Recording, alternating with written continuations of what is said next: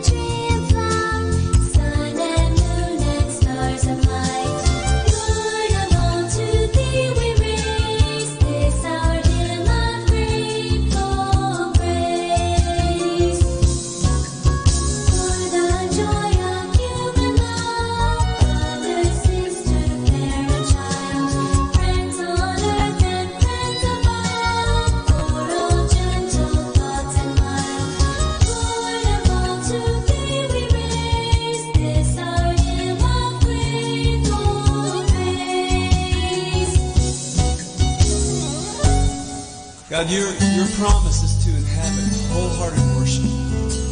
We lift it up to you tonight, Lord, as a sacrifice, an offering to you. We don't want to just sing songs. We want your presence, Lord. We need your presence tonight.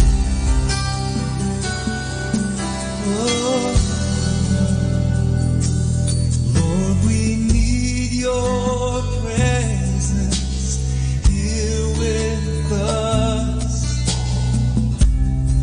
Come inhabit our lives.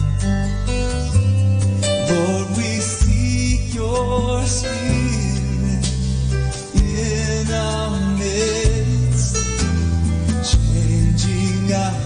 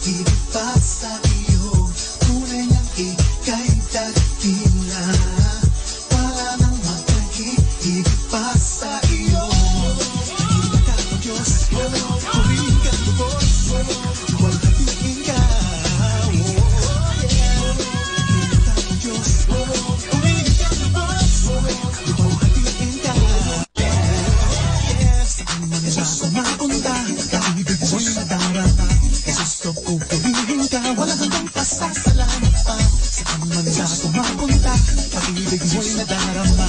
Gusto pupurihin ka, wala kang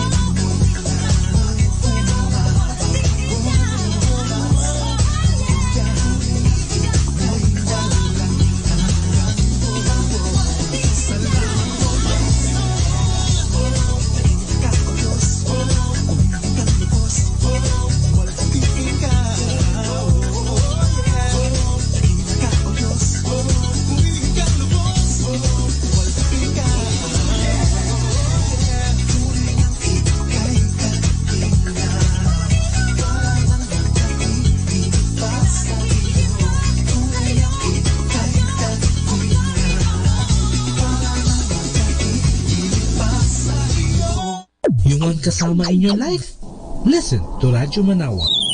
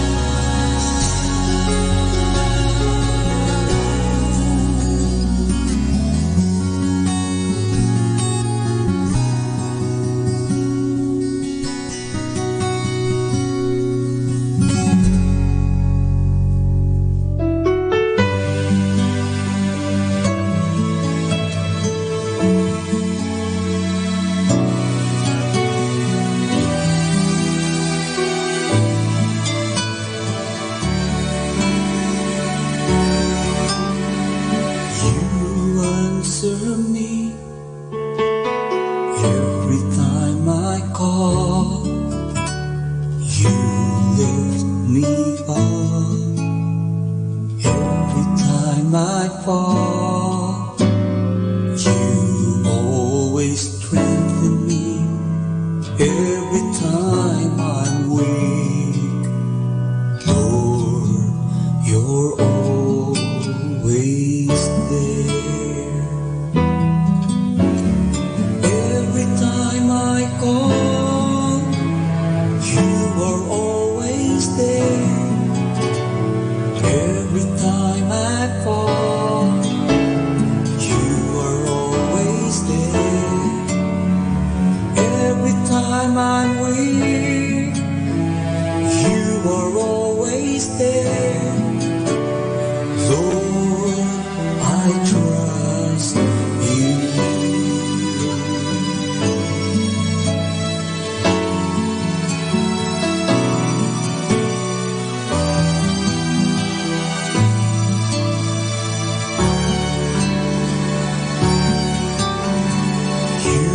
answer me every time I call.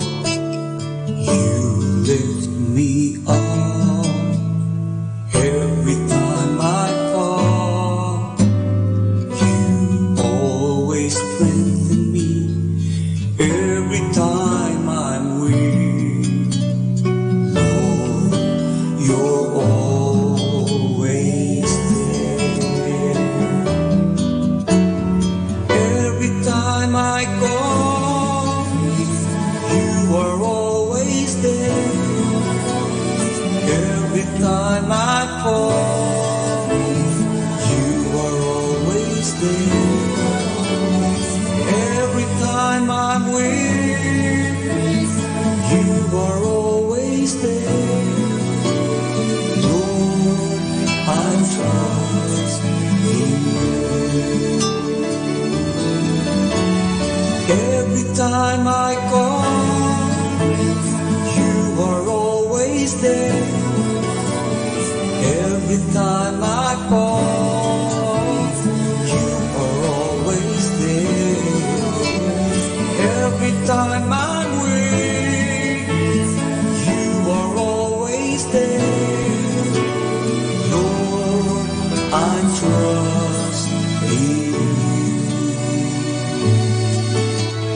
Lord, I trust in you. I trust in you, every time I'm with you, always there.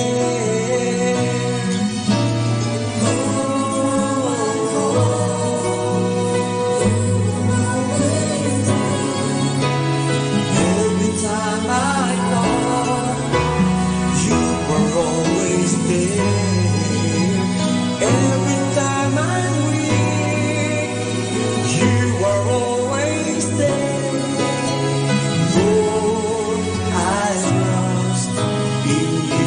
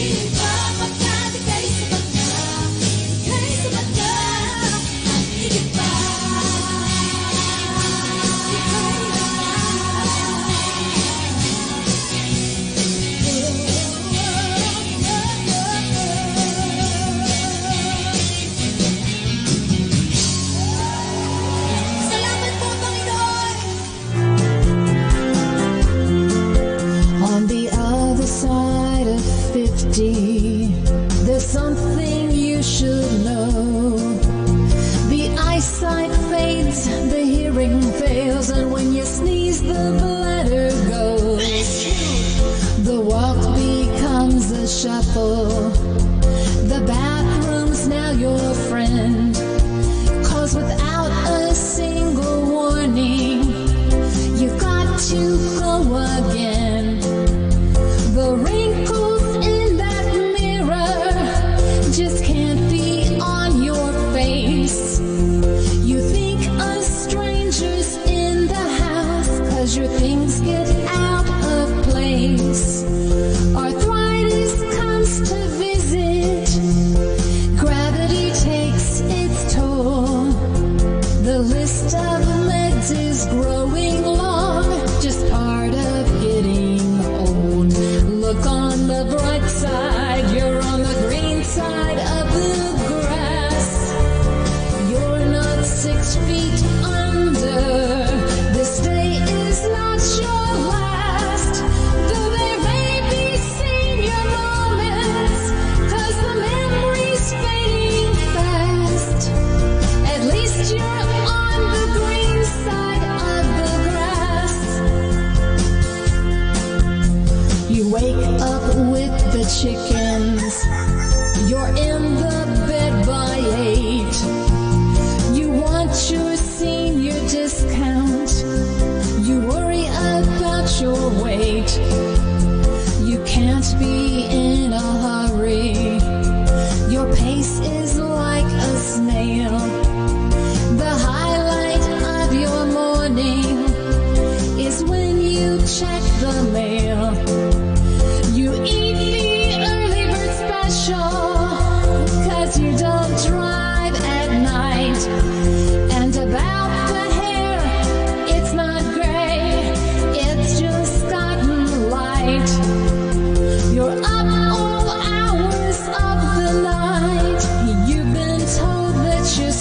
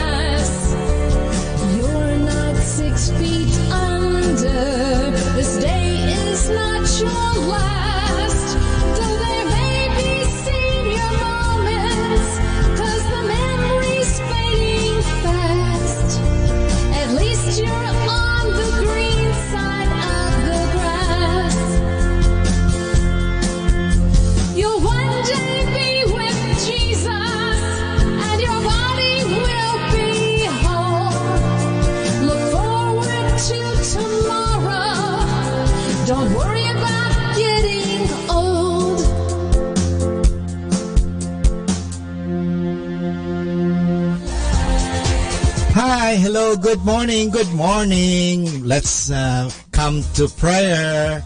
Okay, this is your friend Father Boots Bombase OP. Let's start the day with a prayer, a gratitude prayer. In the name of the Father, and of the Son, and of the Holy Spirit, amen.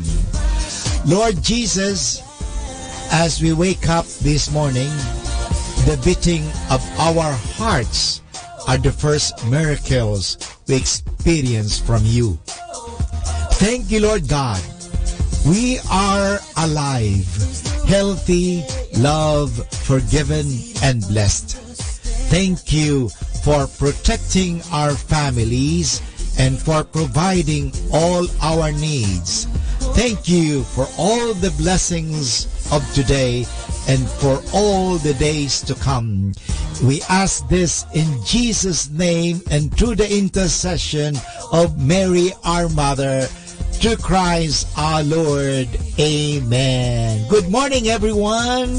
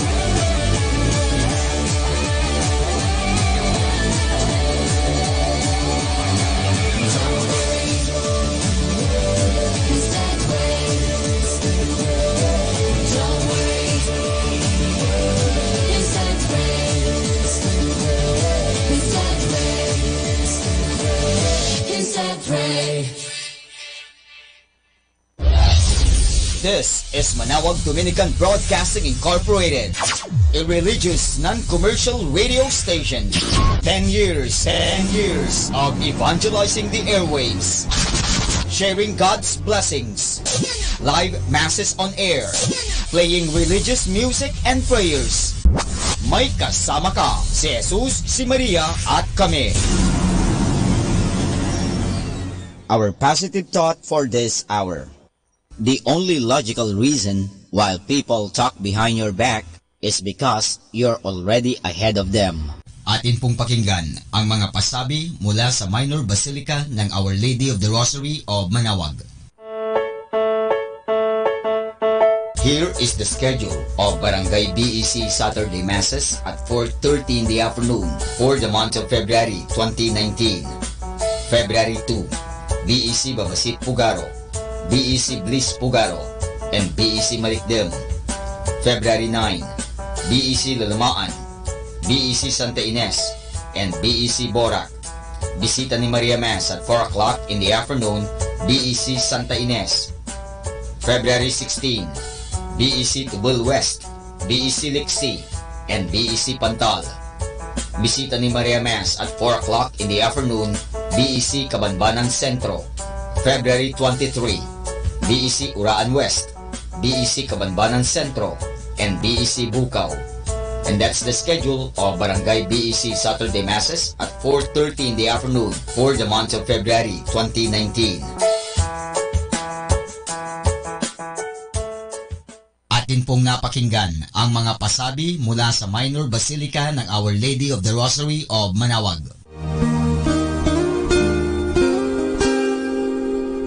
The Association of Religious Men and Women in the Archdiocese of Lingayen de Gupan, in cooperation with Manawag Dominican Broadcasting Incorporated, invites you to listen the program Ang Forever Ko sa Diyos, Ang Forever Ko sa Diyos. We will be talking about vocation. Vocation started at young age. Pwede yun, po. yes. And then when I was in college, naramdaman ko po ulit yun. Naalala ko yun nung bata ako na, ay gusto ko pala, naalala ko gusto ko palang magmadre. Mm-hmm. And then, nag-start po yun, hindi ko siya narinig pero naramdaman. The program that shares to our listeners the story of calling, missionary experiences, hope and dreams, every Saturday from 1:30 to 3:30 in the afternoon. Ang Forever Ko sa Diyos, Ang Forever Ko sa Diyos. Naririnig mo ba ang kanyang tinig? O sinasadya mong di pansinin?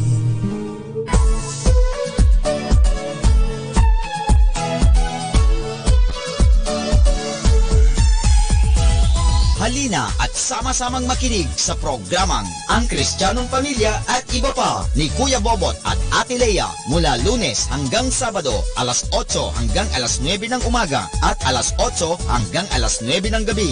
Ayain at isama ang buong pamilya sa panonood at pakikinig. Log on sa our website at www.radyomanawag.com. Ang Kristiyanong Pamilya at Iba Pa, ang programang hitik at puno ng talakayang napapanahon. Ang opinyon mo at saloobin ay napakahalaga para sa mga pangarap at ambisyon ng bawat isa. Sama-sama tayong magbigay ng impormasyon, edukasyon at inspirasyon sa bawat isa at sa buong pamilya at salipunan. Ang Kristiyanong Pamilya at Iba Pa ni Kuya Bobot at Ate Lea mula Lunes hanggang Sabado alas 8 hanggang alas 9 ng umaga at alas 8 hanggang alas 9 ng gabi dito lamang sa Manawag Dominican Radio. May kasama ka, si Jesus, si Maria at kami.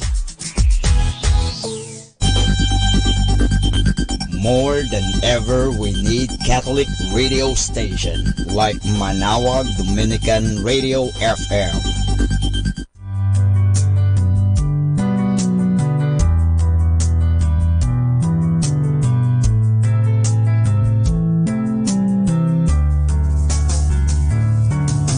Whenever you're alone, just turn the radio on. It will comfort you with the songs of love, with words from our God. 'Cause you have a company, you have a friend in here. When Manawag Dominican Radio, with the songs that call you to God. You have a company, 'cause we are a family. Manawag Dominican Radio, with the songs that bring you to God. You have Manawag Dominican Radio FM.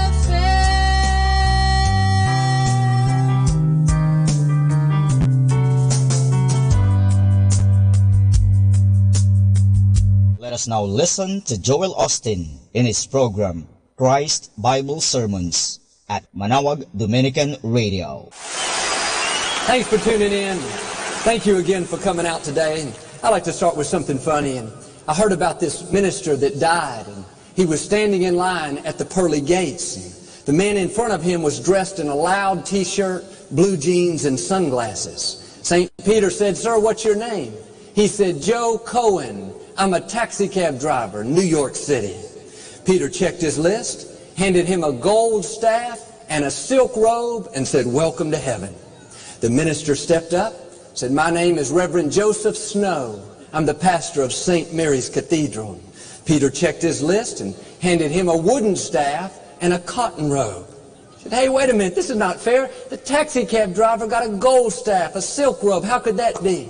Peter said, "Sir, up here we work by results. When you preached, people slept. But when he drove, people prayed." Hold up your Bible. Say it like you mean it. This is my Bible. I am what it says I am. I have what it says I have.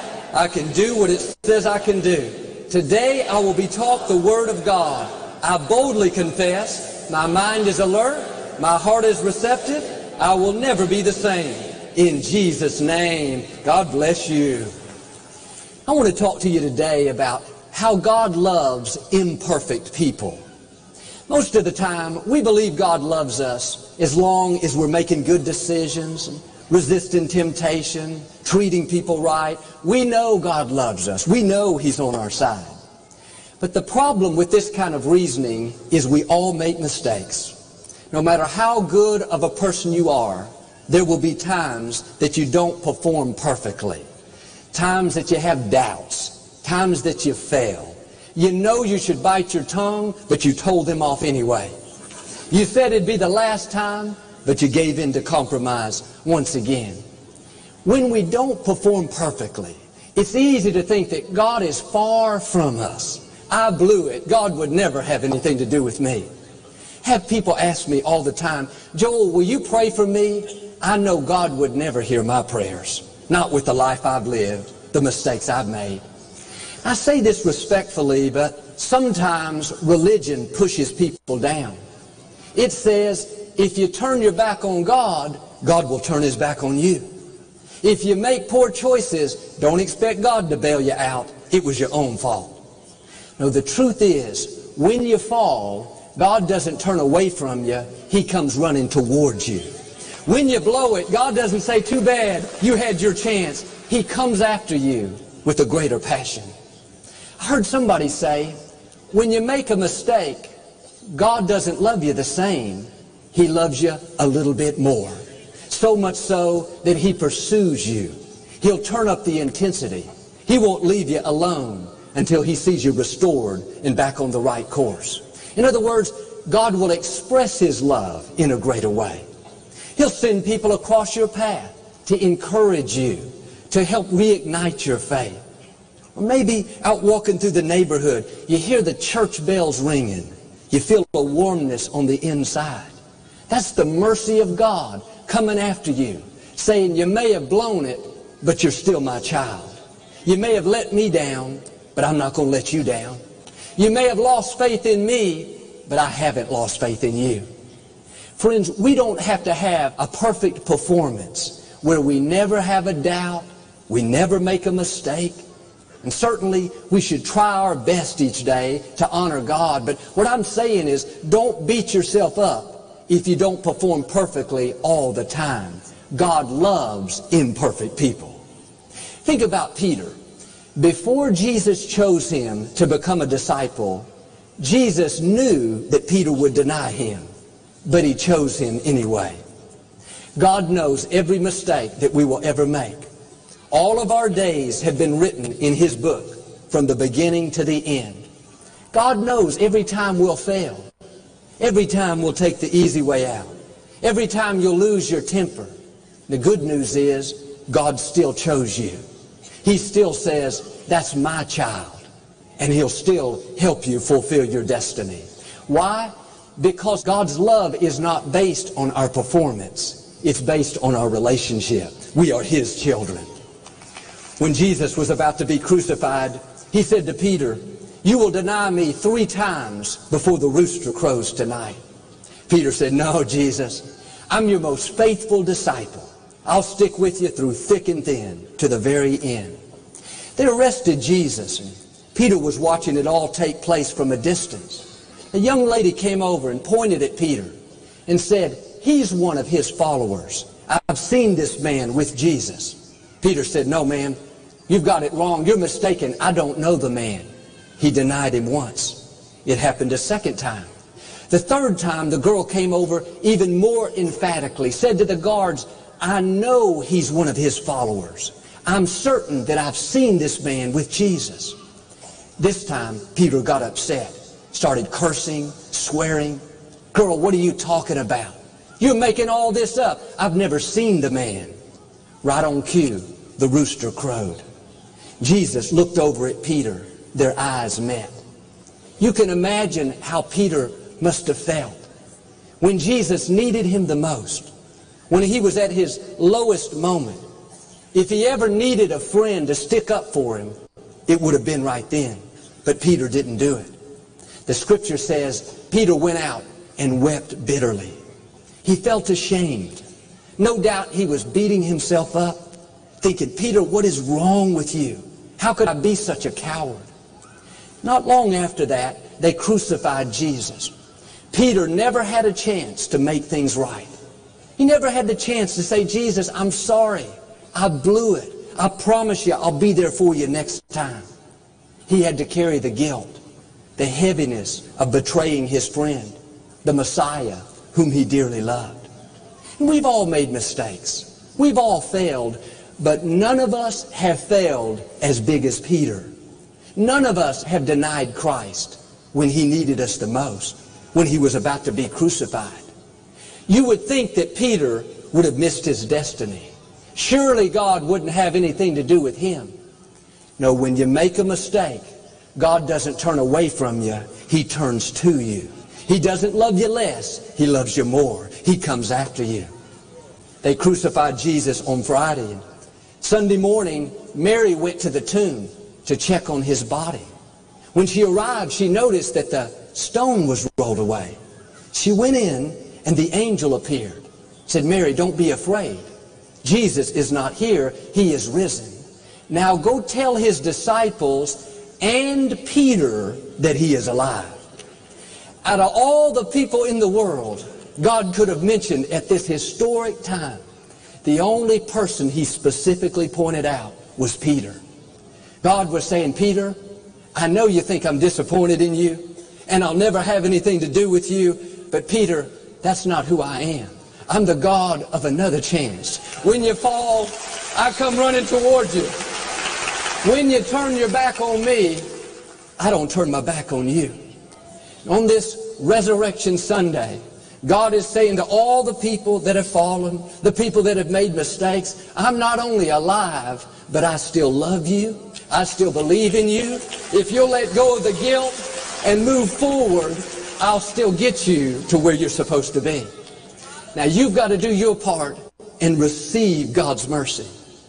If Peter would have listened to the accusing voices and gone around beating himself up, he would have gotten stuck where he was. I can imagine when he heard Mary say, Peter, the angel specifically said to tell you that Jesus is alive. He said, Mary, did he really call my name? Yes, he said, tell Peter. Peter heard that. Something ignited on the inside. He shook off the guilt. He shook off the self-pity. Said, I may have blown it in the past, but that doesn't have to keep me from my future. I'm still going to become what God's created me to be. Not long after that, Peter went out and ministered, and 3,000 people came to know the Lord, the most ever recorded in the Scripture. It would have never happened if Peter didn't understand this principle. God doesn't write us off when we make mistakes. God doesn't cancel our destiny because we've taken a few detours. Some of you today, you're kind of down on yourself because you're not where you thought you'd be in life. You've made some poor choices. Now you're letting the guilt weigh you down. That heaviness is keeping you from God's best. But just like God specifically called Peter's name, He's calling your name today, saying, tell John, tell William, tell Ricardo, tell Shannon, tell Maria, I've forgiven them. I'm not disappointed in them. I'm not withholding my blessing. I still have an amazing future in front of them. God is calling your name today. He's running towards you. In the Scripture, it talks about the God of Abraham, the God of Isaac, and the God of Jacob. I can understand how He's the God of Abraham. Abraham is the father of our faith. I can understand how He's the God of Isaac. Isaac was extremely obedient, even willing to be sacrificed. But when it says He's the God of Jacob, that doesn't make a lot of sense. Jacob was a cheater. He went around deceiving people. He stole his brother's birthright. Jacob was known for making poor choices. Yet God is called the God of Abraham, Isaac, and Jacob. What was God saying? I'm not just the God of perfect people. I'm not just the God of people that never make a mistake. I'm the God of people that have failed. I'm the God of people that have blown it. I'm the God of people that have had a rough past. It's interesting. Later in Jacob's life, he changed his ways. He got his life straightened out. God changed his name from Jacob to Israel. That was to signify his new beginning. God could have been known as the God of Abraham, Isaac, and Israel. That seems to make more sense. That was his new name once he was restored and redeemed. No, God on purpose left it as the God of Abraham, Isaac, and Jacob to forever settle it that I'm not just the God of perfect people, I'm the God of imperfect people too. Now you may have made mistakes, but be encouraged. He's the God of Jacob. He's still your God.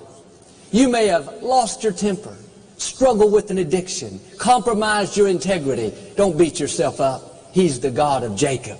He's your God too. In the book of John, there was a lady that had been married 5 times. She was living with the 6th man. You can imagine the heartache and pain that she had gone through. I'm sure she felt beaten down by life, not really living, just existing. And Jesus was about to travel to another city and told his disciples, I must go through Samaria. They said, no, Jesus, that's the long way. There's a shortcut. There's a much quicker route. They tried to talk him out of it. He said, no, you don't understand. I must go through Samaria. There's a woman there that feels condemned. She's about to give up on life. I must go express my love. I've got to encourage her, get her back on the right course. She was known as the woman at the well. Do you know the first person that Jesus revealed himself to as the Messiah was not the religious leaders, was not the priests and the rabbis in the synagogue. It was this woman. A woman that had made mistakes. A woman that was beaten down by life. An imperfect person. That one encounter changed her life. But too many people like her are sitting on the sidelines of life. They feel like they've blown it too many times. They failed. They haven't measured up. Now they're letting the accusing voices convince them that they're all washed up. God's disappointed in them. You can't expect God's favor. No, you got to get this truth down into your spirit. You may have made mistakes. God is not running from you. He's running to you. He doesn't love you less. He loves you more. He's expressing His love to you today. You wouldn't be hearing this if God wasn't reaching out to you. Now get rid of the guilt. Shake off the condemnation. Quit thinking about what could have been, what should have been, and get back in the game. You're not supposed to sit on the sidelines. Let me tell you, God is not disappointed in you. Nothing you've done is a surprise to God. You got to do your part and start moving forward. You can still fulfill your destiny. God's mercy is bigger than any mistake that you've made. The scripture talks about how God searches the earth to show himself strong in people whose hearts are turned perfect toward him. It doesn't say that God's looking for a perfect performance. No, God is looking for people that have a heart that's turned perfect toward him. That means if you get up each day with a desire to please God, if down deep you really want to honor him, then like Peter, you will have times that you fail. You wanted to resist, but you gave in. The good news is that does not cancel your destiny. Your performance may not be perfect, but because your heart is perfect toward God, he still has something amazing in your future. No matter what you've done, don't go around beating yourself up. You can't change the past. Learn from your mistakes, but don't get stuck there. Keep moving forward. Receive God's mercy. Be bold enough to say, God, I blew it. I know I was wrong. I should have done better. But God, I know you're not holding it against me. I know you're not just the God of Abraham.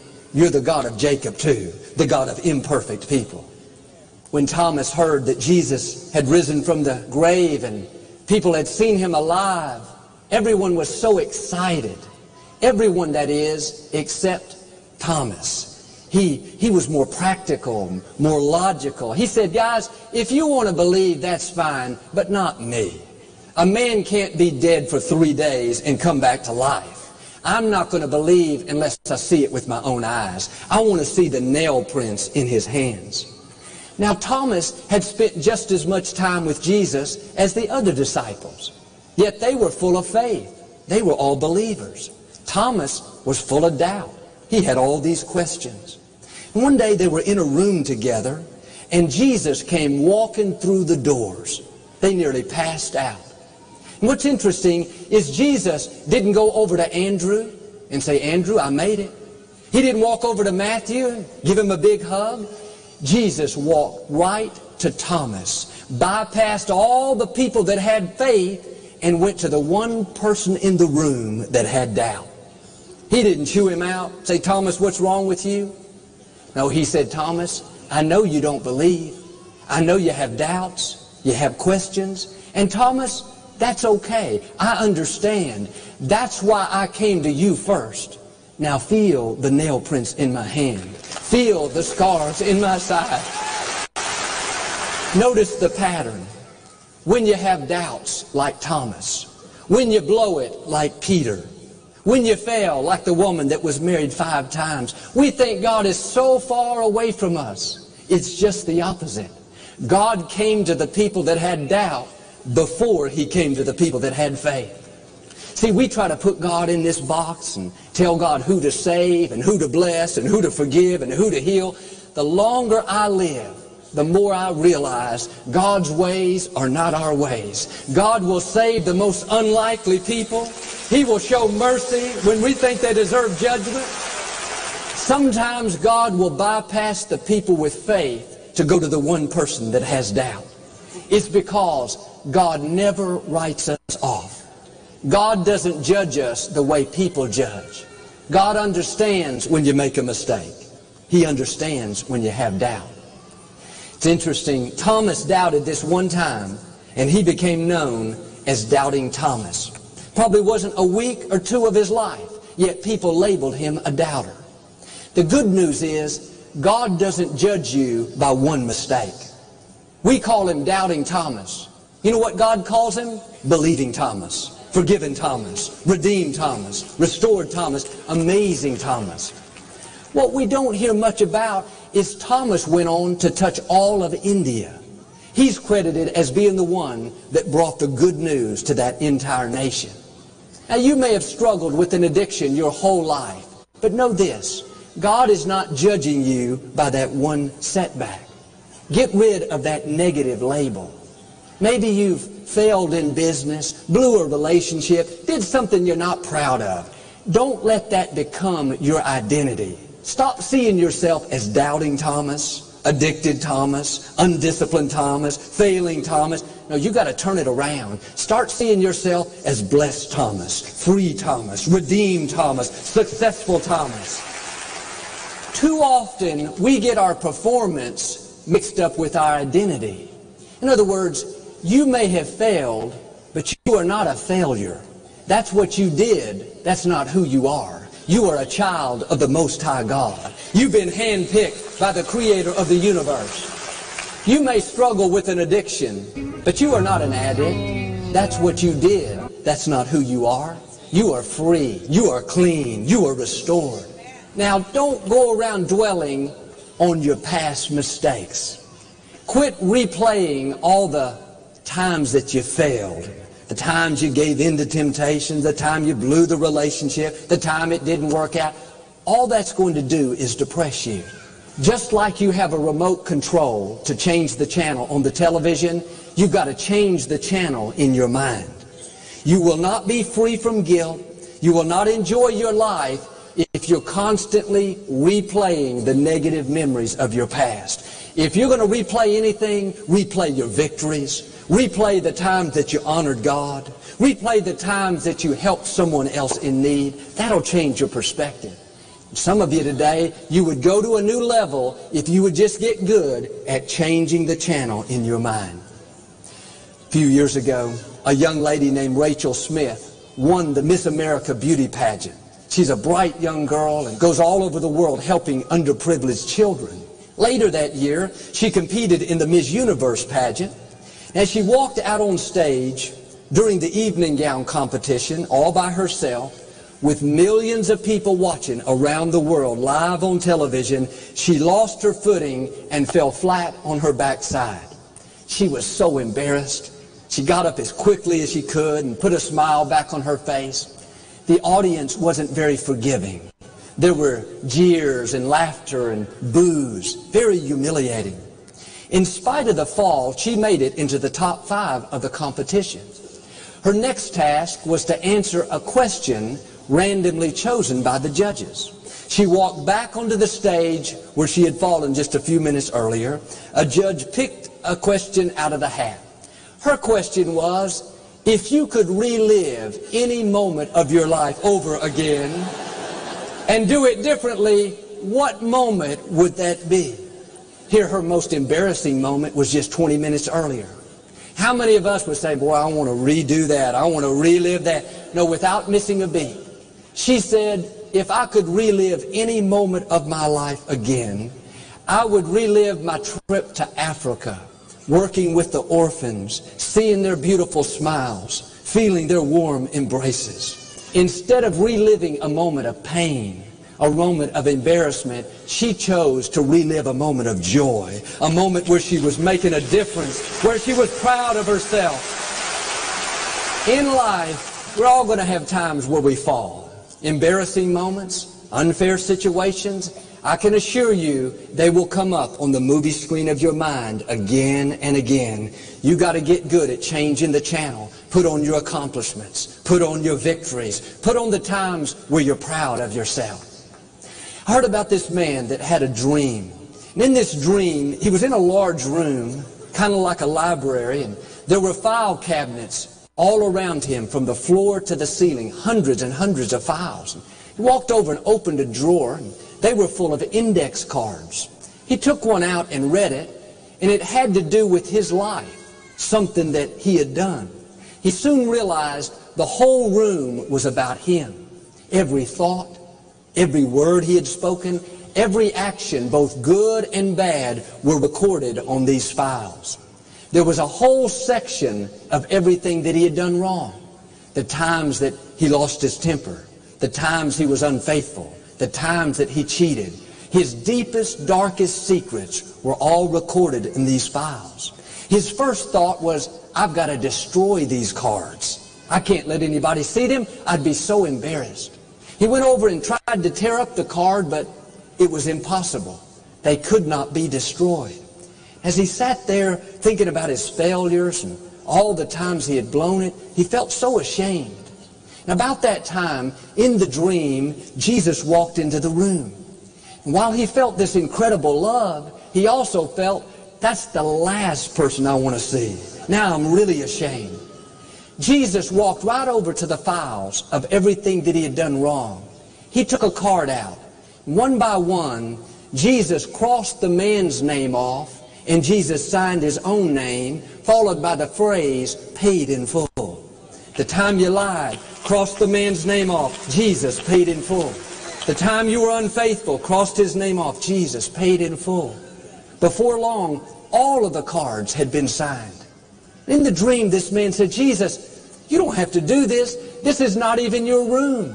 These are not even your mistakes. Jesus just smiled and gently said, don't worry about that.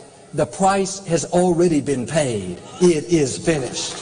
And friends, one message of the resurrection is your sins have already been forgiven. Because Jesus rose from the grave, every mistake you've made and ever will make already has that phrase written on the top of it, paid in full. The real question is, will you receive God's mercy? Will you stop trying to pay a debt that's already been paid? You don't have to go around feeling guilty, feeling wrong on the inside, not excited about your future. God is running towards you today. He knew every mistake you'd ever make. He doesn't love you less. He loves you more. He's not just the God of Abraham. He's the God of Jacob. He's saying, you may have blown it, you may have failed, but I'm not disappointed in you. I still love you. I still believe in you. I still have an amazing future in front of you. Your performance may not have been perfect, but because your heart is perfect toward Him, God's going to show Himself strong in your behalf. My challenge, shake off the guilt, receive God's mercy, and I believe and declare today is a new day. You will rise higher, you will live freer, you will become everything God's created you to be. In Jesus' name. If you receive it, can you say amen? We never like to close our broadcast without giving you an opportunity to make Jesus the Lord of your life. Would you pray with me? Just say, Lord Jesus, I repent of my sins. Come into my heart. I make you my Lord and Savior. Friends, if you prayed that simple prayer, keep God first place. He's going to take you places you've never dreamed of. We just heard Joel Austin in his program, Christ Bible Sermons at Manaoag Dominican Radio. Manaoag Dominican Radio. And now back to the music.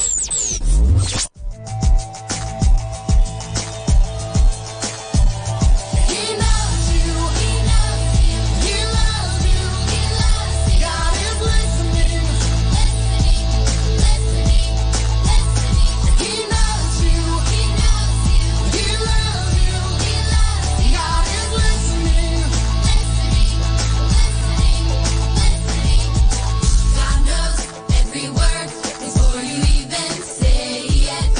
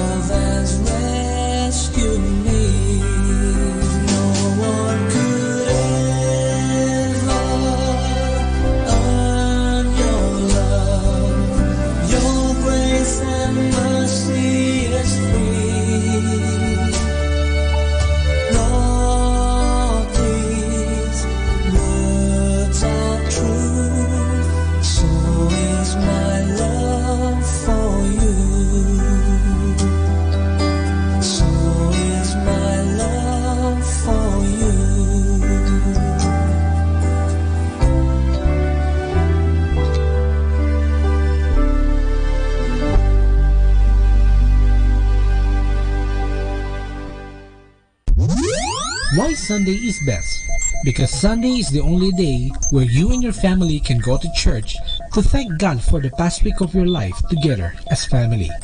This is JT on Radyo Manawag.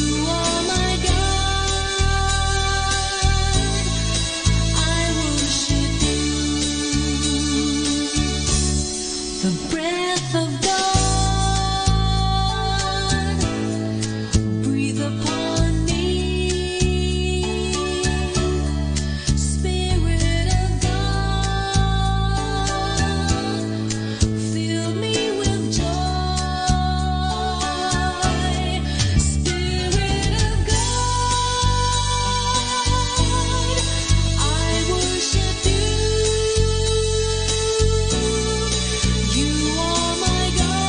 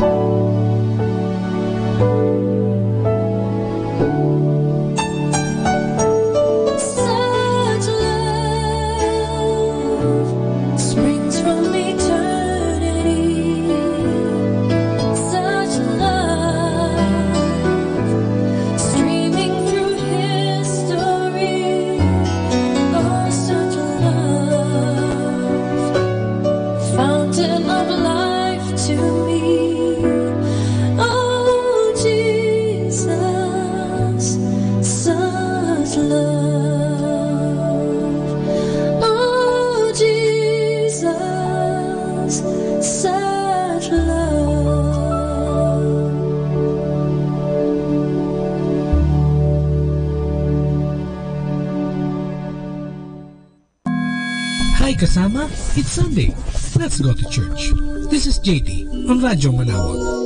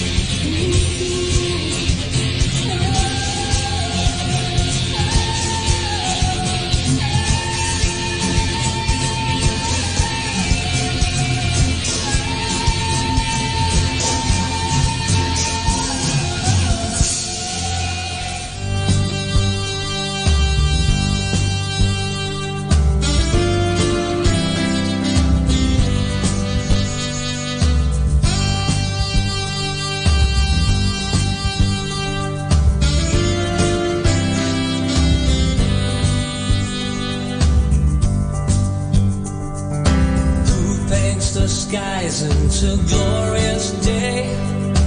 Only the splendor of Jesus. Who breathes his life into fists of clay. Only the splendor of Jesus. Who shapes the valleys and brings the rain.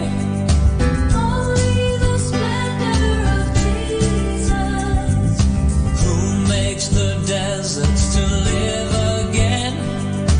Only the splendor of Jesus.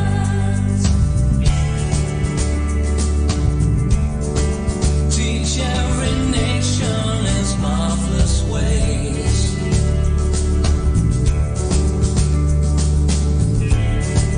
Each generation shall sing his praise. He is wonderful, he is glorious, clothed in righteousness, full of tenderness. Come and worship him, he's the Prince of Life. He will cleanse our hearts in his river of fire.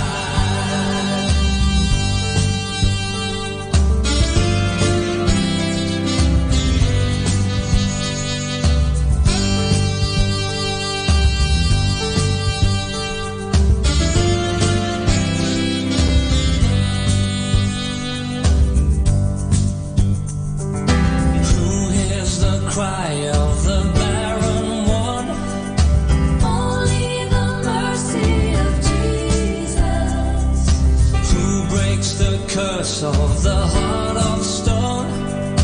Only the mercy of Jesus. Who storms a prison and sets men free? Only the mercy of Jesus. Purchasing souls for eternity. Only the mercy of Jesus.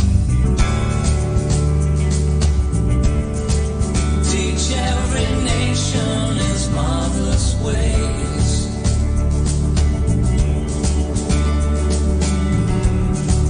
Each generation shall sing his praise. His praise. He is wonderful. He is glorious. Clothed in righteousness, full of tenderness. Come and worship him. He's the Prince of Life. He will cleanse our hearts in his river of fire.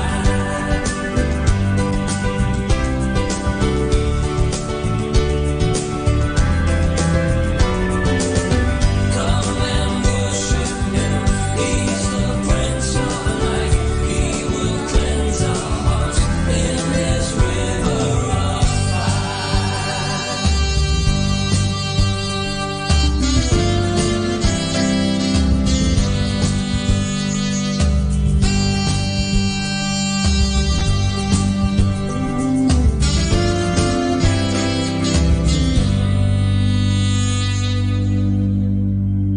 Our time now is 7 o'clock in the morning. Let us now have our time check prayer. O Diyos ko, inihandog ko sa iyo ang lahat ng aking isipan, salita, gawa at mga pagtitiis. At isinasamo ko sa iyo na bigyan mo ako ng biyayang huwag makasugat ng iyong damdamin sa araw na ito at maglingkod sa iyo ng buong katapatan at sundin ang iyong banal na kalooban sa lahat ng bagay. Ipagkaloob mo sa akin ang mga biyayang kinakailangan ko sa araw nito. Sa ngalan ni Jesus. Amen.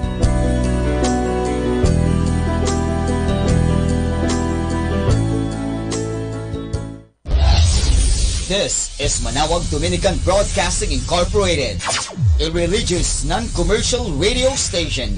10 years of evangelizing the airwaves, sharing God's blessings, live masses on air, playing religious music and prayers. May kasama ka, si Jesus, si Maria at kami. Our positive thought for this hour: never give up on anybody. Miracles happen every day.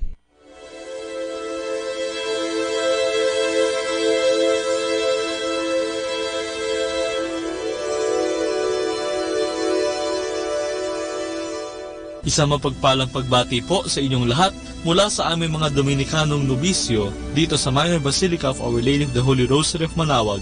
Kayo po ay nakikinig sa binhi ng buhay. Nais po naming ibahagi sa inyo ang bunga ng aming mga pagdinilay sa Ebanghelyo ngayong ika-6 na linggo sa karaniwang panahon.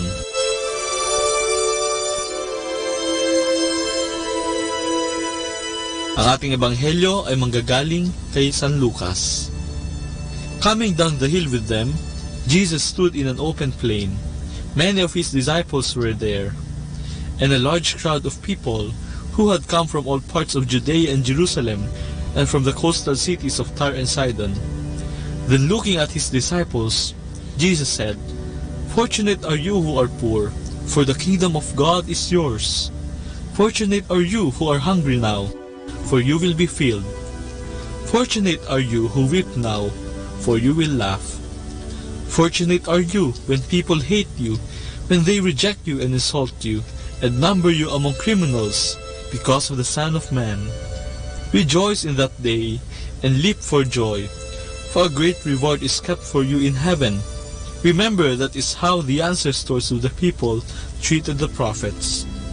But alas for you, who have wealth, for you have been comforted now. Alas for you who are full, for you will go hungry. Alas for you who laugh now, for you will mourn and weep. Alas for you when people speak well of you, for that is how the ancestors of the people treated the false prophets."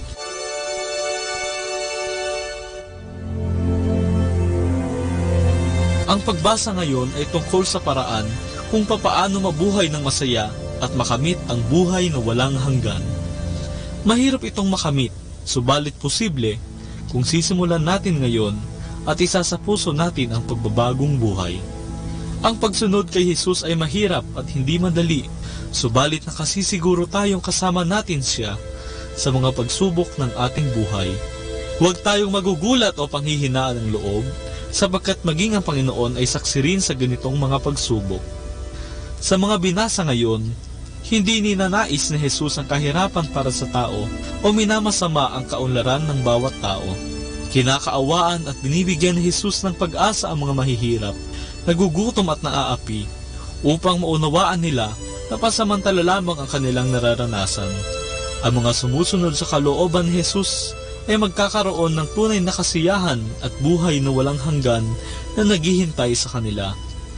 Sa Ebanghelyo ay makikita ang pinapaalalahanan ni Jesus ang kanyang mga alagad na huwag kumapit sa mga makamundong bagay na nagdudulot ng mga maling konklusyon na ang kaligayahan ay nanggagaling sa posisyon o kapangyarihan, ari-arian, katanyagan at mga material na bagay na pawang lumilipas naman kalaunan.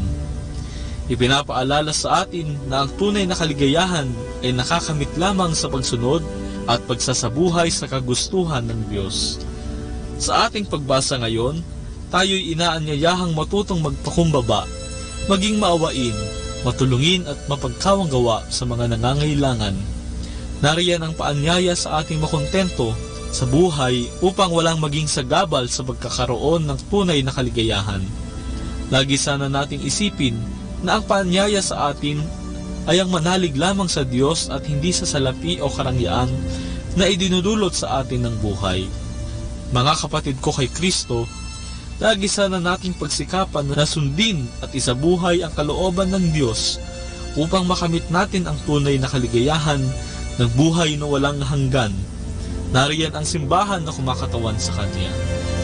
At gaya nga nakautosan sa atin ng Panginoong Hesus, mahalin mo ang iyong kapwa na parang iyong sarili at mahalin mo ang Panginoong Diyos ng buong isip, puso, kaluluwa at lakas.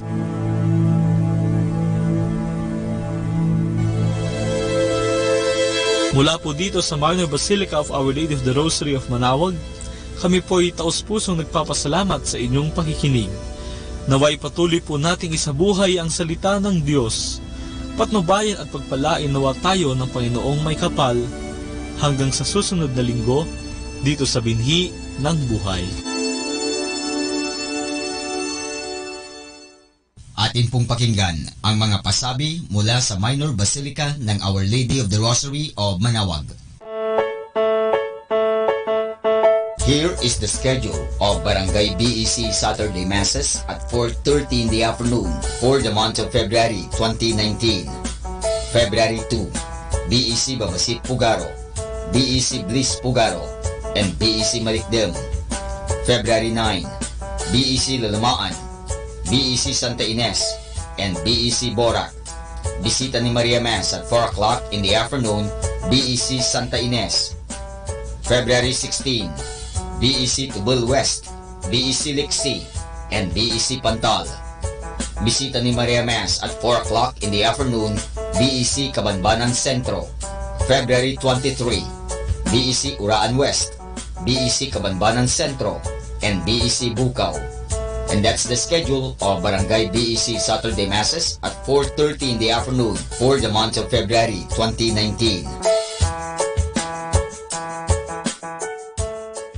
Atin pong napakinggan ang mga pasabi mula sa Minor Basilica ng Our Lady of the Rosary of Manaoag. More than ever, we need Catholic radio station like Manaoag Dominican Radio FM.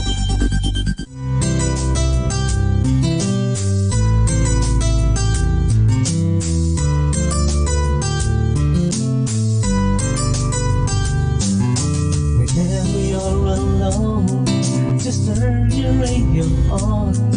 It will comfort you with the songs of love, with words from our God. 'Cause you have a company, you have a friend in here. Now Dominican Radio, with the songs that call you to God.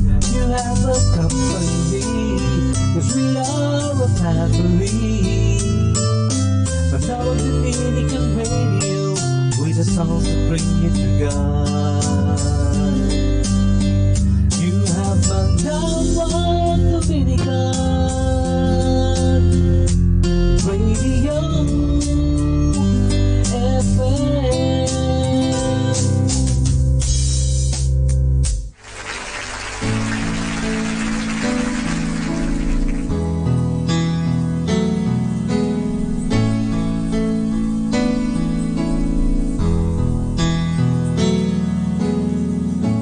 My Jesus, my Savior, Lord, there is none like you. All of my days, I want to praise the wonders of your mighty love. My comfort, my shelter, tower of refuge and strength.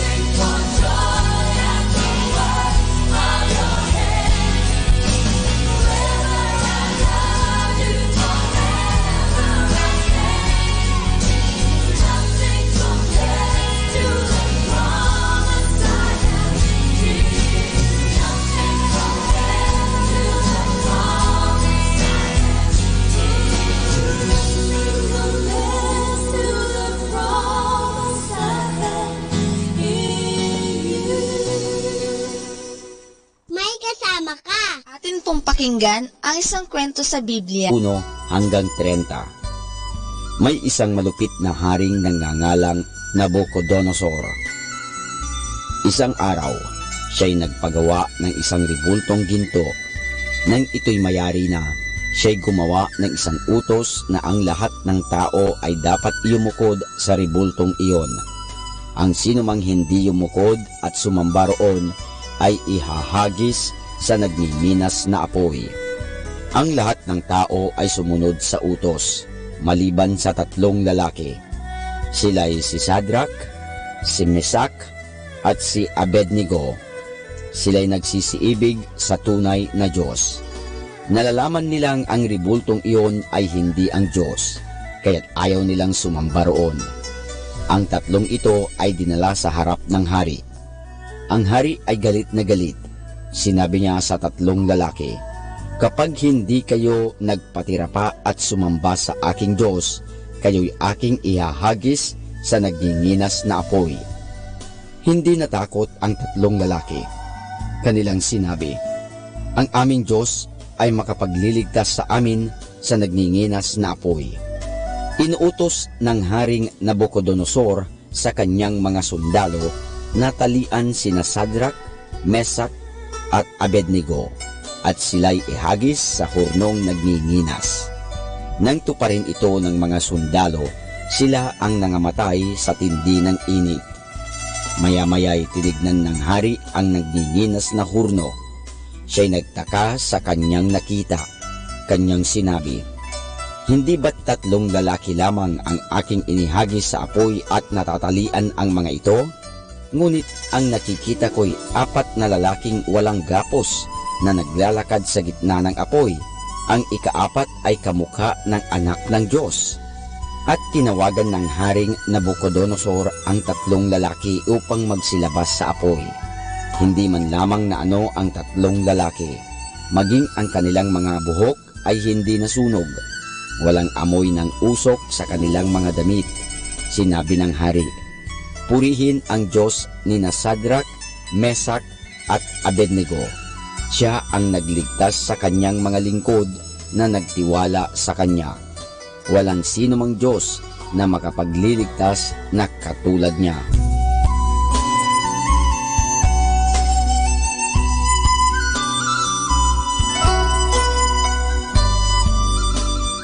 At yan po mga kasama ang isa na namang kwento sa Biblia na pinamagatang Ang 3 Lalaking Hindi Natakot, hango sa libro ng Daniel, Kapitulo 3, versikulo 1 hanggang 30. Abangan muli bukas ang isa na namang kwento sa Biblia. Ito po muli si Kasamang Cool.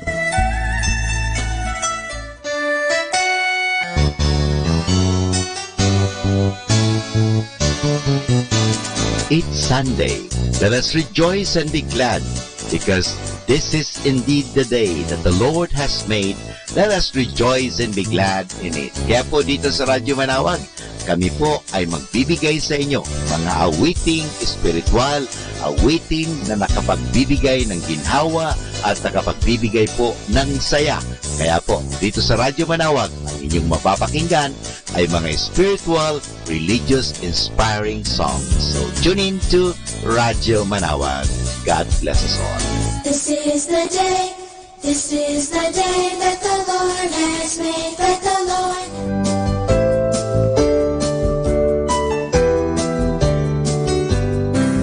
Make way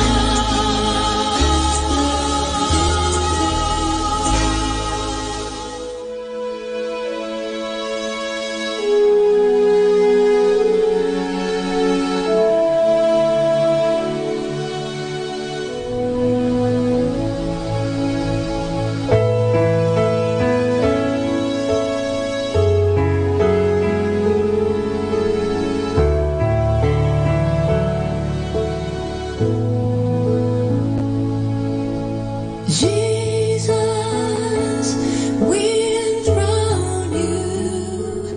We proclaim you are King. Standing here in the midst of us, we raise you up with our praise. And as we worship, build a throne. And as we worship, build a throne. And as we worship, build a throne. Come, Lord Jesus, and take your place.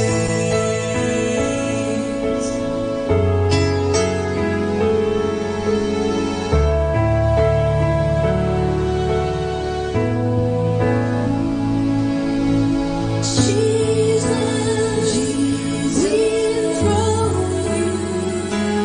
We proclaim you are King. Standing here in the midst of us, we raise you up with our praise. And as we worship, build a throne. And as we worship, build a throne. And as we worship, build a throne. Come, Lord Jesus, and take your place.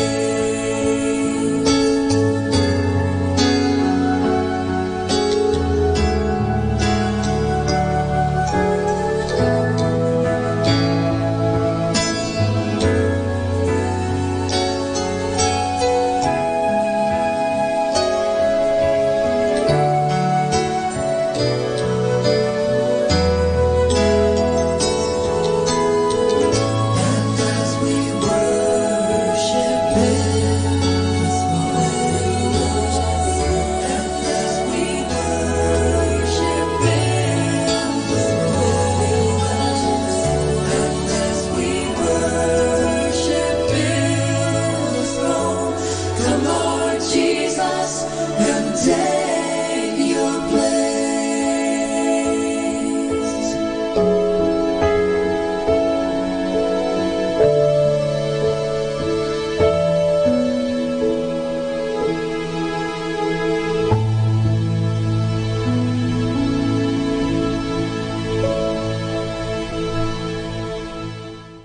Love you po kasama.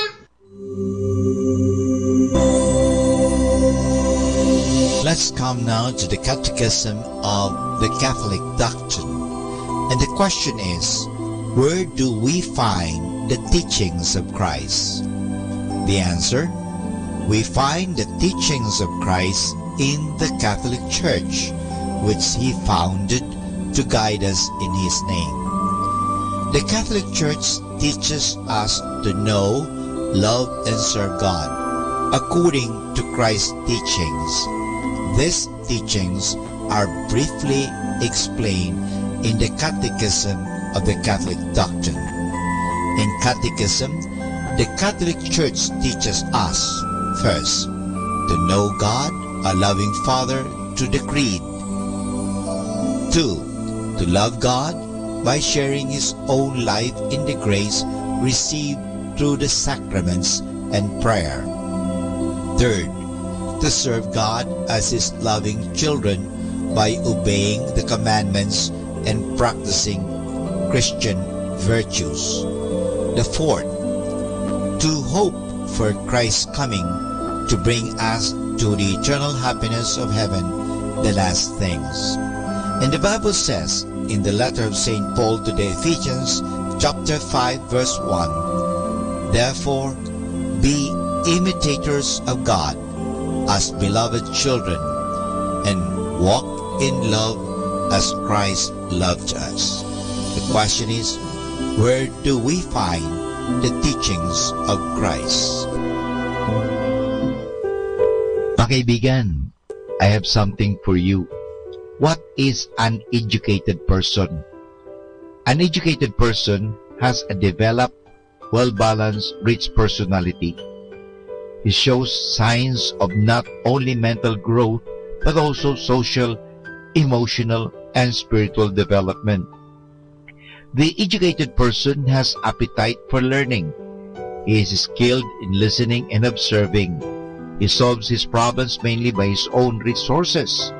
He has a sense of values and growing maturity in outlook.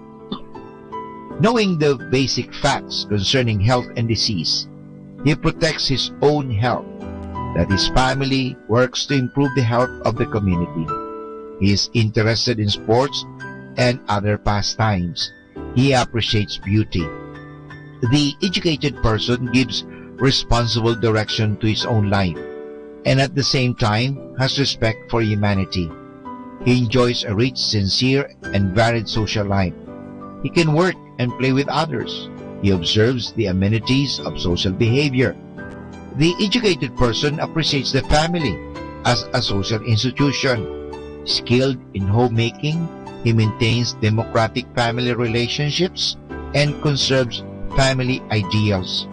A person shows he has been properly educated if he understands the requirements and opportunities for various jobs and eventually succeeds in chosen vocation.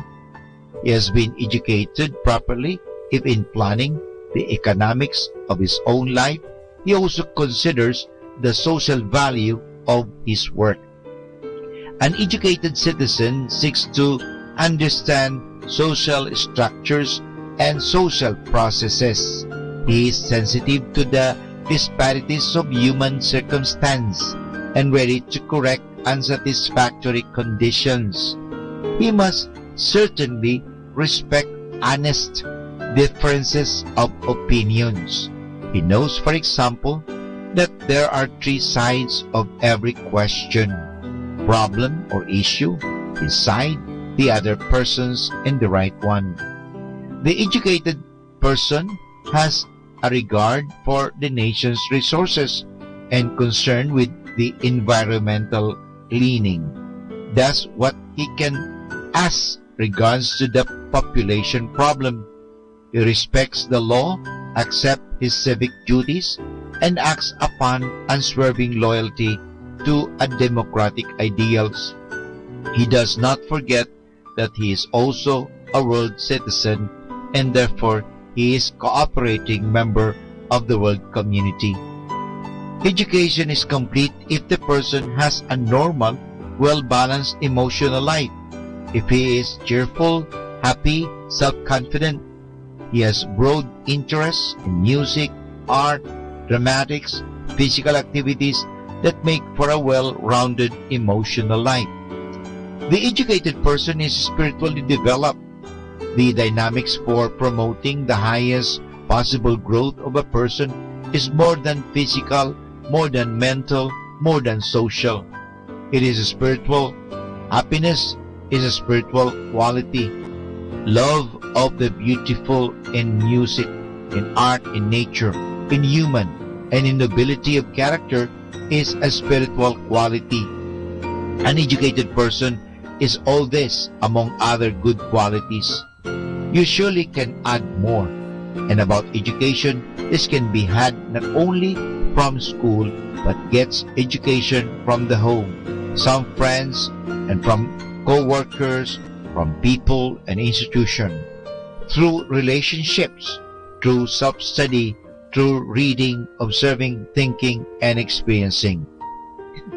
That's theologian Francis Johnson said, to improve the golden moment of opportunity and cuts the good that is within our reach is the art of life. American priest Edwin Hubble Chapin states, "The best men are not those who waited for chance, but those who have taken them. We seized the chance, conquered the chance, made the chance the servitor, so it could all be up to us." Many great men have improved themselves just by their own efforts. Many have risen to success through their sheer personal endeavors. A very fine example is our own Andres Bonifacio, not properly schooled but educated himself to later turn out to even become a writer and thinker. Abraham Lincoln, Thomas Alva Edison, Benjamin Franklin did their own education themselves just by reading and self-improvement. Very true is the statement, to prize personal attainments is in itself good. To pursue them as school study is better. But to continue and extend one's personal development to the impetus of interest and determination is best of all. The educated person shows and gives evidence that what he has learned through all these means have improved him, that they have made him a better member of humanity, better able to live with his fellow men, and a more worthy son of the Father. His thoughts, words, actions, his whole life should mirror the education that he has obtained. Are we educated?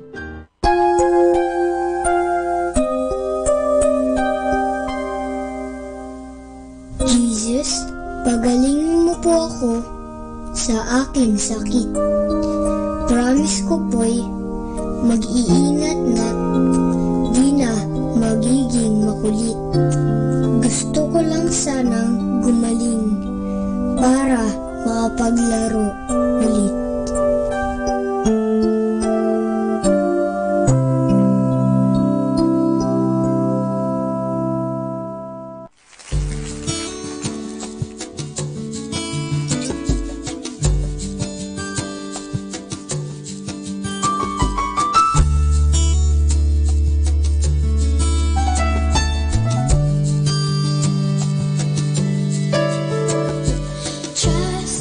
Trust in the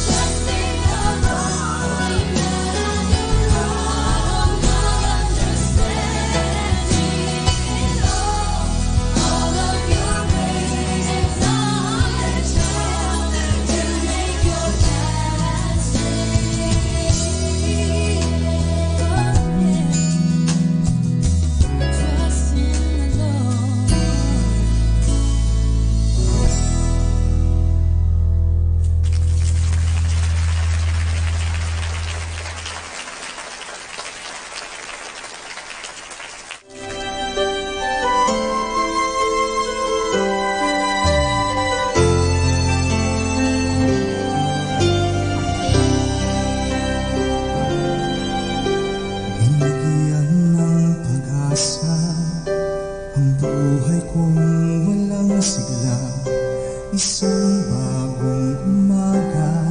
Dahil Jesus, ikaw ang kasama, nakita ang liwanag, sa piling mo ay napanatag, sa dakila mong pagmamahal, Panginoon naming banal. Sa pangalan mo, Panginoon, aking iaalay mga papuri at pasasalamat ng iyong abang anak. At salamat sa pag-ibig mong dakila at tapat. Dahil sa'yo ang kaligtasan ay tiyak.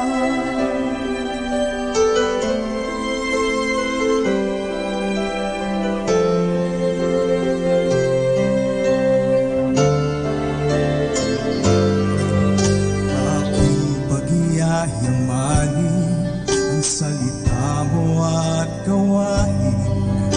Sa puso ko ay dadalhin ang atas mo, Panginoon namin.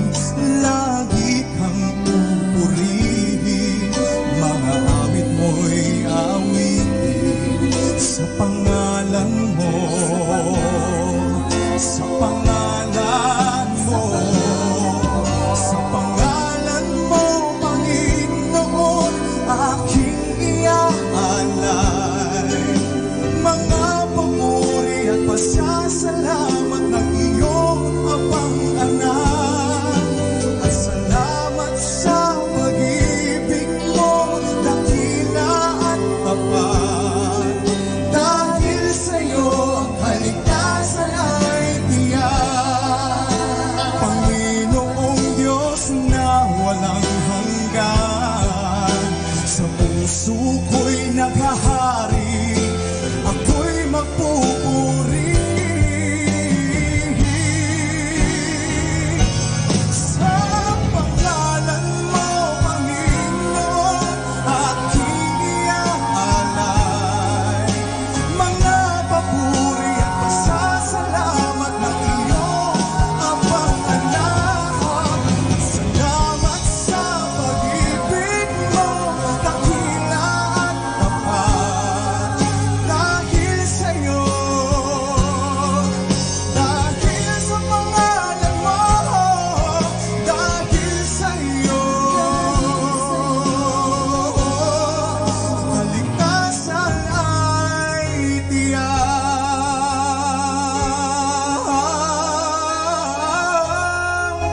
Sa pangalan mo, ang kaligtasan ay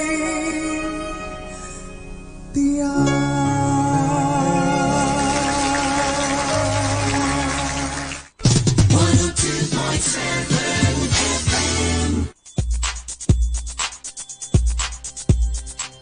Sa mahabang panahon ng pagninilay sa Santo Rosario, napamahal na ito sa maraming santo at mga Katoliko dahil ito ay payak at madaling tandaan para sa karaniwang Kristiyano. Kapag dinarasal natin ang Santo Rosario, tayo ay nakikiisa kay Maria sa kanyang pasasalamat sa pagliligtas na dulot ni Jesus. Ngunit gaano pa man iniuugnay ang Santo Rosario kay Maria, hindi pa rin maikakaila na ang Rosario ay pagpapahayag ng salita ng Diyos, si Kristo Jesus. Sa papaanong paraan? Sa pamamagitan ng mga misteryo ng Santo Rosario, nakikita natin kung paano nakipamuhay sa atin ang Diyos. Nangaral, naghirap, namatay, at muling nabuhay. Nang sa gayon ay mabuhay rin tayo sa Kanya. Ang pagkakasunod-sunod ng mga misteryo mula sa tuwa hanggang sa luwalhati ay nagtuturo kung paano dapat ang pagkakapalagay ng loob ng nagdarasal nito. Ang paulit-ulit na pagdarasal ng Aba Ginoong Maria ay nagbibigay ng kapanatagan sa kalooban na nagdarasal at higit na pagninilay sa mga misteryong kanyang inaalaala. Sa ganitong paraan, natutuon ang ating pansin sa mga misteryo ng buhay, pagkamatay, at pagkabuhay na maguli ni Kristong Panginoon natin. Sa bawat pagbati natin kay Maria, ginagabayan niya tayo sa kanyang anak na si Jesus. At higit nating naisa sa puso ang bawat dasal na ating sinasambit. Bahagi ng rosaryo ang mga dasal na Ama Namin at Luwalhati. Ang Ama Namin, ang modelo ng lahat ng mga dasal. Mahalaga sapagkat si Jesus mismo ang nagturo nito. Ang Luwalhati naman ay nagpapaalala sa atin na ang lahat ng bagay ay dapat mauwi sa pagpupuri sa Diyos na iisa at tatlo. Kapag ang Kristiyano ay taimtim na nagdarasal ng rosaryo, inaalaala niya hindi lang ang buhay at gawa ni Jesus, kundi pati na ang mga turo ni Kristo, ang pananampalataya ng isang Katoliko at ang gantimpalang ating inaasam-asam. Kapag may dala tayong rosaryo, halimbawa ay dinadasal natin ito sa biyahe, papasok sa eskwela o sa trabaho, o simpleng nagtatabi nito sa ating bulsa at bag, para na rin tayong may kasama sa bawat paglalakbay natin na ang daang itinuturo ay tungo sa Diyos. Gaya ng magulang na nagbibili ng mga dapat at hindi dapat gawin, tila ipinaalala sa atin ni Maria na sa pamamagitan ng rosaryo na umiwas sa masama at piliin ang mabuti. Gaya ng kanyang anak na ang buhay, pagpapakasakit, pagkamatay at muling pagkabuhay ay siyang isinasaysay ng rosaryo. Sa katunayan, sinabi ni Papa Pablo Ika-6 na ang Santo Rosaryo ay isa sa pinakamainam na dasal para sa pamilyang Kristiyano. Pangalawa lamang sa Liturgy of the Hours. Tunay ngang punong-puno ng grasya ang Santo Rosaryo. At tulad din ni Maria, tayo ay naaakbay nito sa Panginoong ating Diyos.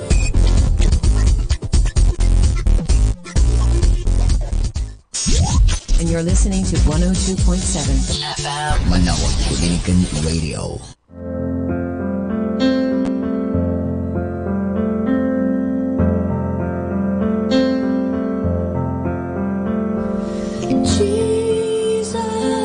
Jesus, you are changing me by your Spirit.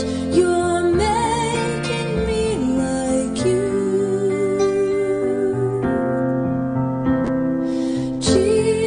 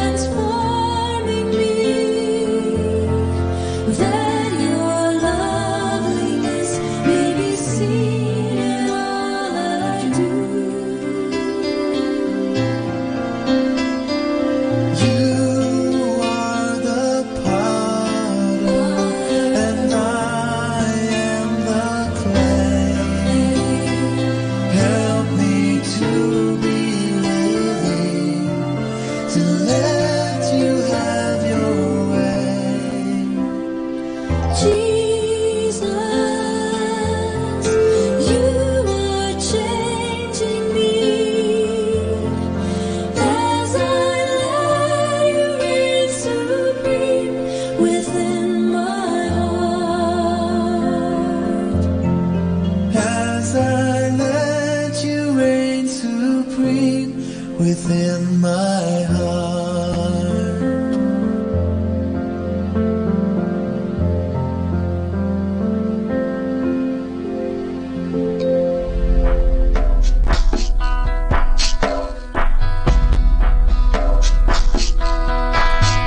There's a new song arising in the hearts of His children. A new song arising in the hearts of His own. There's a new song arising in the hearts of His children. A new song arising in the hearts of His own. There's a new song arising in the hearts of His children. A new song arising in the hearts of His own. There's a new song arising in the hearts of His children. A new song arising in the hearts of His own. A song of hope, a song of peace, sound of liberation, the shout of victory, the hymn of praise, the new song of God. Then you will see and fear and put their trust in our Lord. With the oil of joy, He's anointing His children. The music He gives sets the nations free. With the oil of joy, He's anointing His children. And the dance of our fathers bringing liberty. With the oil of joy, He's anointing His children. The music He gives sets the nations free. With the oil of joy, He's anointing His children. And the dance of our fathers bringing liberty. A song of hope, a song of peace, the sound of liberation, the shout of victory, the hymn of praise, the new song of God.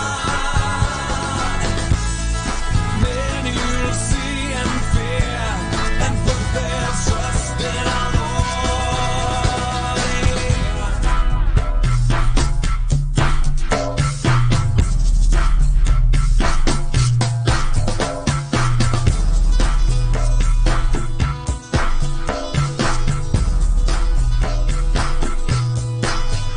There's a new song arising in the hearts of His children. A new song arising in the hearts of His own. There's a new song arising in the hearts of His children. A new song arising in the hearts of His own. There's a new song arising in the hearts of His children. A new song arising in the hearts of His own. There's a new song arising in the hearts of His children. A new song arising in the hearts of with the oil of joy. He's anointing His children. The music He gives sets the nations free. With the oil of joy, He's anointing His children. In the dance of our fathers bringing liberty.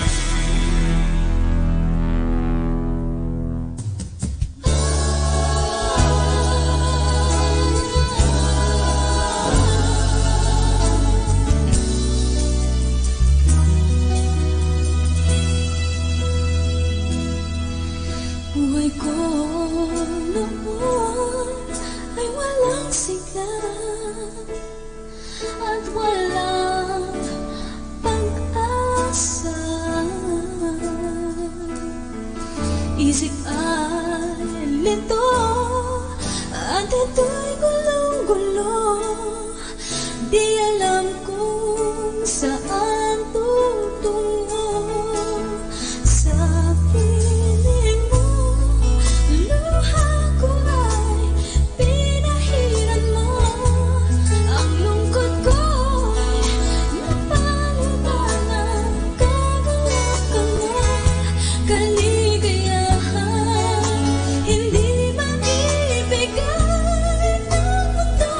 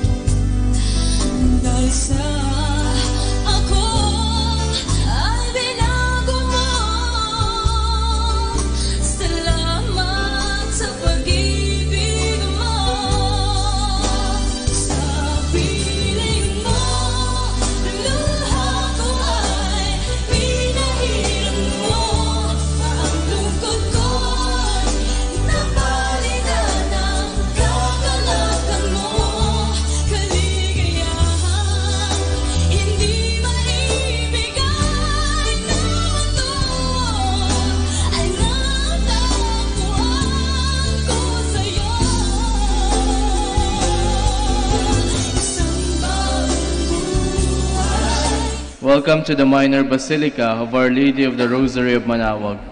Today is the 6th Sunday in Ordinary Time. We will now have the celebration of the Holy Mass. Please stand.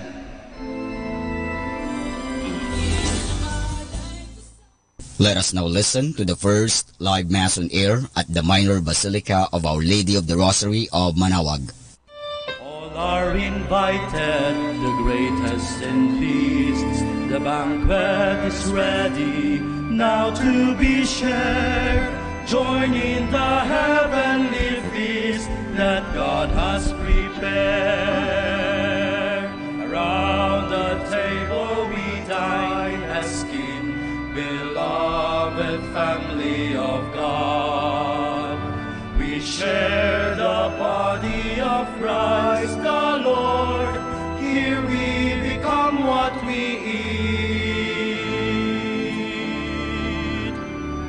Gather the people, enter the feast. All are invited, the greatest and least.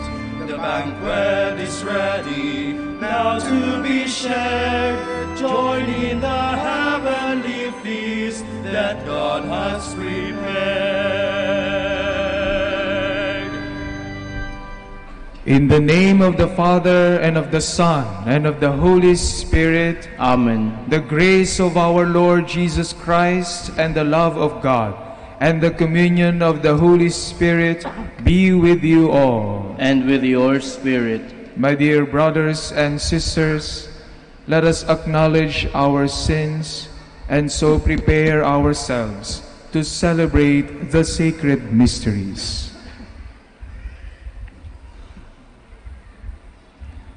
I confess to Almighty God and to you, my brothers and sisters, that I have greatly sinned in my thoughts and in my words, in what I have done and in what I have failed to do, through my fault, through my most grievous fault.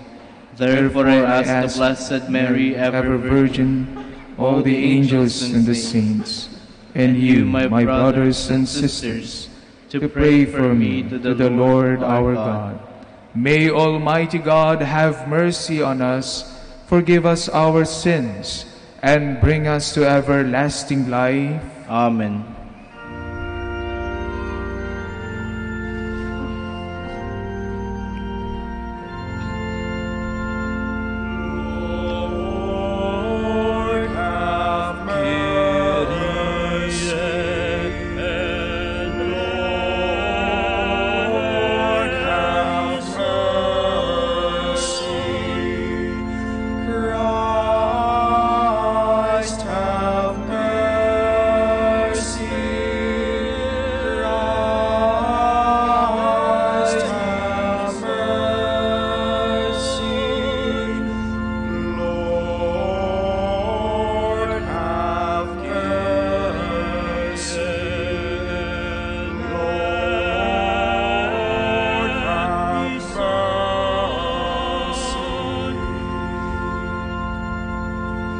Gloria in excelsis Deo.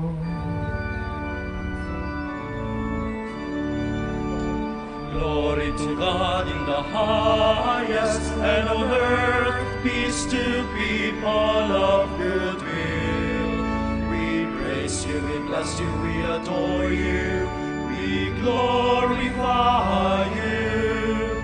We give you thanks for your great glory, Lord God, heavenly King, O God, Almighty Father. Lord Jesus Christ, only begotten Son, Lord God, Lamb of God, Son of the Father, you take away the sins of the world, have mercy on us. You take away the sins of the world, receive our prayer. You are seated at the right hand of the Father, have mercy on us. For you alone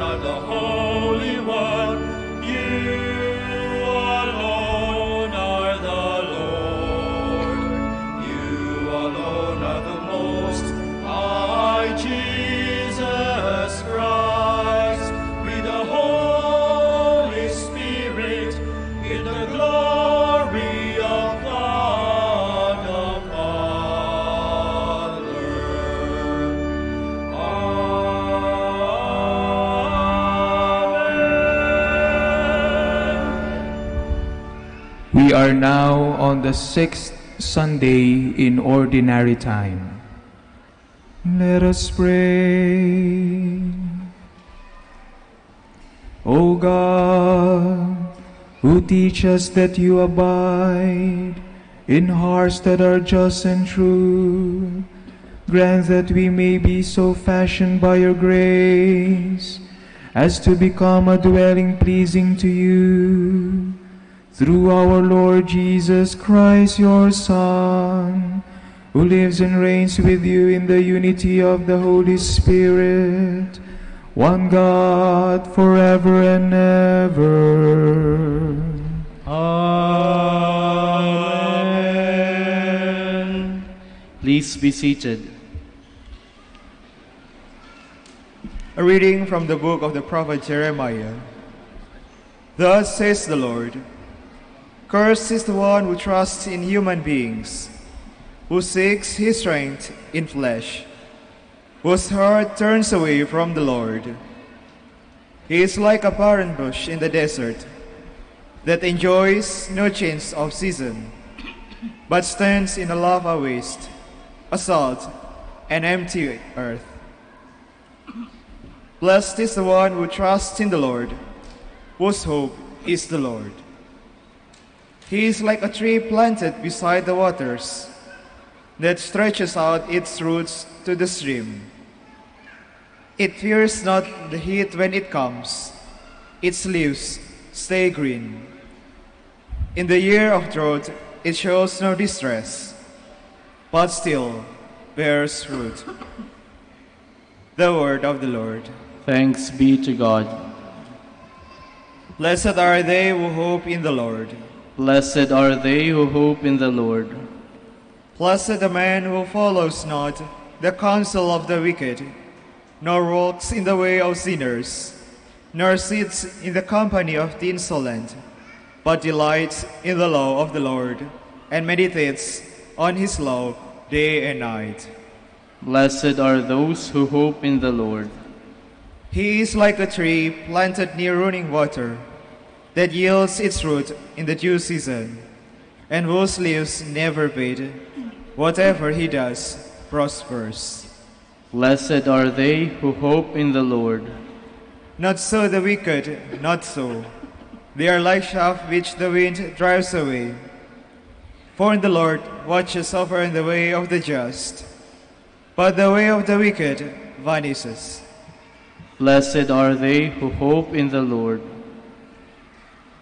A reading from the first letter of St. Paul to the Corinthians. Brothers and sisters, if Christ is preached as raised from the dead, how can some among you say there is no resurrection of the dead? If the dead are not raised, neither has Christ been raised. And if Christ has not been raised, your faith is vain. You are still in your sins. Then those who have fallen asleep in Christ have perished. If for this life only we have hoped in Christ, we are the most pitiable people of all. But now Christ has been raised from the dead, the first fruits of those who have fallen asleep. The word of the Lord. Thanks be to God. Please stand.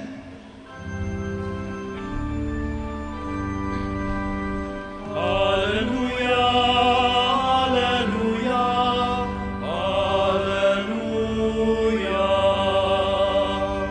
Alleluia, alleluia, alleluia.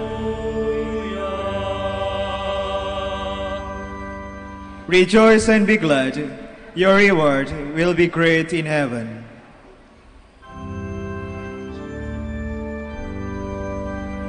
Alleluia, alleluia, alleluia. Alleluia, alleluia, alleluia.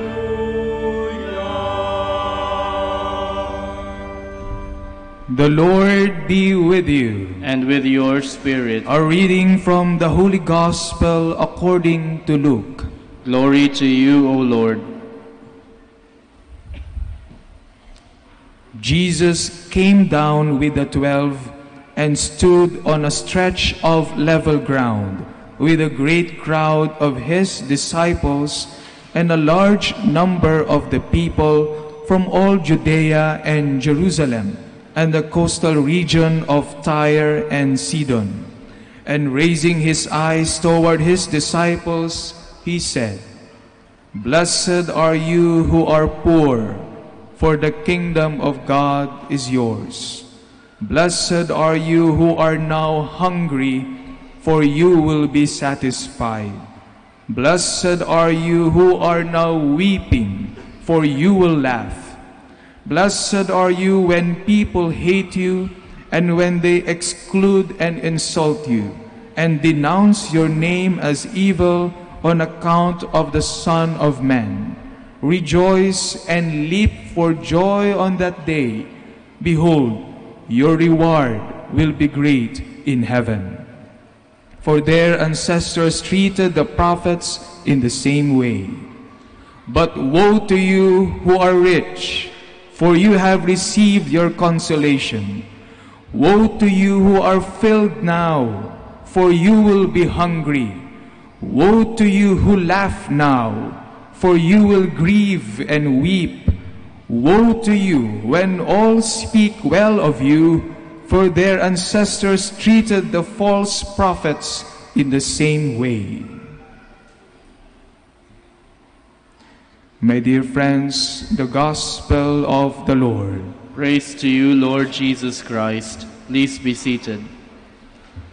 Magandang umaga po sa inyong lahat at maligayang pagdating sa dambana ng mahal na Birhen ng Manawag. Bilang pasasalamat, palakpakan po natin ang Panginoon sa panibagong buhay at pagkakataong ibinigay niya sa ating lahat. Tanong po, sino nga ba ang tunay na mapalad? Sino nga ba ang maituturing na tunay na blessed? Minsan, nakakakita tayo ng tao, napapanood natin sa TV, nababalitaan natin sa newspapers, at nasasabi natin, napakaswerte ng taong ito kasi siya ay blessed. Pinagpala siya. Siya ay blessed. Sino nga ba ang tunay na blessed? Sino nga ba ang tunay na pinagpala? Minsan, ang hirap tanggapin ng sinasabi ng Panginoon sa ating ebanghelyo ngayon. Kung tayo ay nakinig sa ating ebanghelyo, parang mahirap lunukin. Ang hirap tanggapin ng mga sinabi ng Panginoon ngayon. Sabi niya, mapalad kayong mahihirap. Kapag mahirap ka, mapalad ka. Kapag nagugutom ka ngayon, blessed ka. Kapag ka umiiyak ka, mapalad ka. Kapag ikaw ay iniinsulto, kapag sinisiraan ka ng kapwa mo, minumura ka ng kapwa mo, mapalad ka, blessed ka. Ang hirap tanggapin. Tapos bigla niyang sasabihin, kapag ikaw ay may marangyang buhay, kapag meron kang pera at mayaman, kawawa ka. Kapag ikaw ay merong ipinapasok sa iyong tiyan, meron kang nakakain, kawawa ka. Kapag ikaw ay tumatawa ngayon, kapag masaya ka, kawawa ka. Kapag ang mga tao pinupuri ka, maganda ang mga sinasabi sa iyo, napakakawawa mo. Yan ang sinasabi ng Panginoon. Ang hirap tanggapin. Paano nangyaring mayaman, hindi blessed? Di ba? Kapag malaki ang bahay, kapag may sasakyan, kapag nakakapunta ng ibang bansa, kapag masaya ang pamilya, ano sasabihin mo? Napaka-bless ninyo, pinagpala kayo ng Diyos. Pero bakit parang kabaliktaran ang sinasabi ng Panginoon sa araw na ito? Ano ang ibig sabihin ng Panginoon sa kanyang mensahe sa atin ngayon? Bakit naging pinagpala? Bakit naging blessed ang mahihirap, ang mga nagugutom, ang mga nagdadalamhati, ang mga nangangailangan, ang mga iniinsulto? Bakit sila blessed? Dahil malaki ang kanilang tsansa na umasa at magtiwala sa Panginoon. Dahil malaki ang kanilang tsansa na magtiwala at lumalim ang kanilang pananampalataya sa Panginoon. Dahil sila ay nangangailangan, wala na silang matakbuhan kundi ang Panginoon lamang. Wala na silang ibang kayamanan kundi ang Panginoon lamang. Kaya sila ay mga pinagpala. Itinuturing nila ang Diyos na kanilang kayamanan. Pero nagiging kawawa ang mayayaman, ang mga masasaya, ang mga may nakakain, ang mga pinupuri. Kaya sila nagiging kawawa dahil karamihan sa kanila o kadalasan sila ay nakakalimot sa Panginoon. Ibig sabihin, mga kapatid, hindi yung pagiging mahirap ang pinagpala. Hindi yung pagiging mayaman ang pagiging kawawa. Hindi iyon. Pero yung ugali, yung pagkatao na meron tayong nabuo sa ating sarili, yun ang mas tinitignan ng Panginoon. Hindi yung ating kahirapan, hindi yung ating pagiging mayaman ang mahalaga sa Panginoon. Ang mahalaga sa Kanya kung ano yung ating nasa saloobin, kung ano ang pumupuno sa ating puso ngayon. Kaya ang tanong ng Panginoon, ang tanong ko sa inyo po ngayon, ano ang nasa ating saloobin ngayon? Ano ang pumupuno sa ating puso ngayon? Kasalanan ba? O yung mga bisyo na hindi natin maiwanan? Yan ba ang pumupuno sa ating Panginoon? Pagdududa, hindi mapagpatawad na puso, hindi natin makuhang magkaroon ng pagkakawang gawa, pagtulong sa ating kapwa. Yan ang pinakakawawa sa lahat. Walang Diyos sa kanilang puso't isipan, walang Diyos sa kanilang pagkatao. Nagiging mapalad tayo kapag natuto na tayong umasa, natuto na tayong sumandal, natuto na tayong magtiwala sa Panginoon lamang at wala nang iba. Patingin nga po ng inyong palad. Ganun nyo nga po yung palad ninyo. Taas nyo po. Mapalad ba kayo? Kapag ba salamat po. Kapag po sinabing mapalad, di ba ang ibig sabihin nun, malapad yung palad, marami kang palad, mapalad. Kapag matangkad, ikaw ay maraming taas, maraming tangkad, di ba? Kapag ikaw ay mapayat, ikaw ay maraming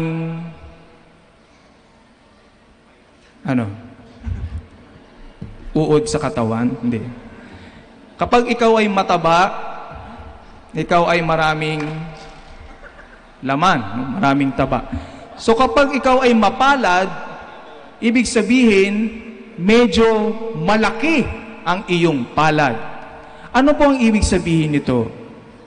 Malaki ang ating palad dahil maaaring maraming pwedeng mailagay ang Panginoon sa ating palad. Nagiging mapalad tayo kasi maaari tayong makatanggap ng maraming biyaya sa Panginoon kasi maluwag ang ating palad.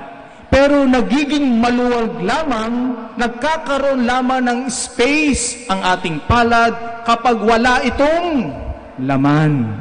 Kapag wala kang hawak-hawak, kapag hindi ka nakakapit, kapag ikaw ay kapit na kapit sa kapangyarihan, sa katanyagan, sa kayamanan, ganyan ang kamay mo, nakasarado.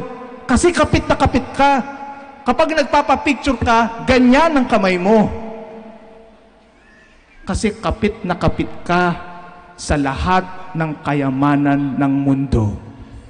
Hindi ka mapalad kasi sarado ang palad mo sa kapwa mo, sarado ang palad mo sa Diyos. Pero ang mga pinagpapala, ang nilalagyan ng blessing ng Panginoon ay yung mga taong marunong magbukas ng kanilang palad sa Panginoon, marunong magtanggal ng mga bagay na hindi karapat-dapat sa kanilang buhay at sasabihin nilang, Panginoon, Ikaw lamang ang makapagpupuno ng aking buhay dahil Ikaw lamang ang kayamanan ng mundong ito. Yan ang ating ipagdarasal sa simbahang ito. Let us all stand. And let us profess our Catholic faith. I believe in one God, the Father Almighty, maker of heaven and earth, of all things visible and invisible. I believe in one Lord Jesus Christ, the only begotten Son of God, born of the Father before all ages, God from God, light from light, true God from true God, begotten, not made, consubstantial with the Father. Through him all things were made. For us men and for our salvation, he came down from heaven, and by the Holy Spirit was incarnate of the Virgin Mary and became man. For our sake he was crucified under Pontius Pilate. He suffered death and was buried, and rose again on the third day in accordance with the Scriptures. He ascended into heaven and is seated at the right hand of the Father. He will come again in glory to judge the living and the dead, and his kingdom will have no end. I believe in the Holy Spirit, the Lord, the giver of life, who proceeds from the Father and the Son, who with the Father and the Son is adored and glorified, who has spoken through the prophets. I believe in one holy, Catholic, and Apostolic Church. I confess one baptism for the forgiveness of sins, and I look forward to the resurrection of the dead and the life of the world to come. Amen. Conscious of God's blessings to us, let us raise our voices to our Heavenly Father as we pray for the needs of the whole Church.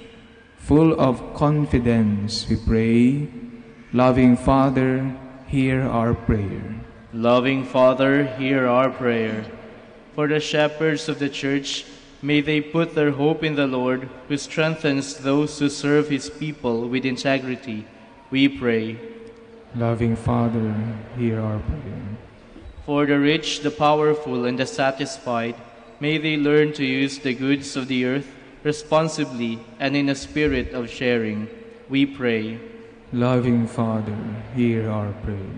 For government and other institutions, may they have the wisdom, the courage, and the honesty to use their gifts and resources in the service of the country, especially for the poor and the powerless. We pray. Loving Father, hear our prayer.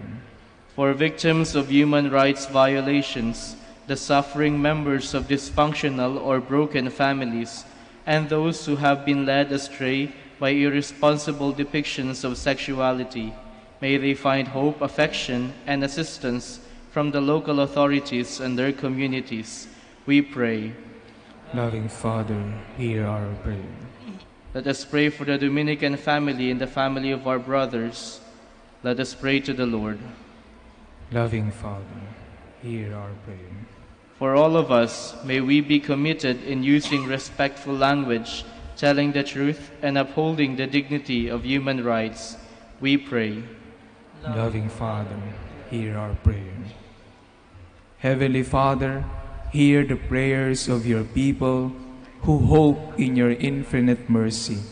May these petitions help us to see our blessedness above all material goods, possessions, careers, or honors. We ask this through Christ our Lord. Amen. Please be seated.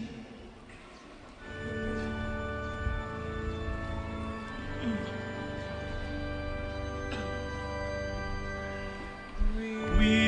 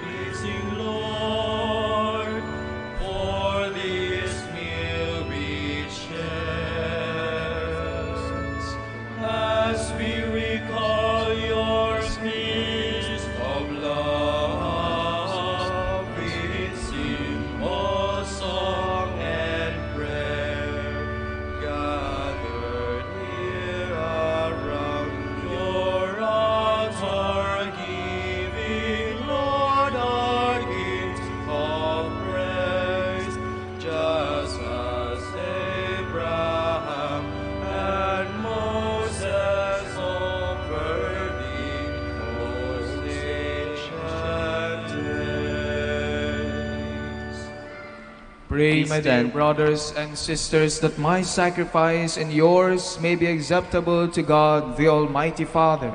May the Lord accept the sacrifice at your hands for the praise and glory of his name, for our good and the good of all his holy church. May this oblation, O Lord, we pray, cleanse and renew us, and may it become for those who do your will the source of eternal reward. Through Christ our Lord. Amen. The Lord be with you. And with your spirit. Lift up your heart. We lift them up to the Lord. Let us give thanks to the Lord our God. It is right and just. It is truly right and just, our duty and our salvation, always and everywhere to give you thanks, Lord, Holy Father, Almighty and eternal God. For you so loved the world that in your mercy you sent us the Redeemer to live like us in all things but sin, so that you might love in us what you loved in your Son, by whose obedience we have been restored to those gifts of yours, that by sinning we had lost in disobedience. And so, Lord, with all the angels and saints, we too give you thanks, as an exaltation we acclaim.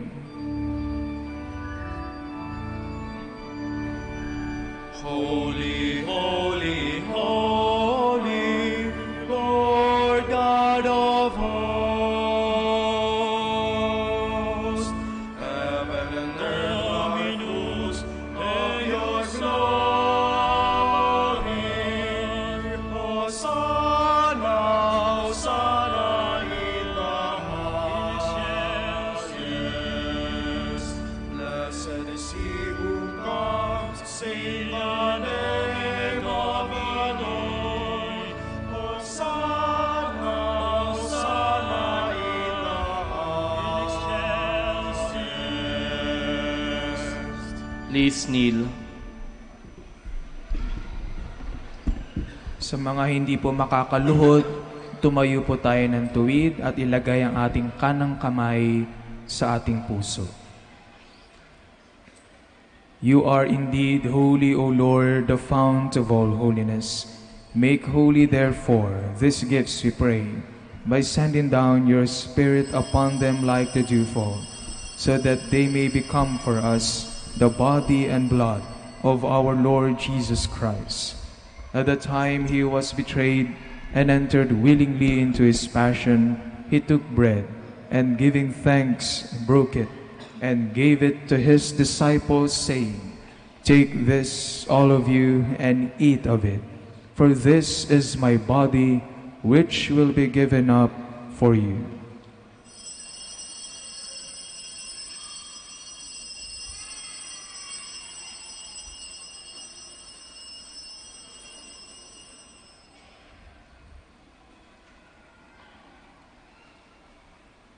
In a similar way, when supper was ended, he took the chalice, and once more giving thanks, he gave it to his disciples, saying, Take this, all of you, and drink from it, for this is the chalice of my blood, the blood of the new and eternal covenant, which will be poured out for you and for many for the forgiveness of sins. Do this in memory of me.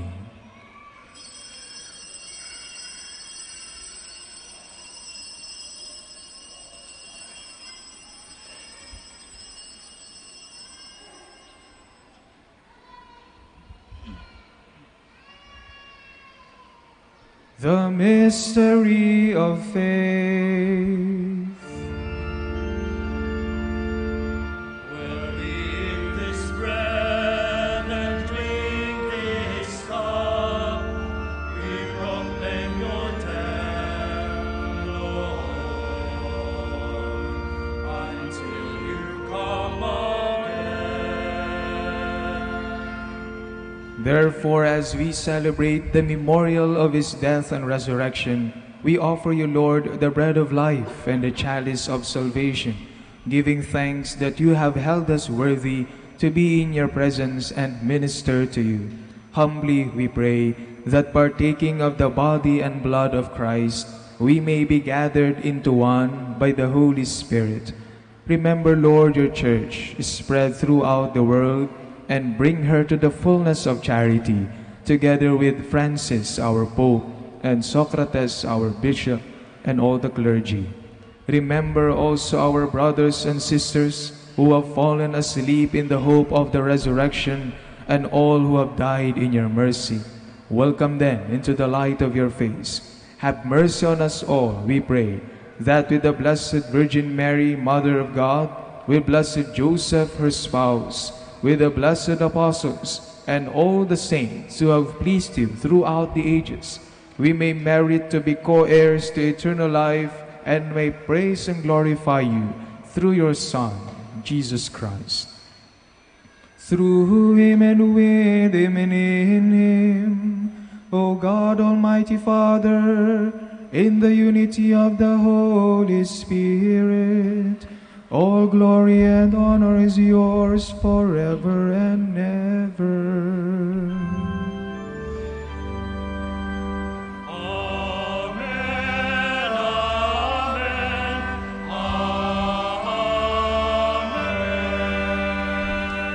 Please stand. Let us pray like Jesus.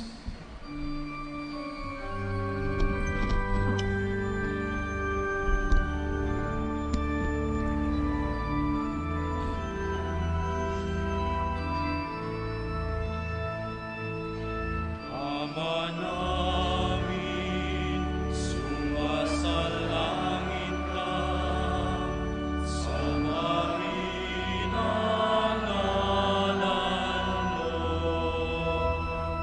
Makasa amin ang kaharian mo, sundin ang loob mo. Ito sa lupa, para ng sa langit, bigyan mo po kami ngayon ng aming kakanin sa araw-araw, at patawarin mo kami sa aming mga sala, para nang magpapatawad namin sa nakakasala sa amin. At wag mo kaming ipahintulot sa tukso, at biyagyan mo kami sa lahat ng masama. Deliver us, Lord, we pray, from every evil. Graciously grant peace in our days, that by the help of your mercy we may be always free from sin and safe from all distress, as we await the blessed hope and the coming of our Savior, Jesus Christ. For the kingdom, the power, and the glory are yours, now and forever. Lord Jesus Christ, who said to your apostles, "Peace I leave you, my peace I give you," look not on our sins, but on the faith of your church, and graciously grant her peace and unity in accordance with your will, who live and reign forever and ever. Amen. The peace of the Lord be with you always. And with your spirit. Let us offer each other the sign of peace.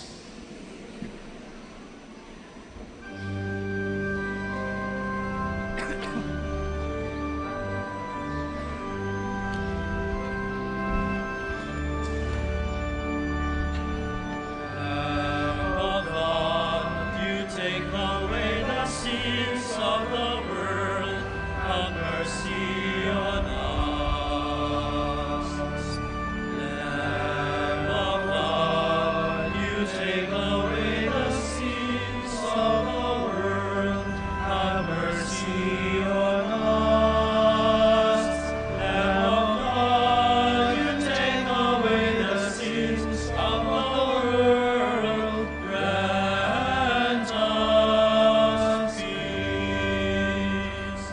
Please kneel. Kanang kamay sa ating mga puso. Behold the Lamb of God. Behold Him who takes away the sins of the world. Blessed are those called to the supper of the Lamb. Lord, I am not worthy that you should enter under my roof, but only say the word, and my soul shall be healed.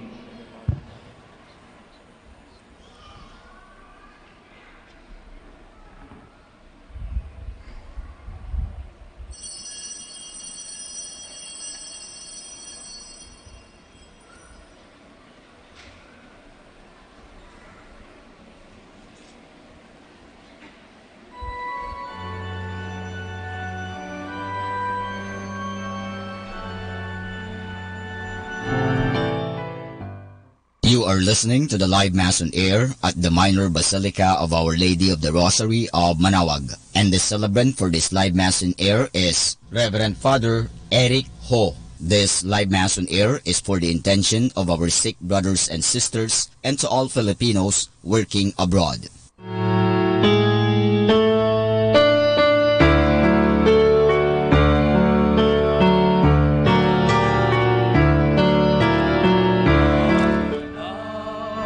Ang sa aming kaloob sa pagsasalong walang hanggan.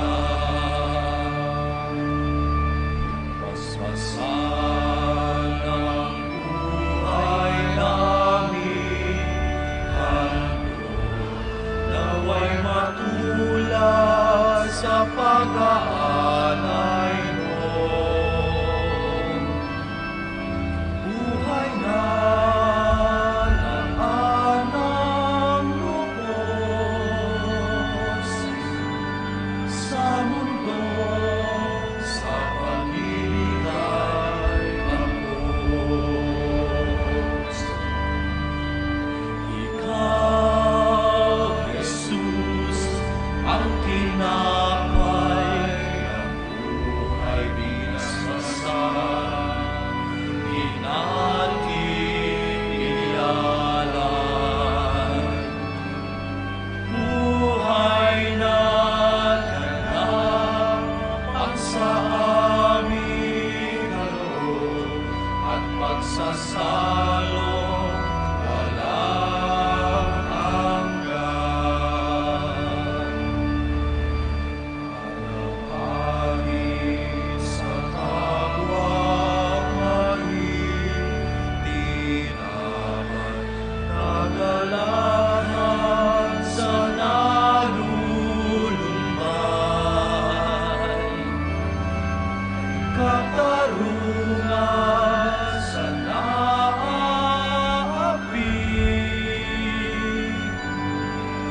at kanlungan ng bayan mong sawi. Ikaw, Jesus, ang tinapay ng buhay binasbasan. Di natin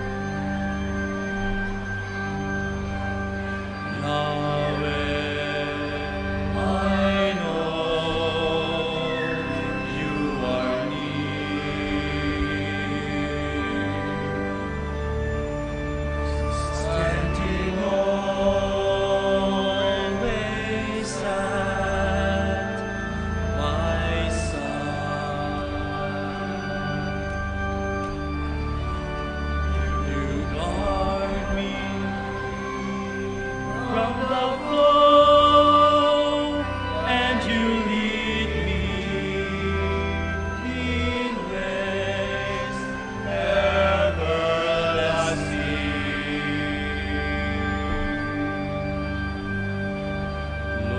Lord, search my heart, and you know when I sit and when I stand. Your hand is upon me, protecting me from death, keeping me from harm.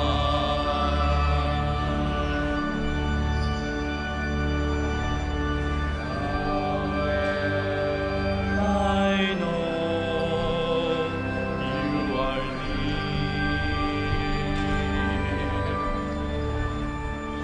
standing always at my side.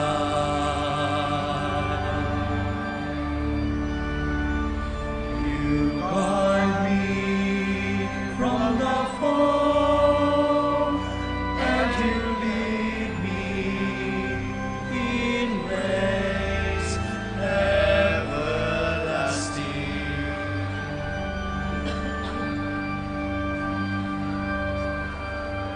Where can I run from your love? If I climb to the heavens, you are there. If I fly to the sunrise or sail beyond the sea, still I find you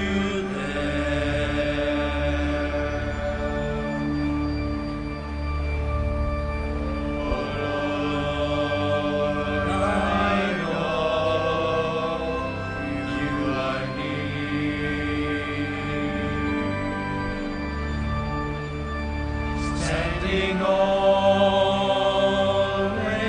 at my side.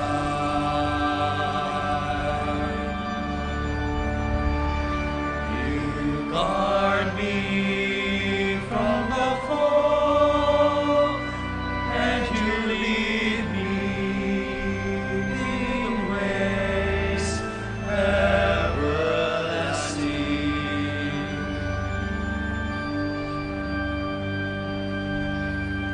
You know my heart and its ways. You formed me before I was born. In secret of darkness, before I saw the sun, in my mother's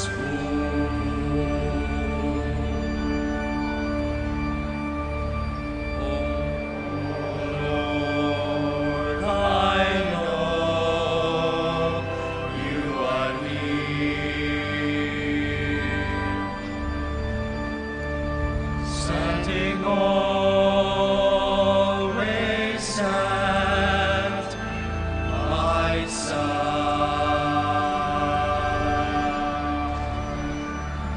You guard me from the foe, and you lead me in ways everlasting.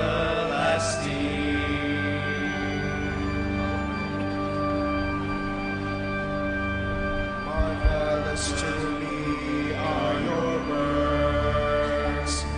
How profound are your thoughts, my Lord. Even if I could count them, they number as the stars, you would still be there.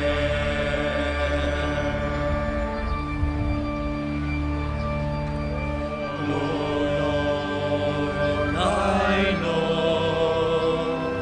you are near, standing always at my side.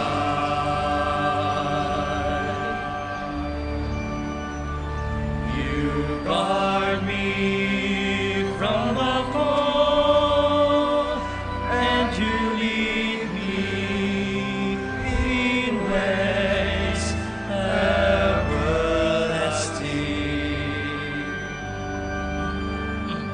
Please stand.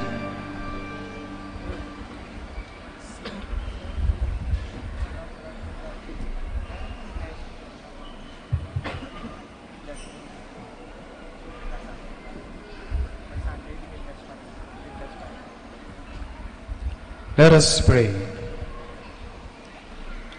Having fed upon these heavenly delights, we pray, O Lord, so that we may always long for that food by which we truly live, through Christ our Lord. Amen.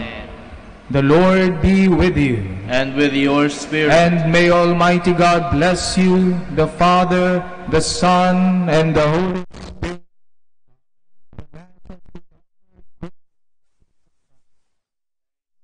God.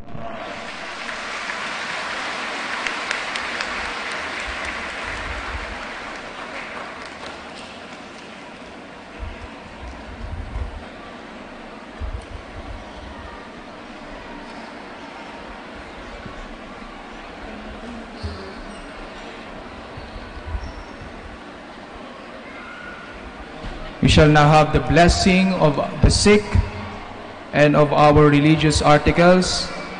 Pakitaas po ang inyong mga religious articles for blessing. Our help is in the name of the Lord, who made heaven and earth. God our Almighty Father, by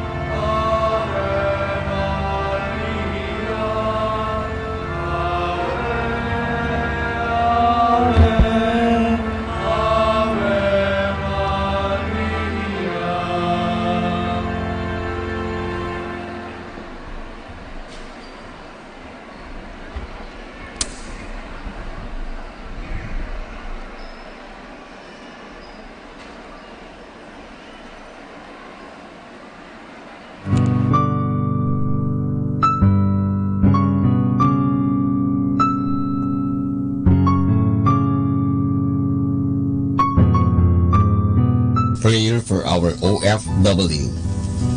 Lord Jesus, we put ourselves at the foot of your holy cross with Mama Mary of Manawag, as we acknowledge that we are nothing without you, and by your death, you have redeemed the world.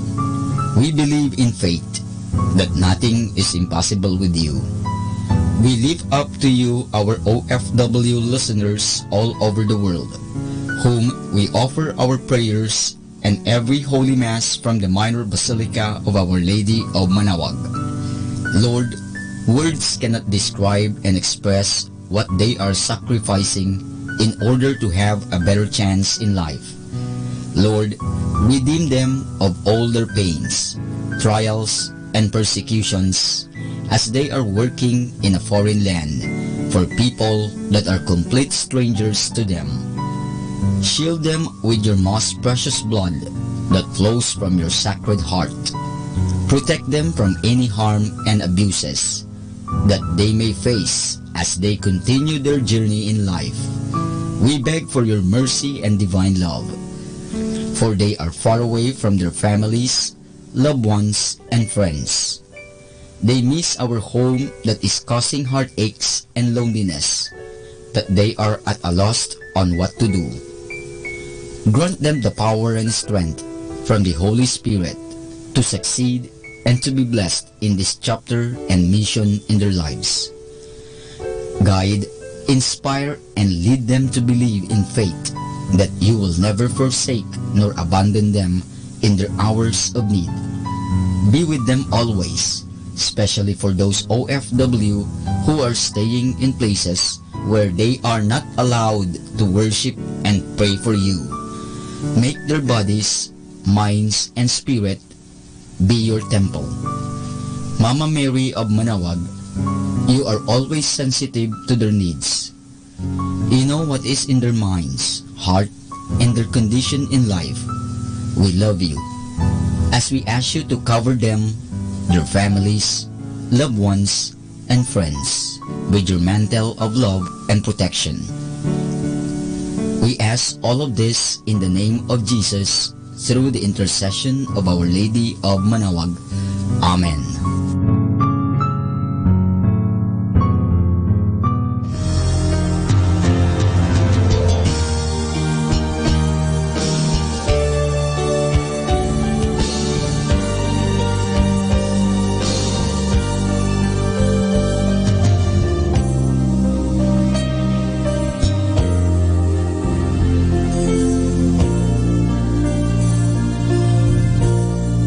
For priests.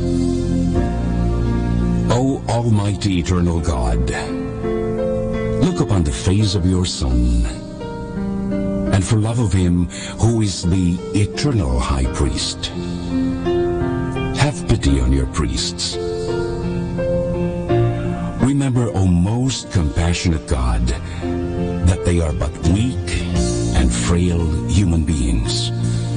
Stir up in them the grace of their vocation, which is in them by the imposition of the bishop's hands.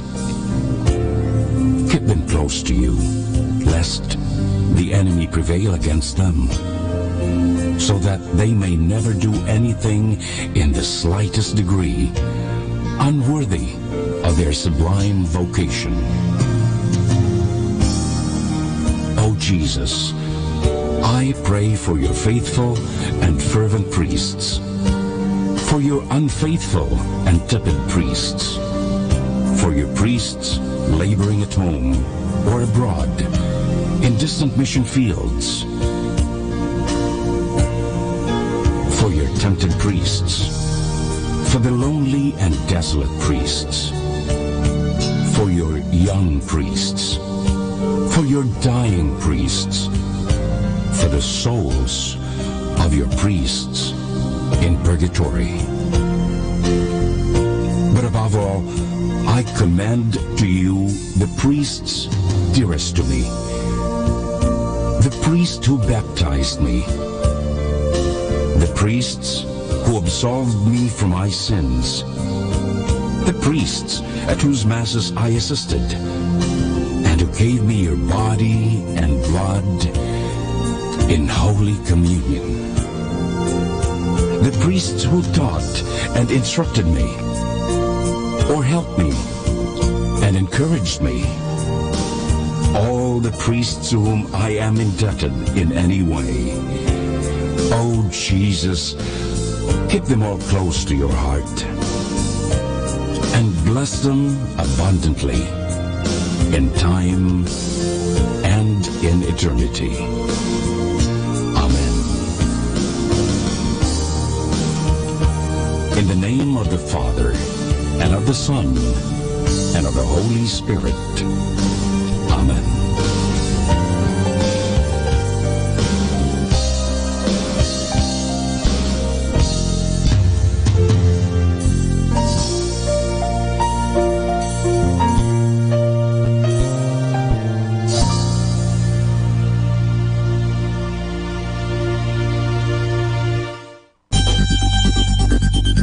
More than ever, we need Catholic radio station like Manawag Dominican Radio FM.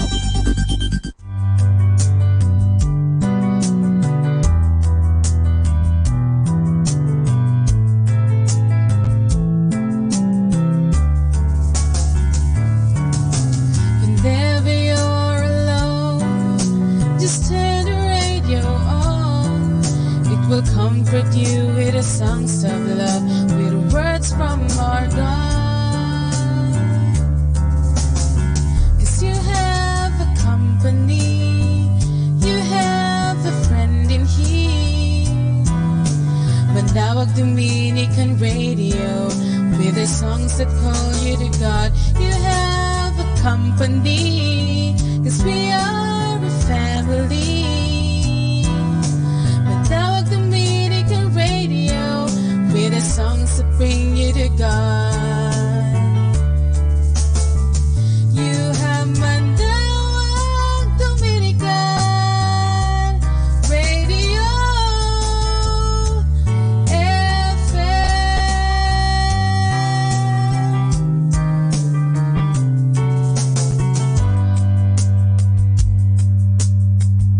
Make me a channel of your peace. Where there is hatred, let me bring your love. Where there is injury, your pardon, Lord. And where there's doubt, through faith in you. Make me a channel of your peace. Where there's despair in life, let me bring hope. Where there is darkness, only light. And where there's sadness, ever joy. O Master, grant that I may never seek so much to be consoled as to console, to be understood as to understand, to be loved as to love with all my soul.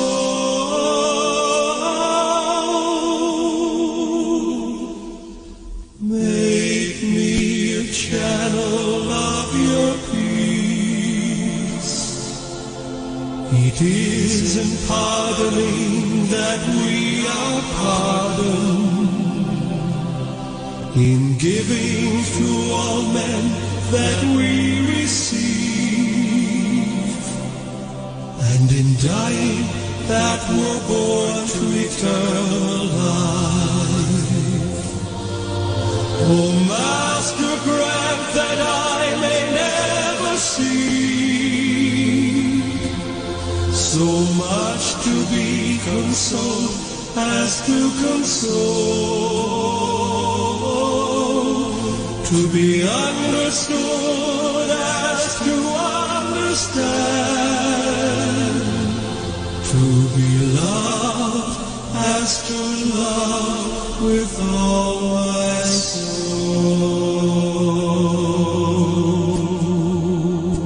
Our time now is 9 o'clock in the morning. Let us now have our time check prayer.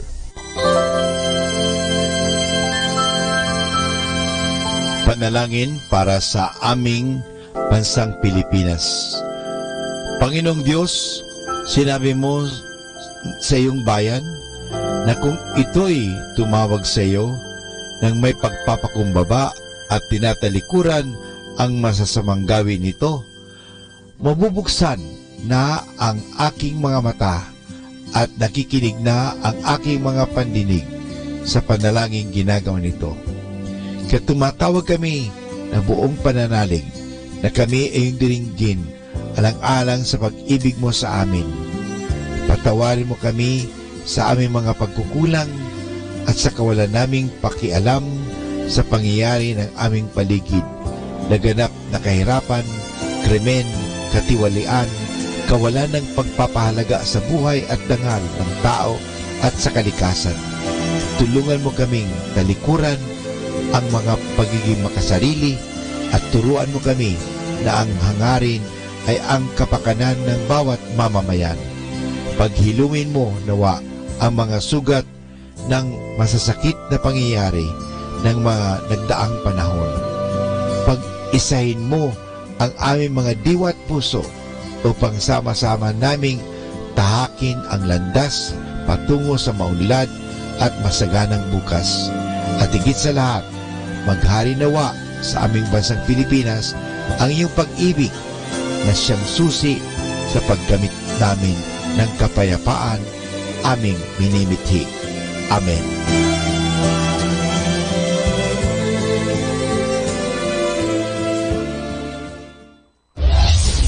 This is Manawag Dominican Broadcasting Incorporated, a religious, non-commercial radio station. 10 years of evangelizing the airwaves, sharing God's blessings, live masses on air, playing religious music and prayers. May kasama ka, si Jesus, si Maria, at kami. Our positive thought for this hour. Have the courage to follow your heart intuition. They somehow already know what you truly want to become.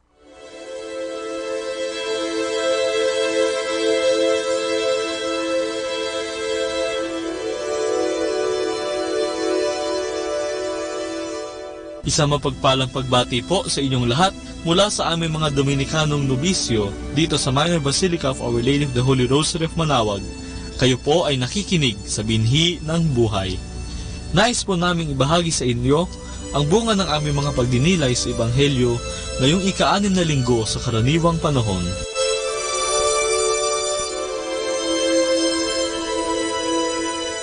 Ang ating Ebanghelyo ay manggagaling kay San Lucas. Coming down the hill with them, Jesus stood in an open plain.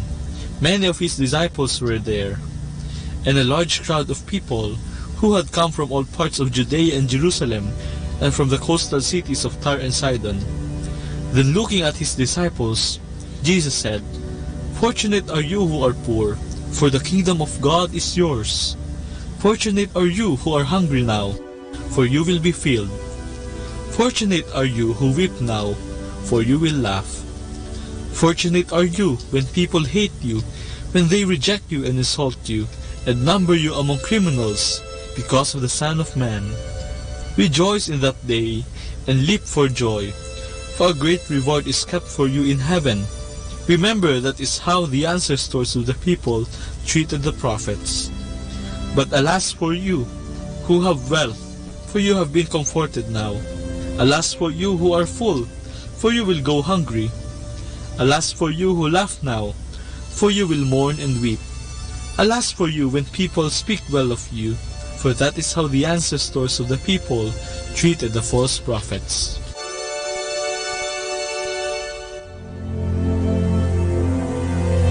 Ang pagbasa ngayon ay tungkol sa paraan kung papaano mabuhay ng masaya at makamit ang buhay na walang hanggan. Mahirap itong makamit, subalit posible kung sisimulan natin ngayon at isa sa puso natin ang pagbabagong buhay. Ang pagsunod kay Jesus ay mahirap at hindi madali, subalit nakasisiguro tayong kasama natin siya sa mga pagsubok ng ating buhay. Huwag tayong magugulat o panghihinaan ng loob sapagkat maging ang Panginoon ay saksi rin sa ganitong mga pagsubok. Sa mga binasa ngayon, hindi ninanais ni Jesus ang kahirapan para sa tao o minamasama ang kaunlaran ng bawat tao. Kinakaawaan at binibigyan ni Jesus ng pag-asa ang mga mahihirap, nagugutom at naaapi, upang maunawaan nila na pasamantala lamang ang kanilang nararanasan. Ang mga sumusunod sa kalooban ni Jesus ay magkakaroon ng tunay na kasiyahan at buhay na walang hanggan na naghihintay sa kanila. Sa Ebanghelyo ay makikita ang pinapaalalahanan ni Jesus ang kanyang mga alagad na huwag kumapit sa mga makamundong bagay na nagdudulot ng mga maling konklusyon na ang kaligayahan ay nanggagaling sa posisyon o kapangyarihan, ari-arian, katanyagan at mga material na bagay na pawang lumilipas naman kalaunan. Ipinapaalala sa atin na ang tunay na kaligayahan ay nakakamit lamang sa pagsunod at pagsasabuhay sa kagustuhan ng Diyos. Sa ating pagbasa ngayon, tayo'y inaanyayahang matutong magpakumbaba, maging maawain, matulungin at mapagkawanggawa sa mga nangangailangan. Nariyan ang paanyaya sa ating makontento sa buhay upang walang maging sagabal sa pagkakaroon ng tunay na kaligayahan. Lagi sana nating isipin na ang paanyaya sa atin ay ang manalig lamang sa Diyos at hindi sa salapi o karangyaan na idinudulot sa atin ng buhay. Mga kapatid ko kay Kristo, lagi sana nating pagsikapan na sundin at isabuhay ang kalooban ng Diyos upang makamit natin ang tunay na kaligayahan ng buhay na walang hanggan. Nariyan ang simbahan na kumakatawan sa Kanya. At gaya nga nakautosan sa atin ng Panginoong Hesus, mahalin mo ang iyong kapwa na parang iyong sarili at mahalin mo ang Panginoong Diyos ng buong isip, puso, kaluluwa at lakas.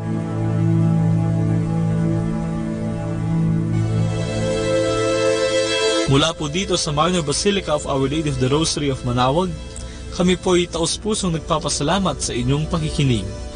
Naway patuloy po nating isabuhay ang salita ng Diyos. Patnubayan at pagpalain nawa tayo ng Panginoong may kapal hanggang sa susunod na linggo dito sa Binhi ng Buhay. Atin pong pakinggan ang mga pasabi mula sa Minor Basilica ng Our Lady of the Rosary of Manaoag. Here is the schedule of Barangay BEC Saturday Masses at 4:30 in the afternoon for the month of February 2019. February 2, BEC Babasit Pugaro, BEC Bliss Pugaro, and BEC Marikdem.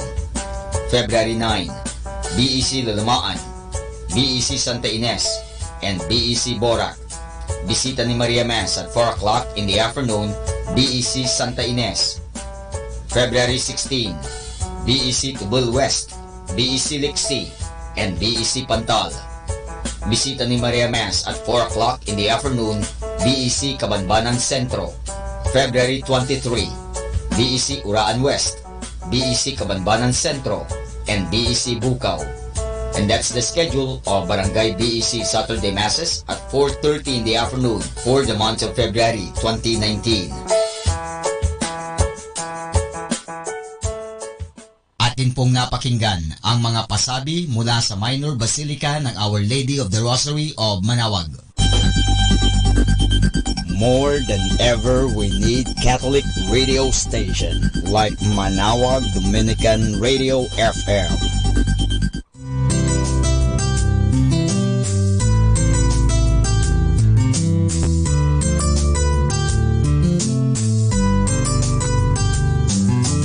Whenever you're alone, just turn your radio on.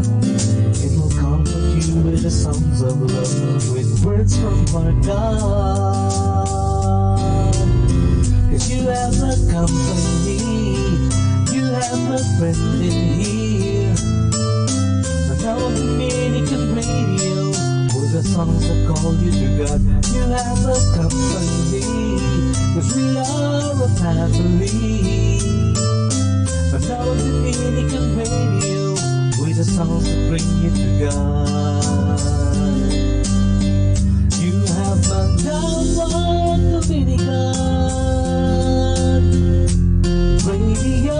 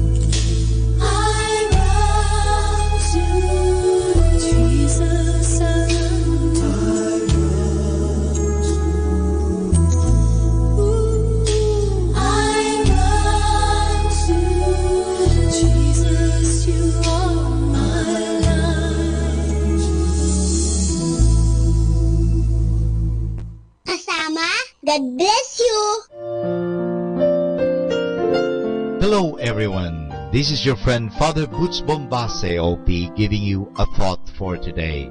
And our thought for today is talking to ourselves. In the first letter of St. Paul to the Corinthians chapter 13 verse 11, he says, "When I was a child, I spoke as a child." Perhaps we do not remember that far back, but speaking as a child includes talking to oneself.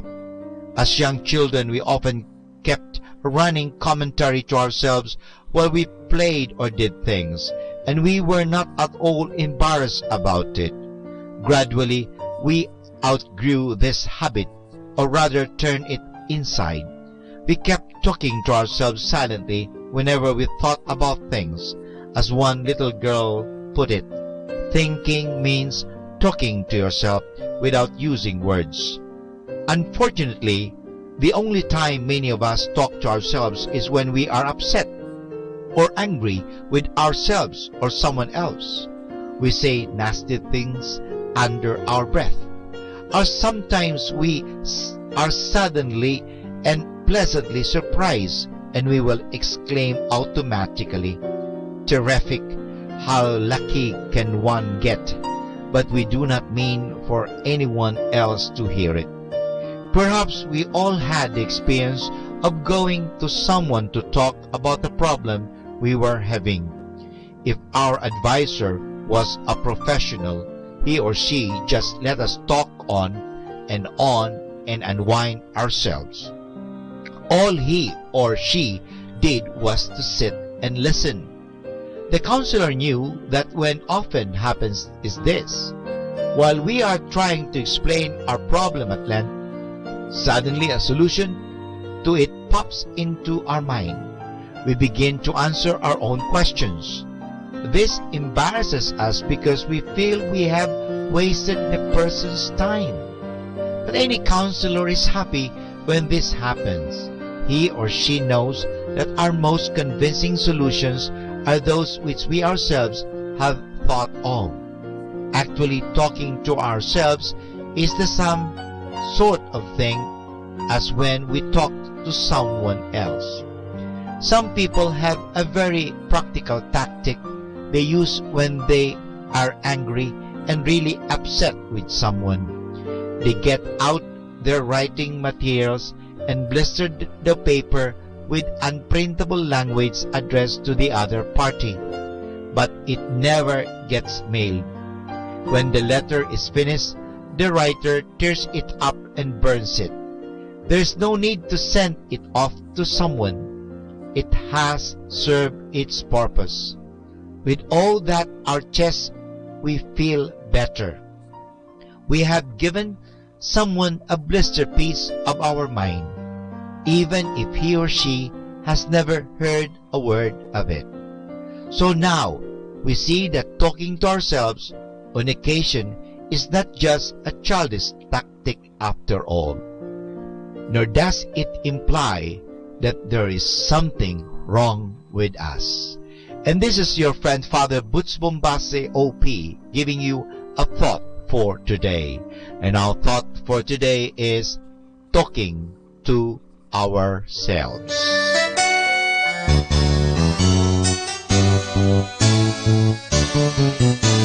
It's Sunday. Let us rejoice and be glad, because this is indeed the day that the Lord has made. Let us rejoice and be glad in it. Kaya po dito sa Radyo Manawag, kami po ay magbibigay sa inyo mga awiting espiritual, awiting na nakapagbibigay ng ginhawa at nakapagbibigay po ng saya. Kaya po, dito sa Radyo Manawag, ang inyong mapapakinggan ay mga spiritual, religious, inspiring songs. So tune in to Radyo Manawag. God bless us all. This is the day that the Lord has made. Let the Lord sing out. The Lord is near. Build him a temple here. A palace of praise, a throne of thanksgiving, made for the King of Kings. Sing out a joyful song. His love goes on and on.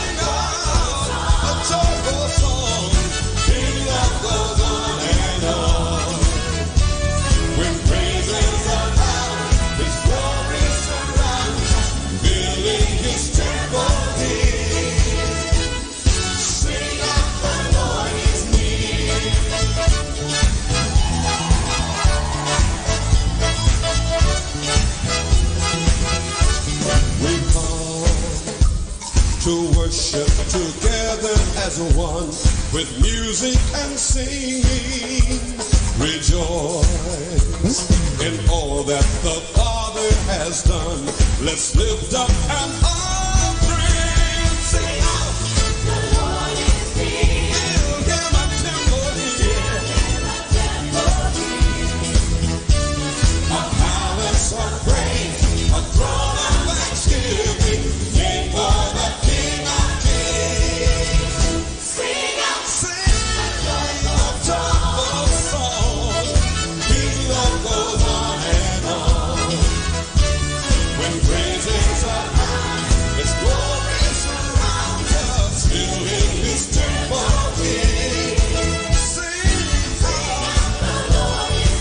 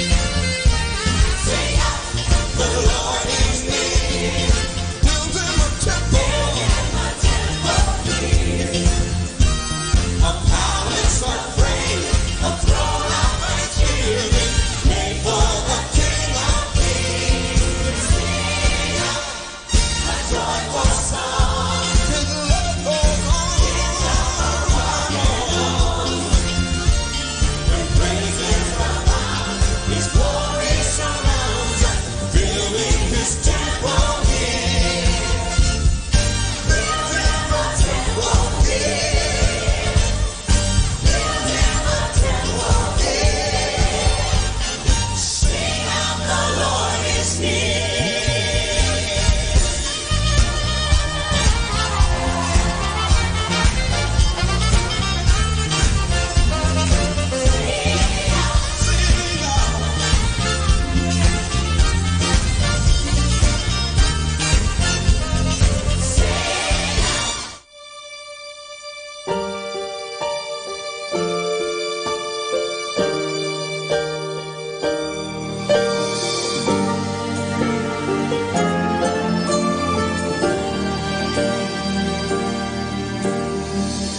Aral mong saway ay araw nagkapay, liwanag na taglay, kaputihan ng bigay. Iyong ebanghelyo ay ulang pumupuno ng kagalakan ko at pag-asa ng puso. Kinakausap mo ako sa'yo, banal na salita, kalakasan para sa akin ang bawat katwirang nauunawa. Ama, salamat sa pag-ibig mo na tunay at wagas. Ramdam ko ito sa iyong araw at ulan. Ama, laging nariyan ang pagpapala mo na hindi nagwawakas. Ito ay inihahatid ng iyong araw at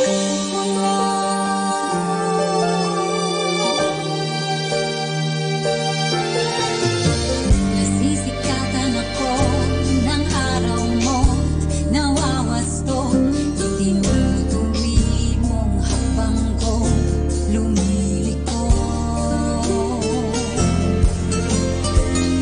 Ama, binubuhusan mo ako ng iyong ulan, kaya lungkot at uhaw ng puso ko'y naiibsan.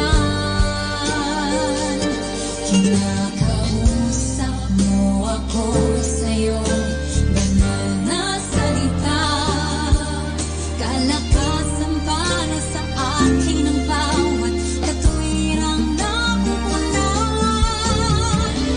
Ama, salamat sa pag-ibig mo na tunay at wagas.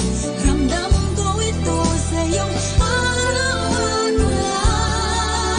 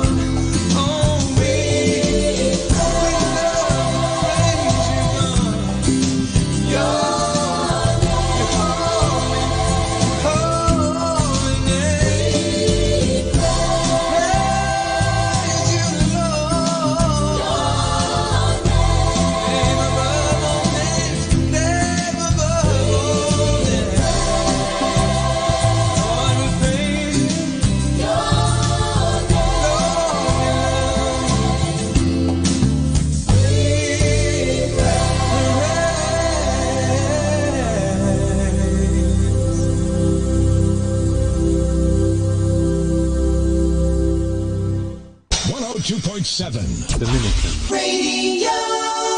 Pakinggan po natin si kasamang JT sa Tagumpay sa Tag-Unos kasama ang Diyos.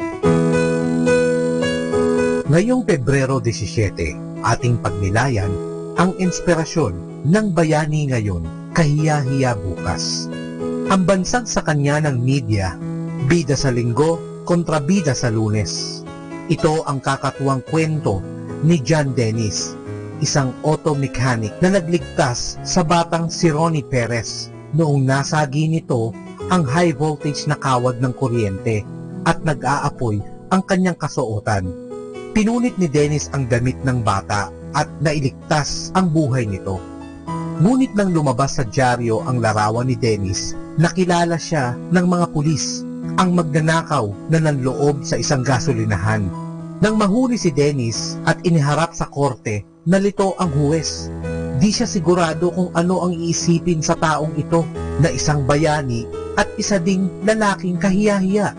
Nang hingi ng huwes na siya'y magpaliwanag, yumuko na lamang si Dennis. Si Apostol Pablo ay dumanas rin ng espiritual na kalituhan. Isinulat niya, "Hindi ko maintindihan ang aking ginagawa, sapagkat kung alin ang gusto kong gawin ay siyang hindi ko ginagawa, at kung alin ang ayaw ko, siya kong ginagawa." Ito'y matatagpuan sa Roma, Kapitulo 7, versikulo 15. Ang pakikihamok na ito ni Pablo, ang paglalaban ng makasalanang likas at ng espiritu, ay pakikihamok ng bawat tao. Ang totoo, may John Dennis sa bawat isa sa atin, kasama na rin ako. Ngunit may iisang paraan upang makalaya sa pakikihamok na ito, at ito'y sa pamamagitan ng makapangyarihang pananatili ng banal na espiritu ng Diyos sa atin. Matapos niyang maisulat ang tungkol sa kanyang pakikihamok, sinabi ni Pablo, "Ang kapangyarihan ng Espiritu Santo na siyang bumubuhay sa atin kay Kristo Jesus ay pinapalaya na ako sa kapangyarihan ng kasalanan at kamatayan." Ito ay matatagpuan sa Roma, Kapitulo 8, versikulo 2. Inaalis ba nito ang pagkahilig natin na gumawa ng mali? Hindi, ngunit binibigyan tayo ng kapangyarihang labanan ang paghila sa atin ng pagbaba na piliin ang tama kapag nakakatuksong gawin ang mali. You were not a mistake. You were not an accident. God intentionally made you specially for a purpose. It can be so easy to look at others and wish to be more like them, but God didn't plan you to be someone else. You are created the way God wanted you. He makes no mistakes. Ito po ang inyong lingkod na si Kasamang JT para sa pang-araw-araw nating gabay sa buhay. Atin pong napakinggan si Kasamang JT sa Tagumpay sa Tag-Unos, Kasama ang Diyos, sa inspirasyon ni Harold J. Sala. Dito po lamang sa Manawag Dominican Radio. May kasama ka, si Jesus, si Maria, at kami. 102.7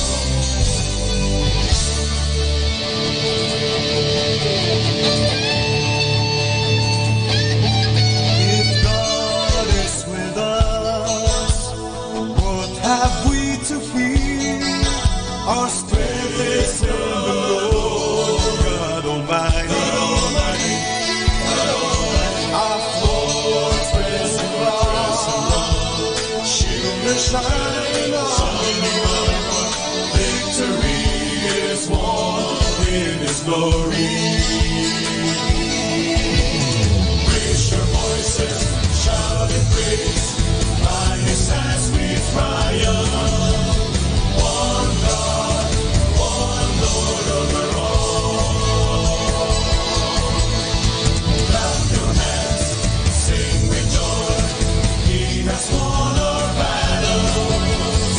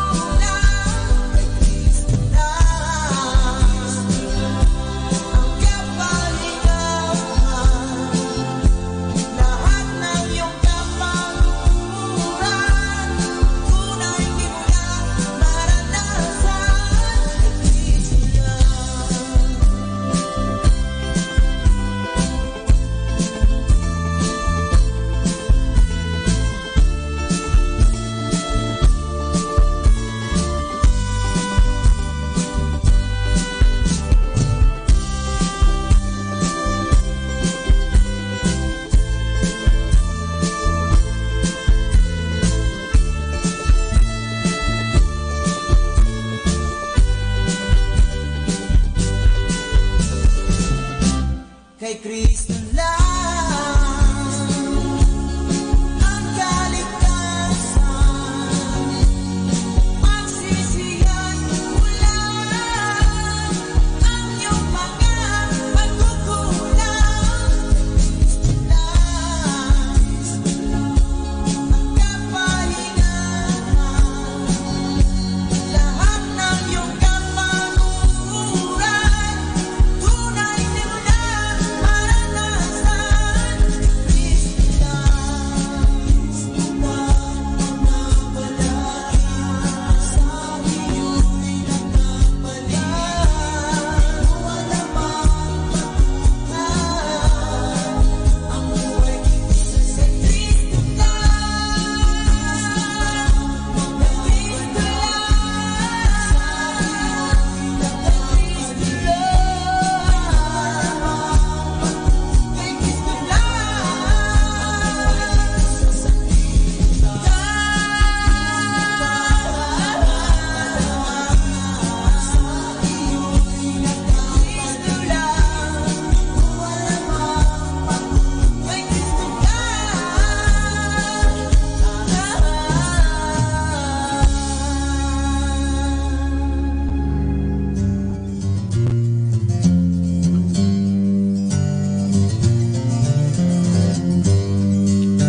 He is the good shepherd, and he's laid down his life for his sheep. So out of many nations he's gathered one fold in one faith. And he has built his church on the rock foundation of faith, on apostles and prophets who shepherd the people in his place. There is one faith, one hope, and one baptism, one God and Father of all. There is one church, one body, one life in the Spirit now given so freely to all.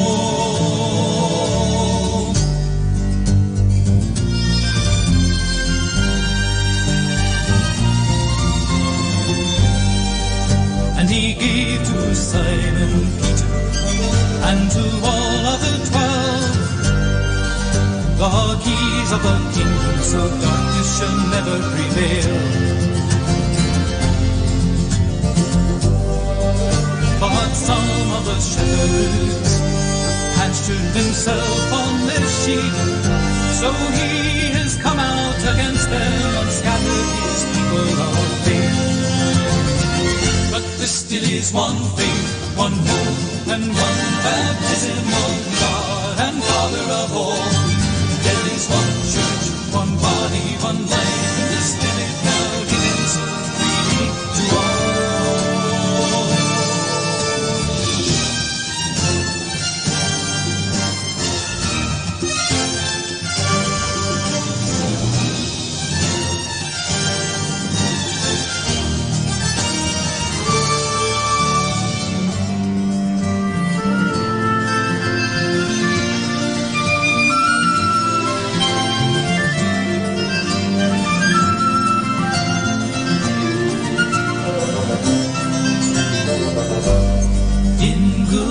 Pasture, he'll shepherd his people. On mountains, he feeds the sheep. He will lead the poor the prisoner.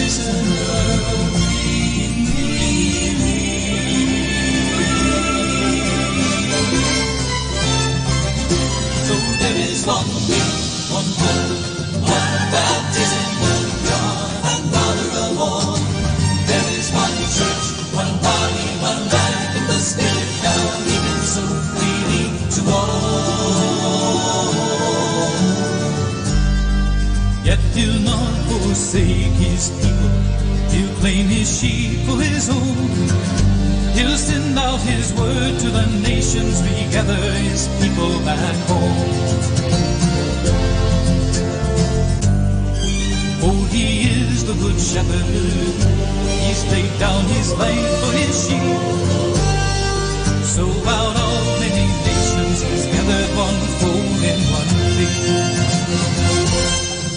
is one faith, one hope, and one baptism, one God and Father of all. There is one church, one body, one life, and the Spirit now gives the feeding to all. There is one faith, one hope, and one baptism, one God and Father of all. There is one church, one body, one life, and the Spirit now gives the feeding to all.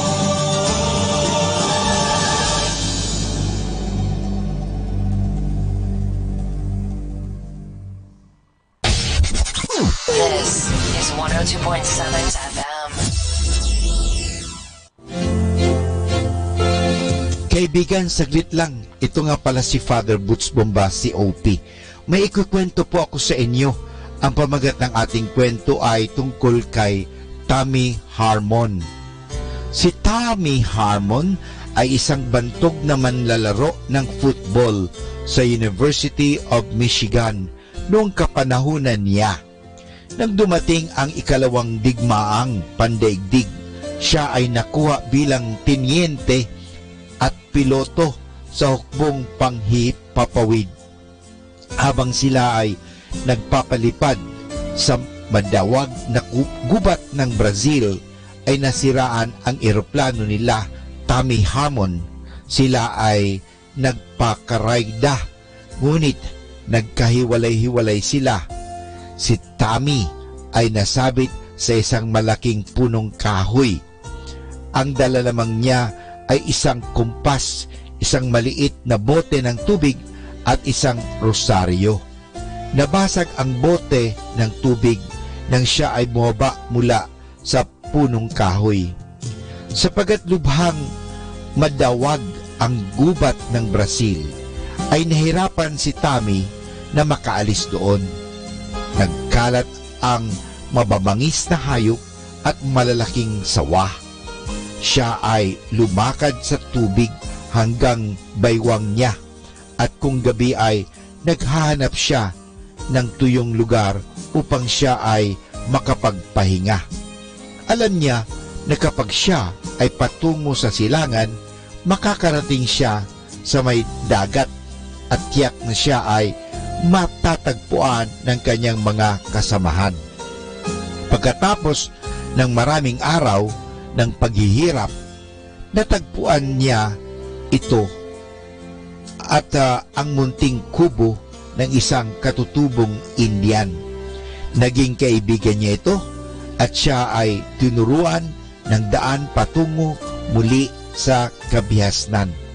Natuwa ang mga tao nang malamang siya ay naligtas, at nang siya ay tinanong ng mga reporters kung paano siya nakaligtas, ay sinabi niya ito: "Namamahay ang Espiritu Santo sa aking kaluluwa," sabi ni Tommy Harmon.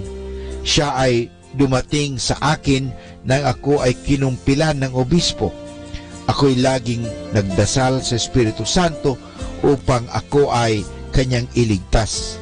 Itinuro niya sa akin ang tamang landas. Hindi ko rin pinabayaan ang pagdarasal ng rosaryo.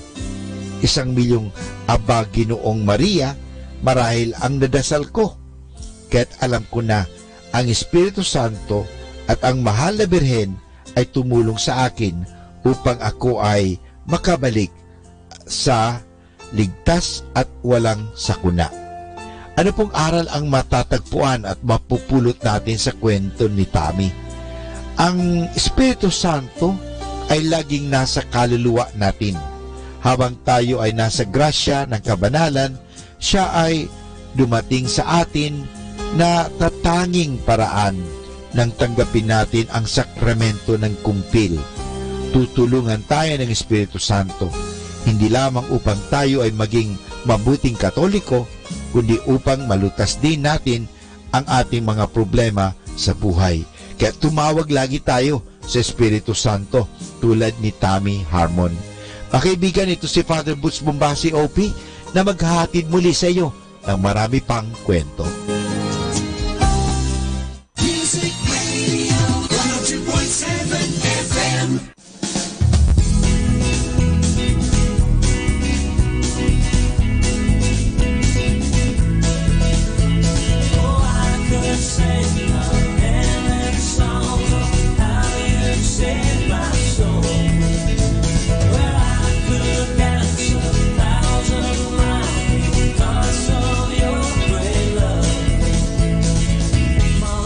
bursting, Lord, to tell of all you've done, of how you changed my life. I wipe away my past. I want to shout it out from every rooftop saying, well, now I know that God is for me, not against me. I could sing a million songs of how you saved my soul. Well, I could dance 1,000 miles because of your great love. My heart is bursting, Lord, to tell of all you've done, of how you changed my life. I wipe away my past. I want to shout it out from every rooftop saying, well, now I know that God is for me, not against me. I could sing a million songs of how you saved my soul. Well, I could dance 1,000 miles because of your great love. I could sing a million songs of how you saved my soul.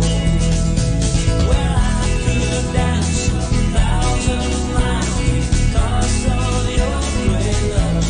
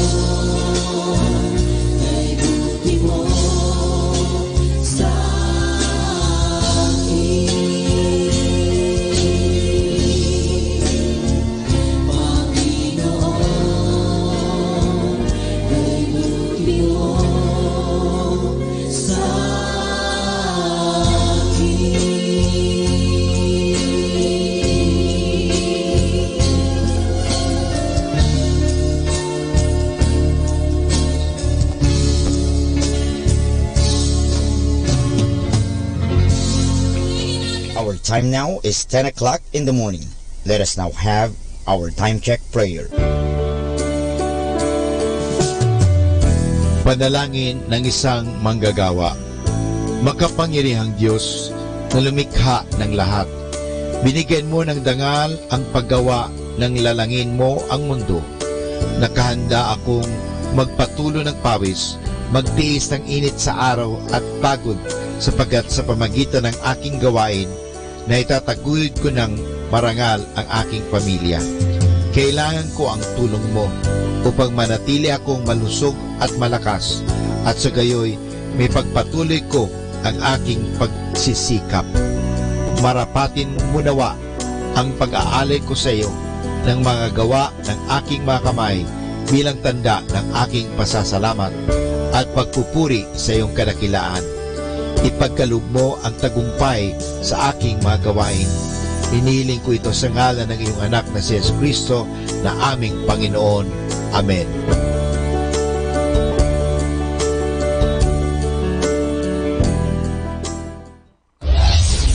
This is Manawag Dominican Broadcasting Incorporated, a religious, non-commercial radio station. 10 years of evangelizing the airwaves, sharing God's blessings, live masses on air, playing religious music and prayers. May kasama ka, si Jesus, si Maria, at kami. Our positive thought for this hour. It's not the years in your life that count. It's the life in your years. More than ever, we need Catholic radio station like Manawag Dominican Radio FM. Ako po si Bill Sanchez ng Kerygma. Binabati ko po ang lahat ng nakikinig. May kasama ka, si Jesus, si Maria, at kami. Mga kasama, ating pong pakinggan ang talk ni Bo Sanchez na recorded sa feast na ginanap sa PICC. Are you ready to enjoy today? Everybody say, I'm ready. I want you to greet someone beside you with a handshake or a hug and tell that person, mag-enjoy ka naman.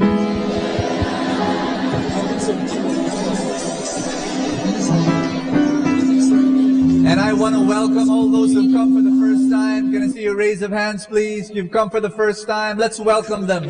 Extend your hand to them and say, welcome to the family. All right. We usually sing a theme song for the entire month of February, and I know we've been singing Love is Something That You Give It Away, but we're going to sing another kind of funny, happy song. And Gigi, let's sing that song together. Ako, mayaman ako. Ako, mayaman ako. Rich na rich ang buhay ko. Kasi kayamanan ang hawak ko. World of great price na nasa puso ko. One more time. Mayaman ako, rich na rich ang buhay ko. Kasi kayamanan ang hawak ko. For a great price ang nasa puso ko. Lord, a big hand. Hallelujah. Some of us, we come here with, some of you come here happy. Some of you come here sad. Some of you're restless. Some of you left a problem at home. Am I right? We come with different things in our hearts. And I remember this friend of mine, really good friend, she came up to me and with telenovela histrionics, she said, Brother Bo,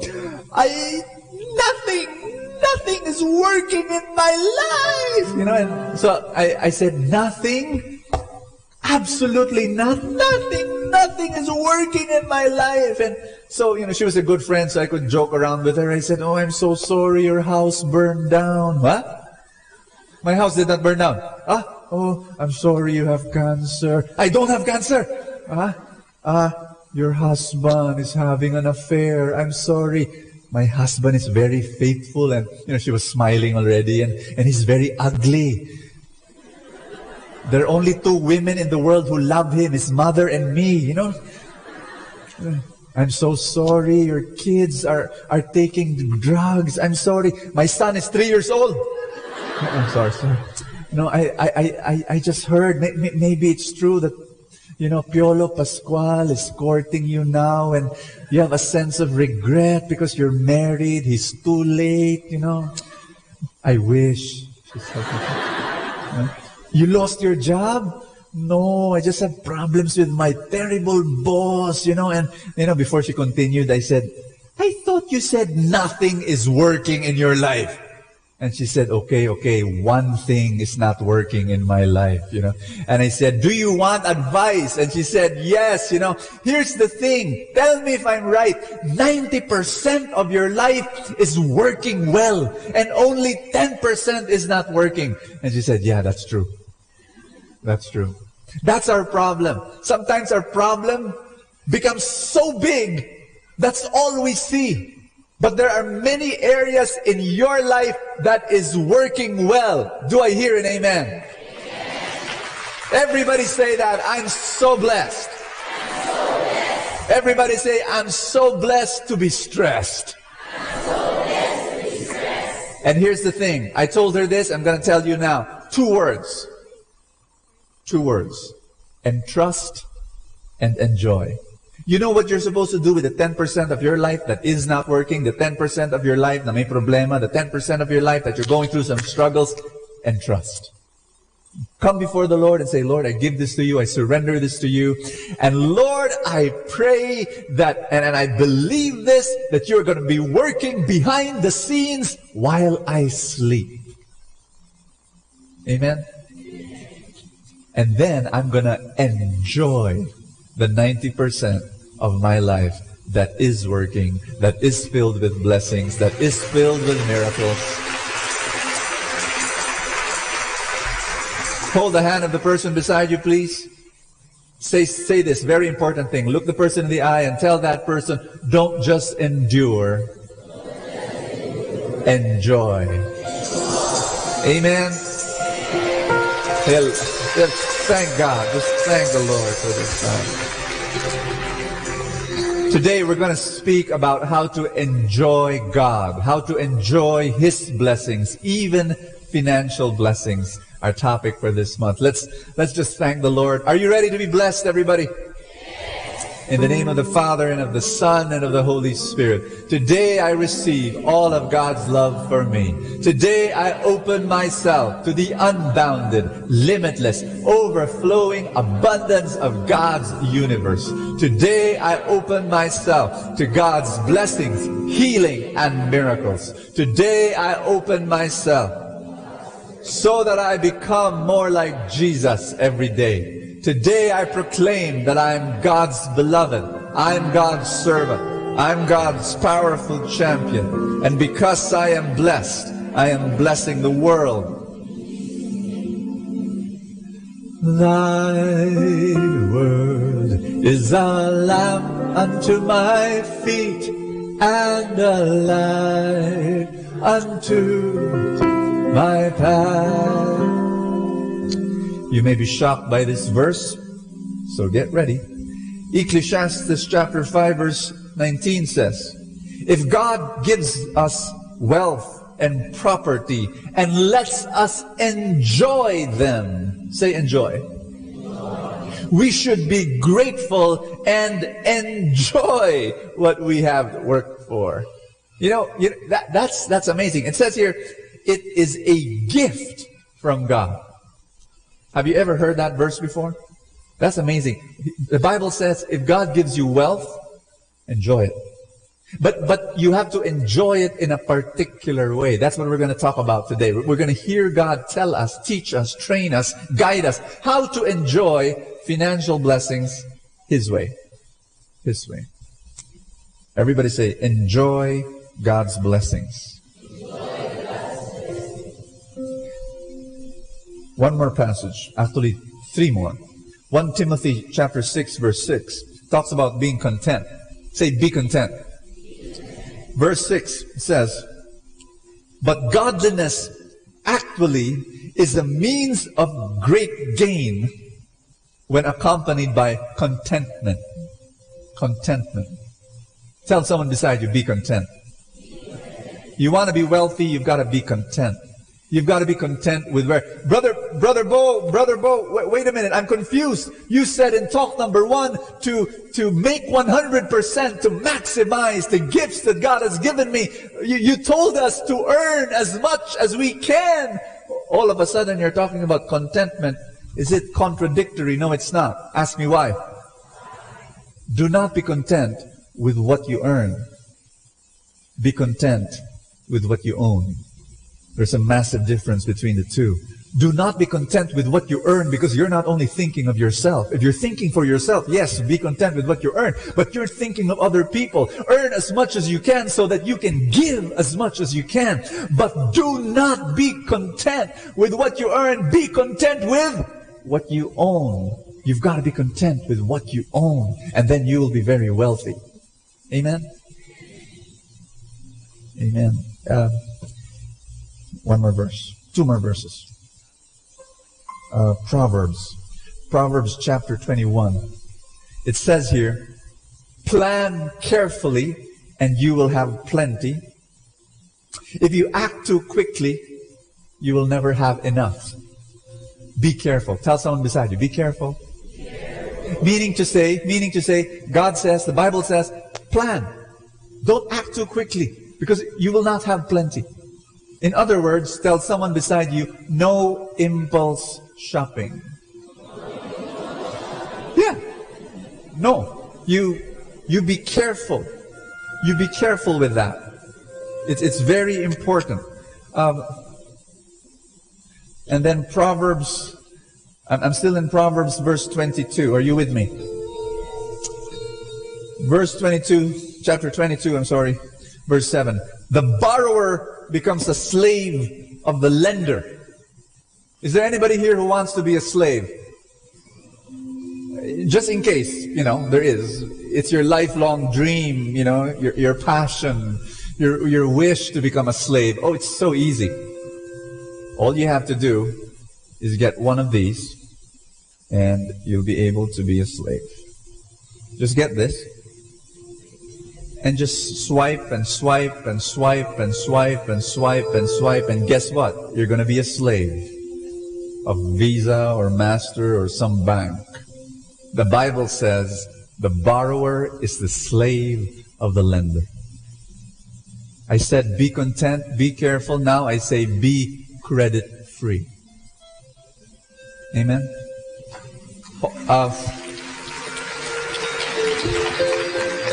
Give you bad news. 20% of all credit card holders cannot pay their debts. 20%. Here's something worse. 70% of credit card holders pay only the minimum. That's utterly foolish. Utterly foolish. You only pay the minimum. You're going to pay 3.5% interest every single month? That's crazy. Can you hold the hand again of someone beside you? Tell that person, do not borrow anymore.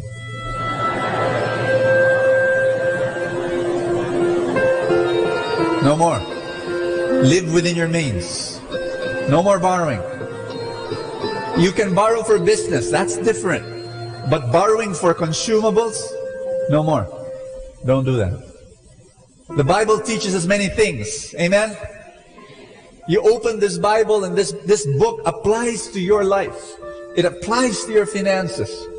It's an amazing, amazing word. And I want you to put your hand over your chest. Let's say together, Father, teach me more, train me more, guide me more, speak to me more. And I ask you, Father, that you would bless me. I want to enjoy your blessings the way you want me to enjoy them. In Jesus' name, I will receive a miracle today. Amen. Thy word is a lamp unto my feet and a light unto my path. Give the Lord a big hand and love Him and worship Him and praise Him. Hallelujah. Hallelujah. Amen. Let's be seated, everybody. Touch someone beside you. Tell that person, God will speak to you today. Welcome to the feast. Welcome to the happiest place on earth. We are in the 4th session of our series on personality, the title of which is Manage Your 70%. How many of you want to prosper? Raise your hand. Everybody say, I want to prosper. There are 3 steps. We talked about make your 100%. When you make your 100%, there are 3 steps. How many?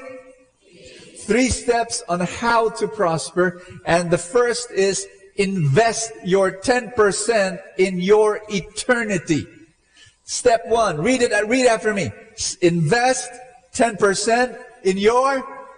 Step 2 is invest 20% in your maturity. Step 3 is invest 70% in your family. Invest 10% in your eternity. If you believe that you are a spiritual being and that you will live forever, say I. You will live forever. It's just a question of where you will live, but you will live forever.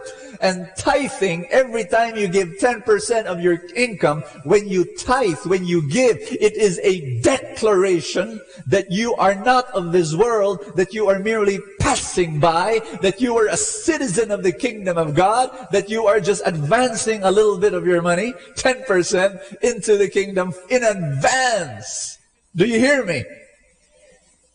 What do you do when you tithe? You are saying, God, Everything belongs to you. Everything. I am just borrowing these things. And so, what do you want me to do with those blessings? And God says, give, tithe, be generous. And for us, we believe 10% is a wonderful guideline to follow, to give 10% to God. Number 2, invest 20%. 20% to your maturity. Ask me why? I shared this before last Sunday, because your biggest expense is not your car. Your biggest expense is not your house. Your biggest expense is your retirement. Yes? And you've got to invest into that. How many of you want to grow old and poor? Raise your hand. How many of you want to grow old and rich? Raise your hand. Let me tell you, there's something better than that. To grow old and poor, not nice. Everybody say, To grow old and rich, you know what? It's no fun too.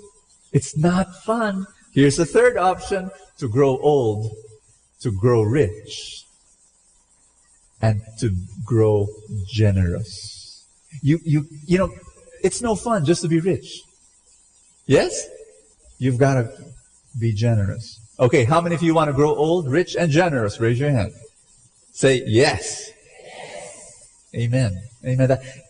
So step 1, step 2, step 3. You can't mix the order. You can't do that. It's got to be step 1, step. I'm going to show you. There are 3. You want to enjoy? My message is enjoy financial blessings God's way. Say that with me. Enjoy financial blessings God's way. You want to know how?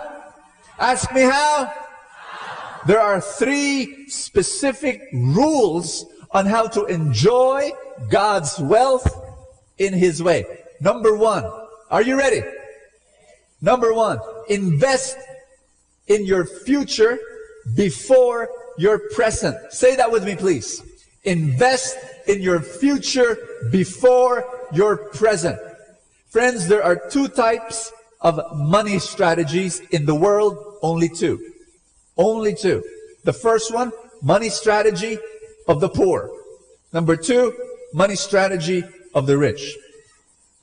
I will be able to determine with 90% accuracy whether you will become poor or whether you will become rich if you tell me your money strategy. Let me describe to you the first one, the money strategy of the poor. Are you ready? Here it is. Income minus expense equals tithes and investments. That is the money strategy of the poor. The moment you receive your salary, what do? You spend, you pay your bills, pay, and then at the end, whatever is left, everybody say, whatever is left, you tithe and you invest. Is there something left? Say, no more. Usually, no more. That is the money strategy of the poor. You got me? What is the money strategy of the rich? The money strategy of the rich is this. Income minus tithes and investments equals expense. That's it. That's it. I'm going to ask you this question. What is your money strategy right now? Be honest. Oh, be honest. Can you just tap someone on the shoulder and say, what's your money strategy? Is it income minus expense equals? If your money strategy that you are using now is income minus expense equals tithes and investments, be very afraid. Be very afraid. You will grow old poor. Trust me.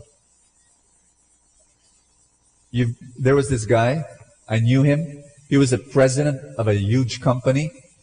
Back then, years ago, he was already earning 200,000 pesos a month.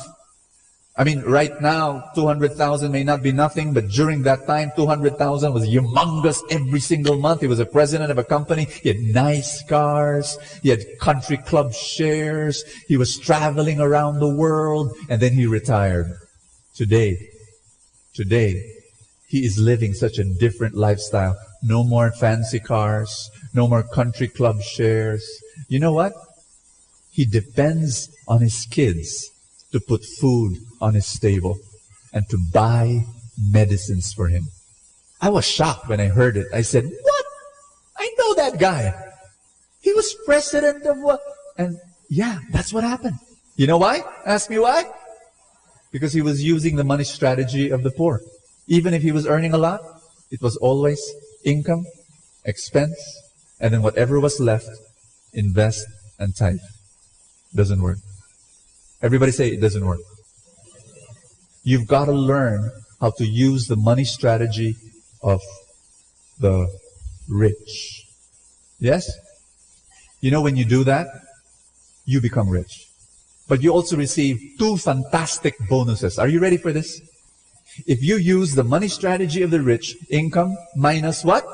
Tithes and investments equals expenses. Something happens. 2 things. Number 1, first bonus, no more budgeting. It's true. I am a financial coach. Am I right? I give financial seminars. Yes? I write financial books. Yes? I don't budget. I don't. I tried. I compare it to going to a dental clinic and having a root canal without anesthesia. How many of you don't like budgeting? Raise your hand. I've got some classmates here. You know, it's boring. It's tedious. How many of you know, friends? But then I realized something. Even if I wasn't budgeting all these years, I was still getting richer. You know why? Ask me why. I really was budgeting. Wait, Bobo. You said you don't budget and now you're telling me, but yes, I realized I was budgeting, but it was a very simple budget. You know what my budget is? Ask me what? 10%, 20%, 70%. That is a budget. 10%, 20%, 70%. 10% to God, 20%. You see, 20%, 10% to God, 20% investment. What is left is 70%. I live within that. Don't need to budget. Just live within that. You got me? No, second benefit, second bonus. Are you ready? No more fighting with a wife. During the first year of our marriage, we used to fight about money. Statistics say, surveys say that 50% of all marital conflicts are about money. My wife and I, we used to fight about money. When? Every time I ask this question, did you really have to buy that? Boom! World War III. What did you say? You know, nothing. I was just asking, you know, did you really have to buy that? Boom, you know, boom. Why? Because I earn, I give the money to her, and, you know, will there be something left? Will there be something left for the future? Oh, no. Now, I earn my money, okay? And then my wife and I, we decide to tithe.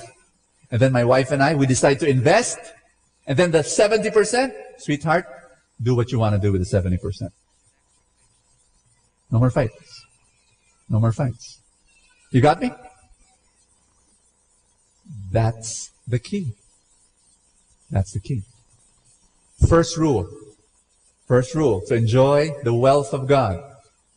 His way. Invest in the future before the present. Tell someone beside you. Invest in the future before the present. Here's rule number 2. Are you ready for rule number 2? Enjoy the simple before the complex. Say that with me, please. One day I was walking in a mall and I saw this handbag. And I looked at the price tag and oh, this is a mistake. This is a mistake.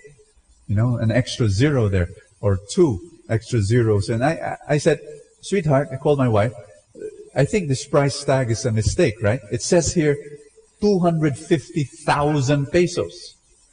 My wife shrugged her shoulders and said, yeah, that's right. What? They're selling this for 250,000 pesos? And my wife said, yeah. In fact, it's not the most expensive bag. Expensive bags are between 1 million to 3 million pesos. I said, wow. I went home, I Googled most expensive bag. You know what? She was right. In fact, 3 million pesos was cheap. You know what is the most expensive bag in the world? I'll show it to you. Look at the screen. Husbands, I want you to look at the bag. Just in case, you're thinking of a gift for your wife. And wives, here is the bag. The most expensive bag in the world is $168 million. Here's my point. Ask me, what's the point? Louder, what's the point? If you will not simplify, if you will not love the simple life, if you will not enjoy the simple before the complex, you will find a way to spend your money. You will. You will find something to buy. You've got to make a decision to simplify now. Here's the thing.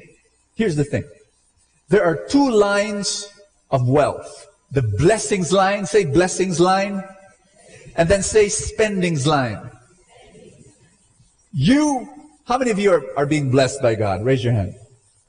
How many of you can tell me that over the years, your salary has been increasing, every so often? Raise your hand. Your income, your commissions, your profits, raise your hand. Thank you.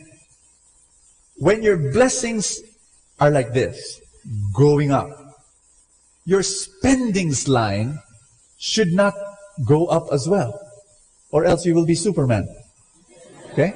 Your spendings line should grow in a slower pace. Am I making sense? This is your income, and it's, growing, especially if you follow talk number 1, make 100%, maximize. It's growing. It's growing. The rule is to grow your spendings line at a slower pace. Am I making sense? Not like this, like this. Yes? Can you do that for me, please? Okay, thank you. Like this, like this, like this. Okay. Okay. And then tell someone beside you, I'll be like this. Not like this, like this. Okay. You know what happened? I'm here. You know what happened to me? I now spend 10% of my income for my daily expenses. I have this whole thing for tithes and investments. I don't follow the 10, 20, 70 anymore. Because I've been doing it for so long. I now live on 10%. I now tithe and invest 90% of my income. Tell someone beside you, I will be like that one day. Am I making sense? I read something terrible yesterday. Do you know kids love to be NBA players, right? Why? Because, they're famous and they're great and they earn a lot of money. Did you know that 60% of former NBA players, just 5 years after retirement, become bankrupt? Do you know the NFL, National Football League? 80% of former NFL players, just 2 years after retirement, become bankrupt. They earn a lot, but they spend a lot. At the end of the day, it's gone. Scottie Pippen, you know the guy? Partner of Michael Jordan in Chicago Bulls. He earned $125 million in his basketball career. Today, he's bankrupt. Evander Holyfield, you know the guy? The boxer? He earned $250 million in his career. Today, he's bankrupt. Do you know Mike Tyson, the other basketball player? I'm sorry, boxing champion. He earned $400 million. You know how much is that in pesos? 17 billion pesos. Today, he's bankrupt. Because of this. You got me? One more time. Say this to someone beside you. I'm not going to be like this. I'm going to be like this. Amen? Simplify. Simplify. I'll give you an example from my life. 8 years ago, I wanted to buy a widescreen TV. I want a big one, you know? Wanted really nice. 8 years ago. 8 years ago, I was already earning good money from my little businesses. Not too big, but okay. And I did not buy. Because of this. I said no. 7 years ago, I was earning more money. And I still did not buy. 6 years ago, I could have bought it. I did not. 5 years ago, I did not. 4 years ago, I did not. 3 years ago, 2 years ago, last year, I still did not buy my widescreen TV. Last month, I did. 35,000 pesos only. Cheaper brand, cheaper version, you know. But here's my point. In the past 8 years, wanting to buy, decided not to, and then I visit other homes. Bakit sila meron? Why do they have those TVs? And then I look in there, but then I ask, they don't have investments. Zero investments, and they have a widescreen TV. I look in the garage, they have an SUV, nice, wonderful, big car, but they do not have investments. They're like this. A day will come, it's gone. Don't do that. You got what I'm saying? You delay gratification.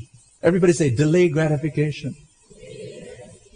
Rule number 1, invest in the future before the present. Number 2, enjoy the simple before the complex. Number 3, are you ready for this? Enjoy people before things.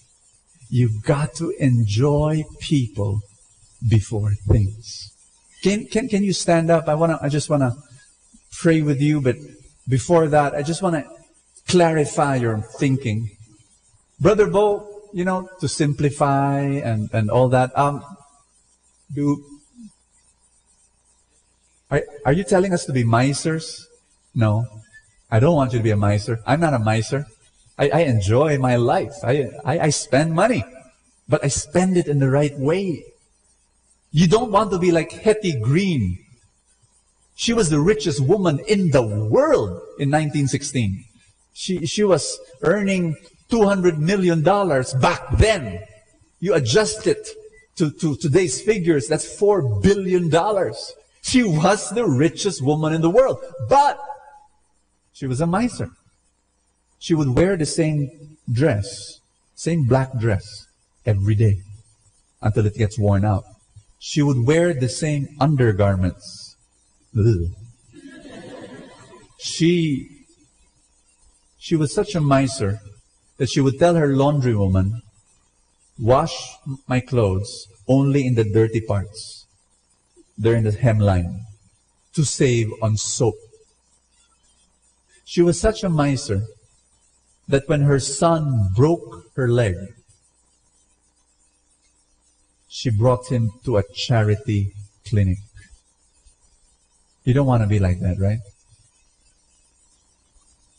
I want you to spend your money, but I want you to invest not in things, but in people. To invest not in stuff, but in relationships. You know what? I don't have a fancy watch. I don't drive a Jaguar. I don't buy expensive clothes. If you see me wearing expensive clothes, that's because I have wealthy friends who just like giving me stuff. I live a simple life. You know where my money goes? Where my 10% goes of my income? Because I invest and I give away 90% on people in my family.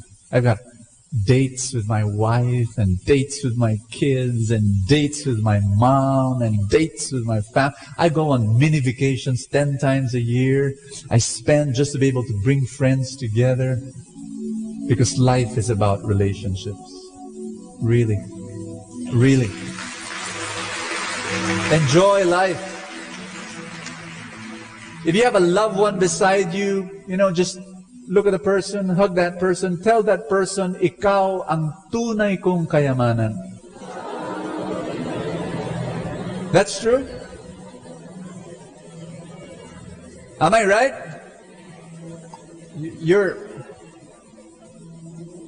And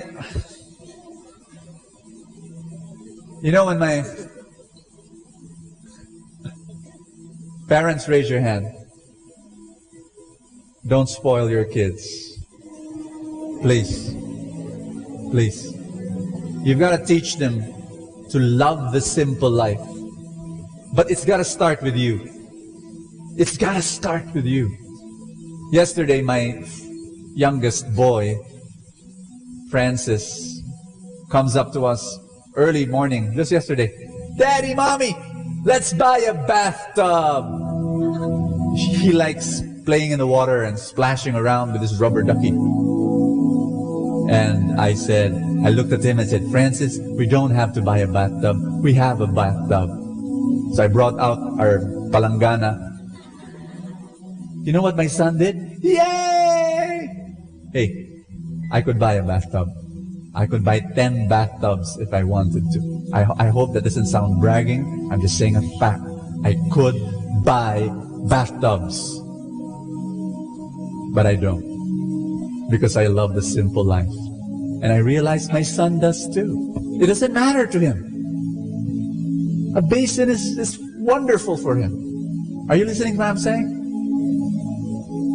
Live the simple life. But the most important thing is that you're able to spend your money in bringing the family together, in investing in those relationships.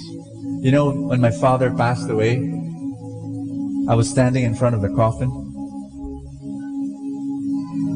There was no sadness or regret in my heart. If you were there, you would have said, why isn't Bo crying?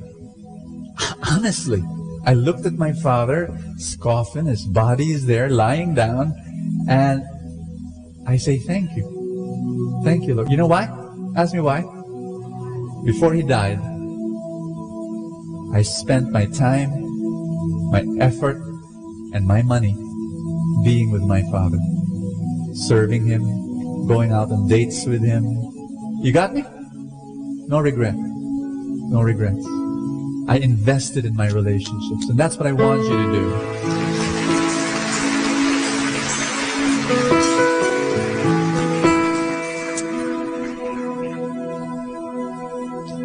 Enjoy your money, but don't enjoy it alone. Enjoy it with others. That's the purpose of money. That's the purpose of wealth, to enjoy it with others. Could you again tell someone beside you, I will enjoy my money with you. Oh yeah. Oh yeah.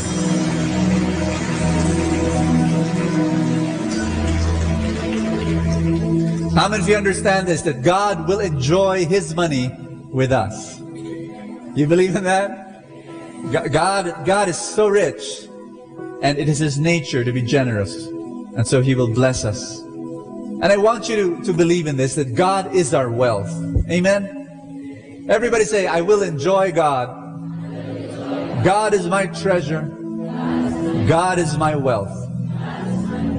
May I invite you to lift both hands up in the air now? Say this after me. Lord, I surrender my whole life to you. My finances, my family, my relationships, every area. You are the center of my lives. You are my wealth.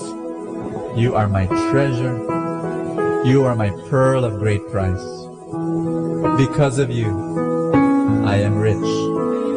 And I love you, Jesus, the center of my life. Amen. Brothers and sisters, enjoy God. We're going to worship Him today. We're going to enter His presence today. Enjoy His love. Enjoy the Spirit. Enjoy His presence.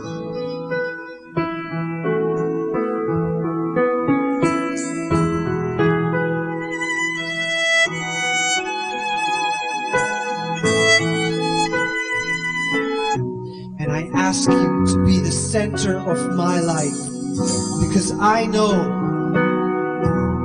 if I am with you, if you are for me, then nothing can stand against me. Yes.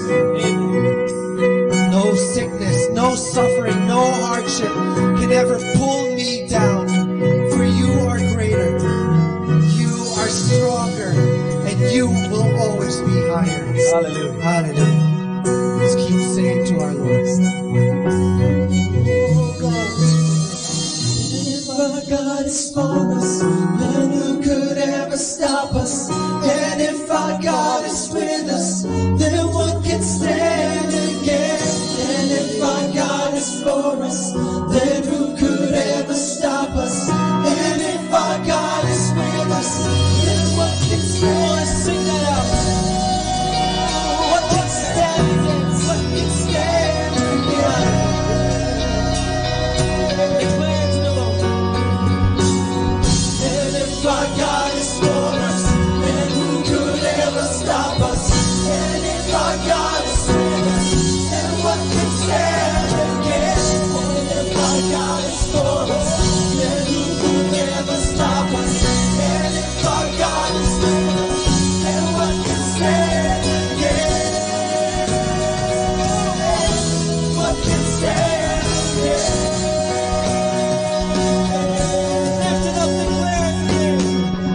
If our God is for us, then who could ever stop us?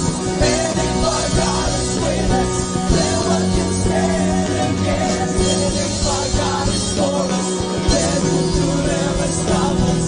And if our God is with us, then what can stand against?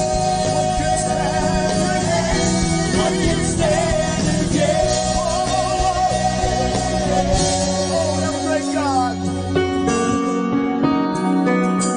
Our God is greater. Our God is stronger. Lift your voices to heaven. You are higher than every other. Our God is healer. Awesome in power. Our God. Our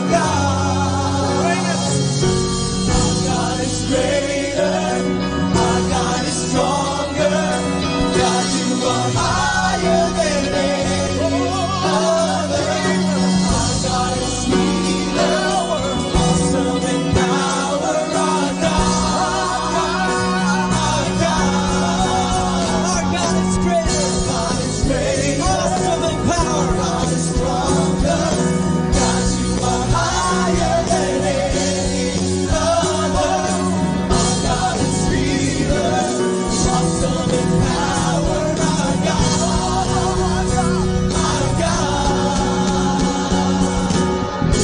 Father God, you are worthy to be praised, to be glorified in our lives. We want to shout your greatness, declare your holiness among the earth. Praise you, God. Seek you today.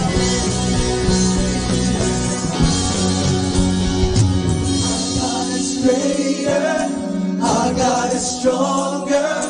God, you are higher than any other. Our God is healer. Awesome in power. Our God. Our God. We sing our God is greater. Our God is greater. Our God is stronger.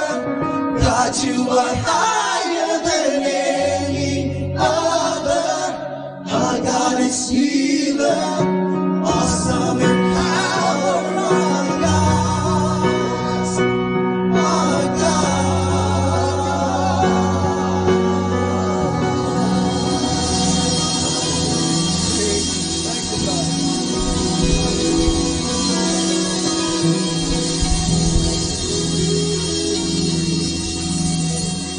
One thing I ask, this I seek, that I may dwell in your house all the days of my life, to gaze upon the beauty of your holiness and to seek you in your temple. Father, the more I seek you, the more I find you. The more I find you, the more I love you. Hallelujah. I love you, Father. I love you, Jesus. Praise you, God. Thank you, Father. Amen. Hallelujah. Praise you. Hallelujah. Let's give the Lord another big hand. Hallelujah.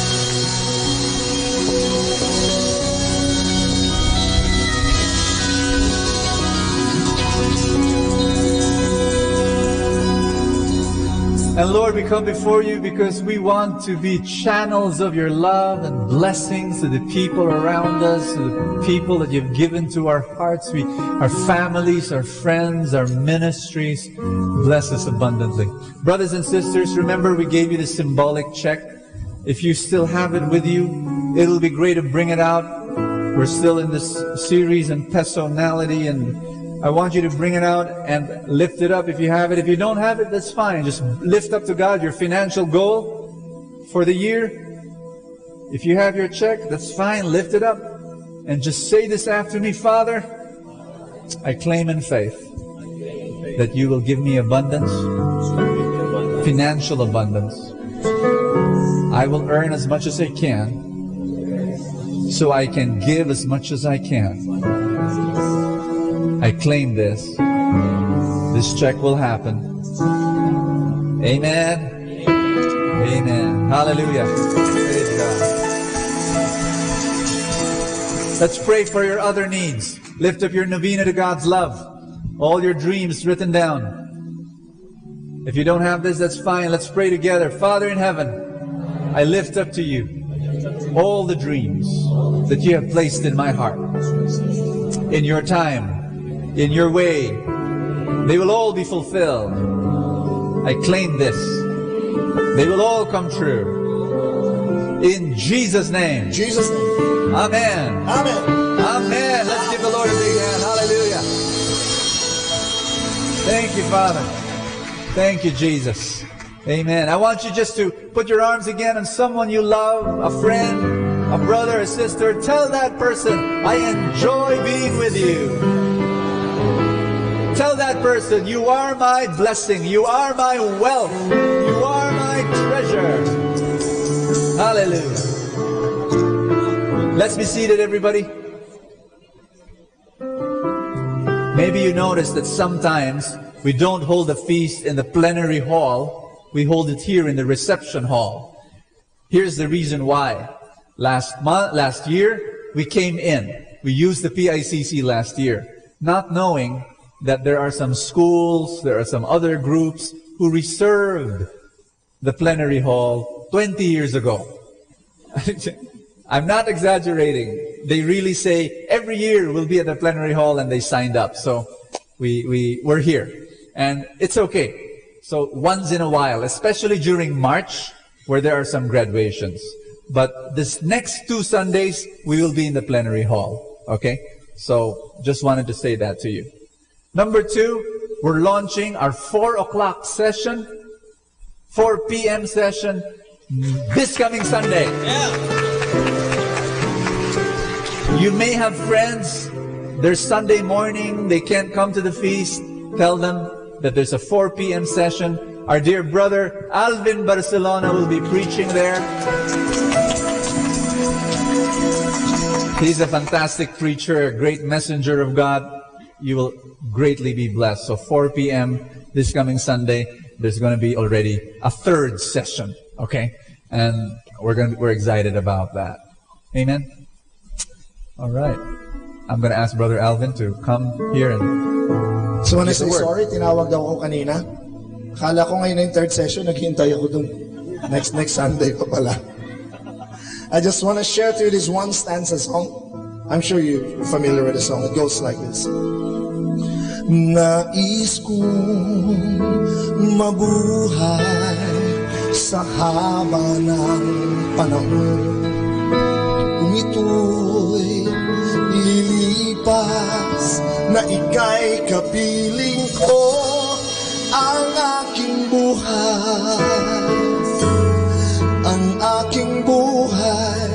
sa'yo ibibigay. Sabi ko, one stanza lang, tapos na po. Ang ganda yung kanta, no? Lalo na pag kay Lord mo kinakanta. Pero alam niyo, lagi kong kinakanta yan pag I exhort people to give.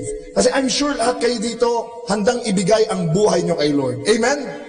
Alam, ibang tao, sinasabi ko, handa mong ibigay ang buhay mo kay Lord. Amen! So handa kang magbigay ng 1,000 ngayon. Ay, walang ganyanan, sabihin niya. Well, akala ko yung buhay mo kaya mong ibigay, tapos yung pera mo, hindi, ibang usapan yun eh. Kaya minsan, gustong-gusto ko itong biblical foundation natin sa ating personality talk. Nakalagay kasi doon sa Luke 16:11. If you cannot be faithful with worldly wealth, how can you be entrusted with true wealth? In the same sense, no? Parang sinasabing, if you tell the Lord you can give your life, your heart, your soul, your mind, your strength, pero hindi mo kayang ibigay yung pera mo, parang doon palang nasubukan ka na. So you know what I'm talking about? I'm honoring all of you. I honor you here at the Feast PICC, where people give their lives and show it in the concrete. Show it by giving your worldly wealth, your money. And so I'm going to invite you to stand up and put out your love offering envelopes. And then as I pray, and as we thank the Lord for this blessed and sacred privilege to love Him with all our hearts, our minds, our souls, and our strengths, and for this grace to show it in probably the simplest and the quickest way by giving money. And in this way, we concretize, we substantiate our claim that indeed even our lives we can offer to the Lord. And I pray with confidence that as you give, you receive joy, freedom, peace, healing. Amen. And above all, you open yourselves more to be generous. You open yourselves more to receive the outpour of God's blessings in your life. Amen. Brothers and sisters, let's give to the Lord. Hallelujah.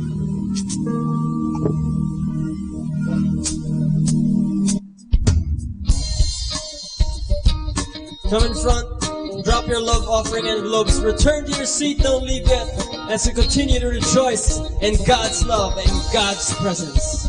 Hallelujah.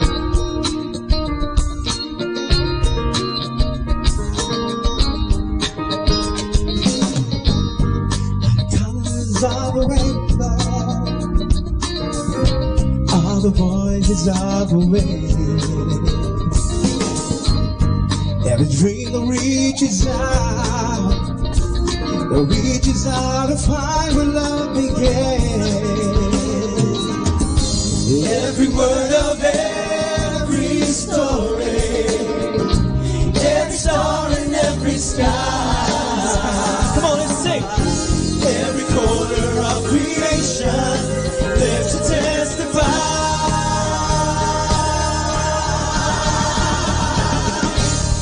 For as long as I shall live, I will testify to love. I'll be a witness in the silences when words are not enough. With every breath I take, I will give thanks to God above.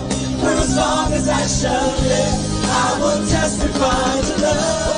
For as long as I shall live, I will testify to love. I'll be a witness in the silences when words are not. With every breath, with every breath I take, I will give thanks to God above.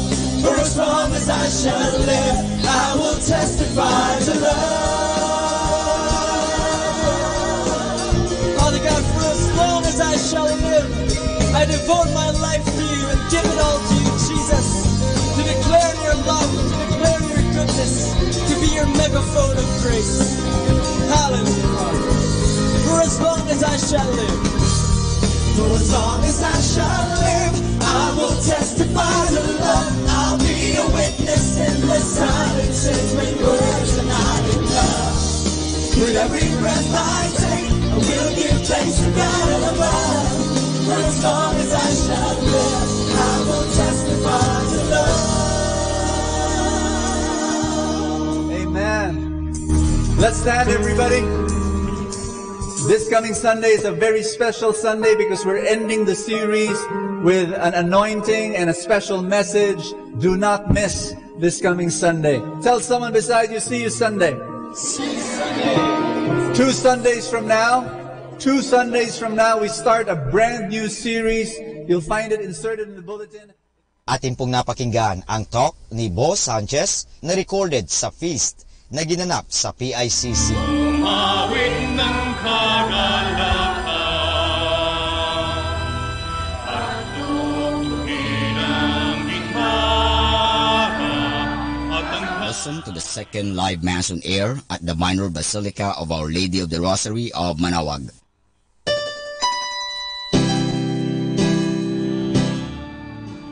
sa aking pagkakababa sa Diyos tayo'y tumawa sa ating mga kaaway tayo'y kanyang ililigtas. Purihin ang Panginoon, umawit ang kaganapan, at tugtugin ang gitara, at ang kaaya-ayang lira. Ipanin niyo ang trompeta. In the name of the Father, and of the Son, and of the Holy Spirit. Amen. The grace of our Lord Jesus Christ, and the love of God, and the communion of the Holy Spirit be with you all. And with your spirit. My brothers and sisters, we come together to celebrate God's love in the Eucharist, and with confidence we come to the Father, asking Him to forgive us of our failures as we prepare to celebrate the Eucharist.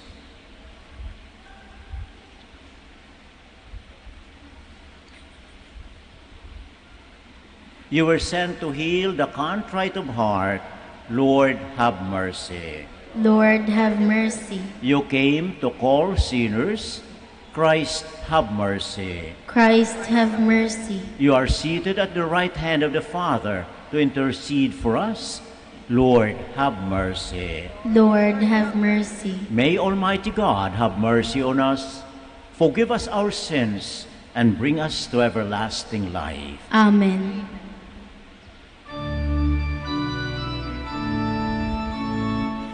Glory to God in the highest, and on earth peace to people of good will. We praise you, we bless you, we adore you, we glorify you.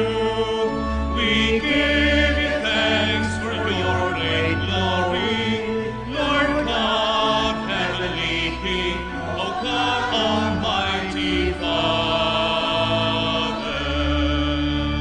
Lord Jesus Christ, only begotten Son, Lord God, Lamb of God, Son of the Father, you take away the sins of the world, have mercy on us.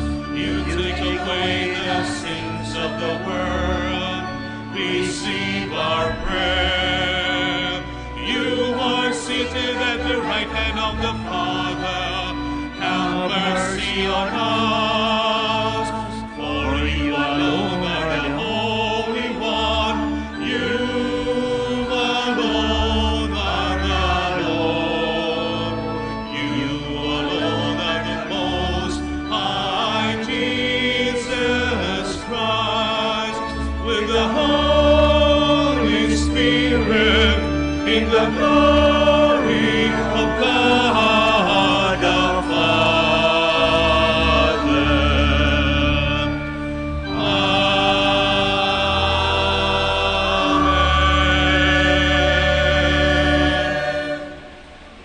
Let us pray.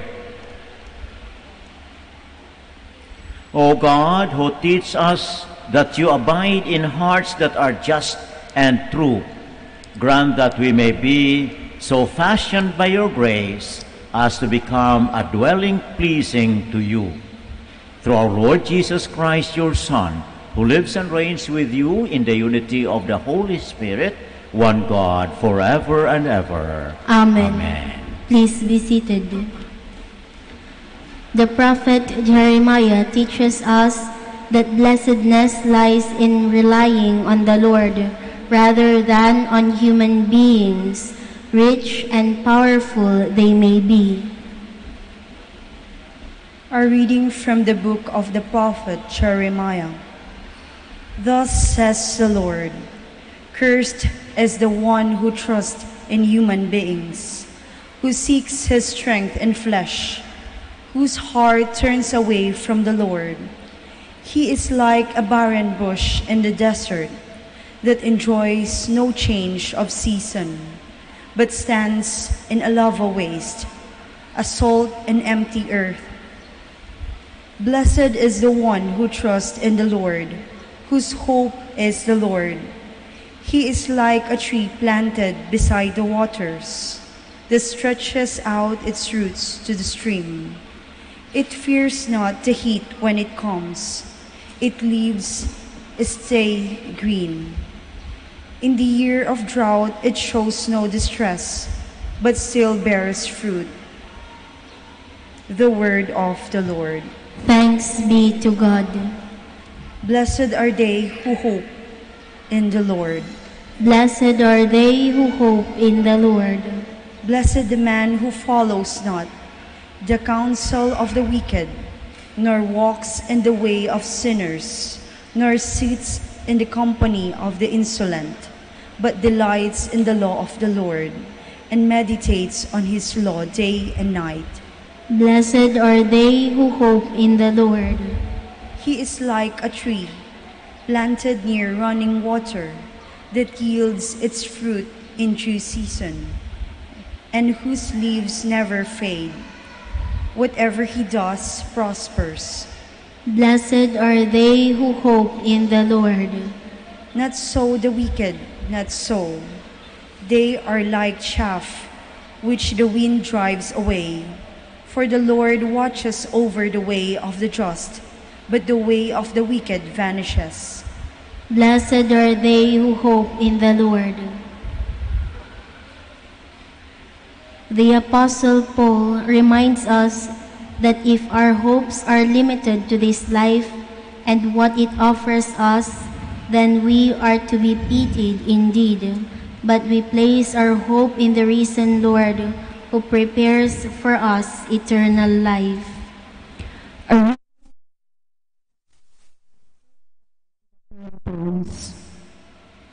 Brothers and sisters, if Christ is preached as raised from the dead, how can some among you say there is no resurrection of the dead? If the dead are not raised, neither has Christ been raised. And if Christ has not been raised, your faith is vain. You are still in your sins. Then those who have fallen asleep in Christ have perished. If for this life only we have hope in Christ, we are the most pitiable people of all. But now Christ has been raised from the dead, the first fruits of those who have fallen asleep.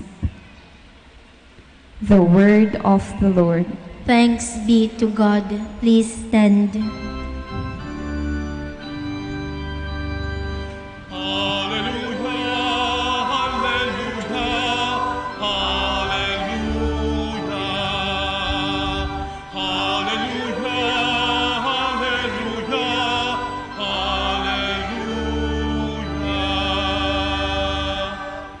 Rejoice and be glad, your reward will be great in heaven.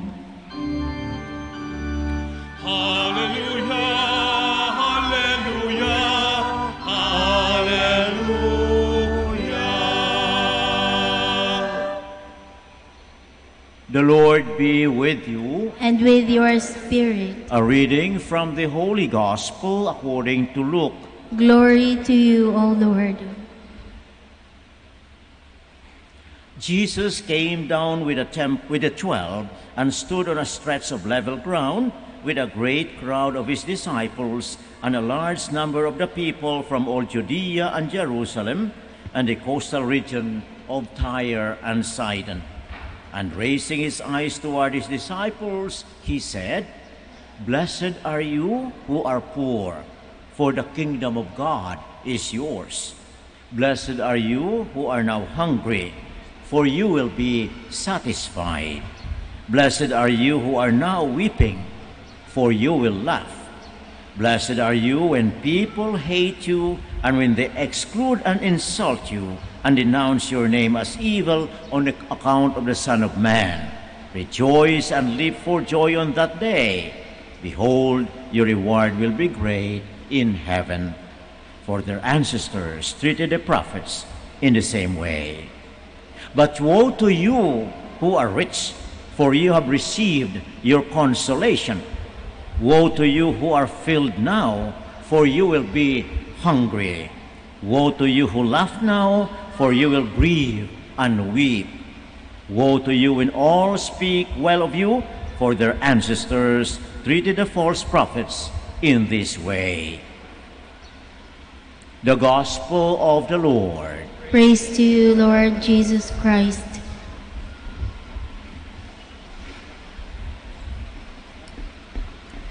The words of Yahweh delivered to the people through Jeremiah in the first reading of today are very harsh words.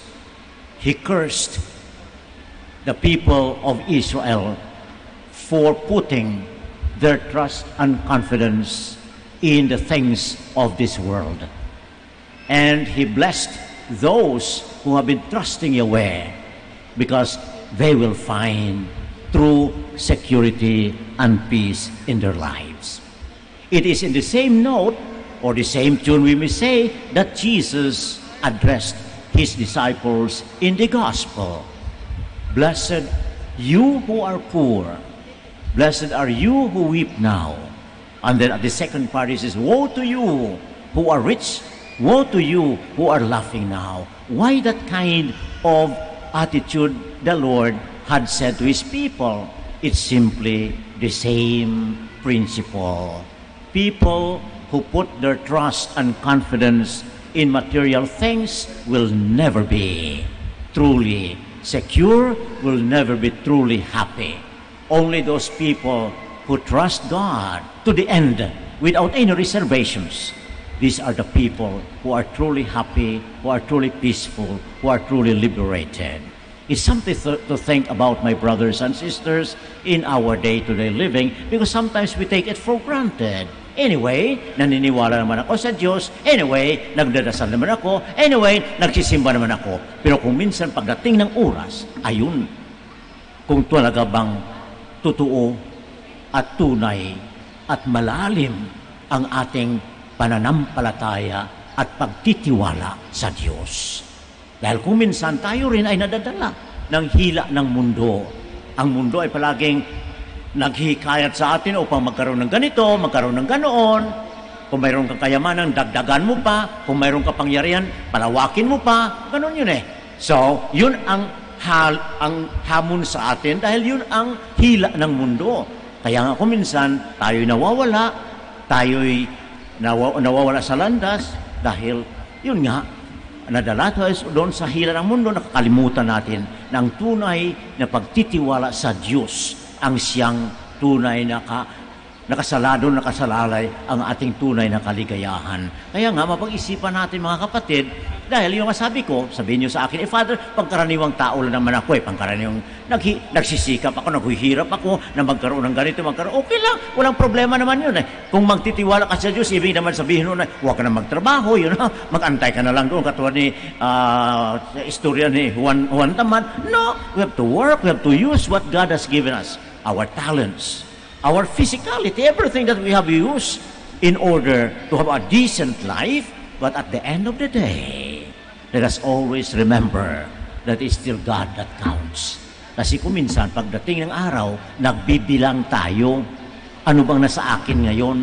Ano bang nawala sa akin? Ano pa bang gusto kong magkakaroon? Kaya kung minsan, nakakalungkot, pati yung magkakapatid ay nag-aaway dahil sa kanilang inheritance, di ba? Maraming kasong ganun eh. Nakakasuhan sa korte, nagpapatayan pa nga kung minsan dahil lang sa pinag-aaway nila. Atong pinag-aawayan, kung minsan ang liit-liit na inheritance, yun lang ang pinag-aawayan. I met a lot of cases of that. Ang bahay ng kanilang mga magulang, yung walang asawa nakatira, yung mga may asawa ay tinitingnan pa kung ano makuha doon. Ilang poste ang kukunin nila, ilang roof ang kukunin nila. You see? Simply because our mind and our heart, our desires are still focused on the things that are material. Of course, as I said, we need things certainly. We need to have this. But then, is that all that is there in our life? If that something happens, shall we just simply, you see, leave everything? You know, in the more advanced economic countries, wherein there's no much of their faith in God, so to say, many people are relying, depending, putting their confidence and trust in what they have, their business, for example. Kaya nga hindi kayo nagtitaka kung minsan, mababasa ninyo sa newspaper, may nag-suicide dito sa isang lugar, may nag-suicide dito at bakit nalugi ang kumpanya? Wala na silang maaasahan pa, ika nga. Wala na silang paninindigan pa. Kaya nga, anong gagawin? Mag-suicide na lang. No, that should not be the case. We have to face all the challenges of life, and at the end, let us hold on to our Lord, to our God. St. Paul emphasized very clearly in the second reading that Jesus rose from the dead. And if Jesus rose from the dead, He has conquered everything. He is the Lord of everything. And therefore, if we are with Him, as St. Paul himself will say, what else do we need? What else do we need? Many things are there, certainly, as I said, but then deep within. So when things go wrong, when things are a bit difficult, when things are a bit, joyful and happy, we are still happy because the Lord is with us. So today, as I said, let us look into our lives, yung ating pang-araw-araw na pamumuhay. Kasi kung minsan, kunting bagay lang, ay nag-worry na tayo. Sumasama ng ating kalooban. At tila bagang, sinasabi nga ng Panginoon sa atin sa Ebanghelyo, your worries will never add to your years. Kaya maraming nagkaka-heart attack, maraming nagkakaroon ng tension. Dahil doon, di naman, walang katurya-turyang bagay kung minsan ay binibigyan ng such concern. No, the Lord is with us. That should always be our source of strength. Ano mang mangyari, saan man tayo, ano mang ginagawa natin, isama natin ang Panginoon, and we'll always feel confidence. Because the things that we have, we will lose that one day. Di ba? Kaya nga nakakalungkot dahil yun ang thrust ng ating sosyedad na naman, darating naman ang elections, di ba? Ayun, elections na naman. Very careful. Masyado, huwag kayong padala sa mga pangako. Dapat tingnan ninyo ng maayos kung ano talaga ang dadalhin ng mga taong ito sa ating gobyerno at sa ating buhay. Kasi kung minsan, tingnan ninyo, mayayaman na, gusto mong magpapayaman, kaya nandadaya pa din. May kapangyarihan na, gusto maging makapangyarihan ng malawak pa. Tingnan ninyo, sabi nga nila, yung party list system. Ano ang nag-i-enjoy noon? The people who are already in place. People who are already in place. Yung kanilang kamag-anak, yung kanilang pinsan, and all that, ibibigay sa party list, para sa ganun, the whole Congress will be theirs. Foolish. But that is what is happening. That's why we have to pray very clearly, very, very devoutly, so to say, with trust in God. Only God, I do believe, could help us here. Because people are already filled with such a kind of desire that they would like to have everything for them. My dear brothers and sisters, we are a Christian country. We are a Catholic country. And we believe in God. We have our faith in God. We have Mary as our mother. Let us all rally all these points of our life to stand firm and not be carried by all the attractions of the world, and then, like Mary, our mother, up to the end, we'll never give up, because there is Jesus who died on the cross and yet rose to life again. who brings us the victory in everything, in sin, in all these evils that we find around, and all that. So we pray, as I said, for our country, for our people, for ourselves, that like Mary, our mother, will be able to be firm in our belief and trust in God, our Savior. Kindly stand now, and all together let us profess our faith. I believe in one God, the Father Almighty, maker of heaven and earth, of all things visible and invisible. I believe in one Lord Jesus Christ, the only begotten Son of God, born of the Father before all ages, God from God, light from light, true God from true God, begotten, not made, consubstantial with the Father. Through him all things were made. For us men and for our salvation, he came down from heaven, and by the Holy Spirit was incarnate of the Virgin Mary, and became man. For our sake he was crucified under Pontius Pilate. He suffered death and was buried, and rose again on the third day, in accordance with the Scriptures. He ascended into heaven, and is seated at the right hand of the Father. He will come again in glory to judge the living and the dead, and his kingdom will have no end. I believe in the Holy Spirit, the Lord, the giver of life, who proceeds from the Father and the Son, who with the Father and the Son is adored and glorified, who has spoken through the prophets. I believe in one holy, Catholic, and Apostolic Church. I confess one baptism for the forgiveness of sins, and I look forward to the resurrection of the dead and the life of the world to come. Amen. Conscious of God's blessings to us, let us raise our voices to our Heavenly Father as we pray for the needs of the whole Church. Full of confidence, we pray, loving Father, hear our prayer. Loving Father, hear our prayer. For the shepherds of the Church, may they put their hope in the Lord who strengthens those who serve his people with integrity. We pray. Loving Father, hear our prayer. For the rich, the powerful, and the satisfied, may they learn to use the goods of the earth responsibly and in a spirit of sharing. We pray. Loving Father, hear our prayer. For government and other institutions, may they have the wisdom, the courage, and the honesty to use their gifts and resources in the service of the country, especially for the poor and the powerless. We pray. Loving Father, hear our prayer. For the victims of human rights violations, the suffering members of dysfunctional or broken families, and those who have been led astray by irresponsible depictions of sexuality, may they find hope, affection, and assistance from the local authorities and their communities. We pray. Loving Father, hear our prayer. For all of us, may we be committed in using respectful language, telling the truth, and upholding the integrity of human rights. We pray. Loving Father, hear our prayer. We also pray for our particular intentions as well as for the intentions of this Mass.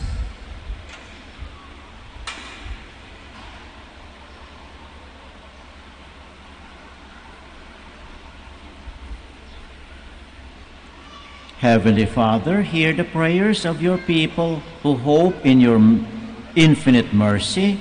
May these petitions help us to see our blessedness above all material goods, possessions, careers, or honors. We ask this through Christ our Lord. Amen.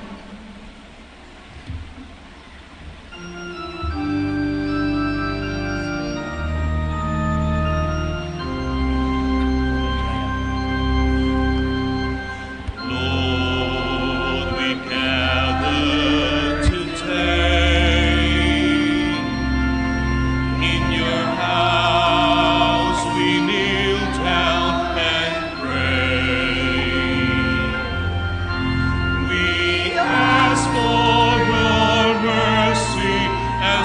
open our hearts to receive your forgiveness, O Lord.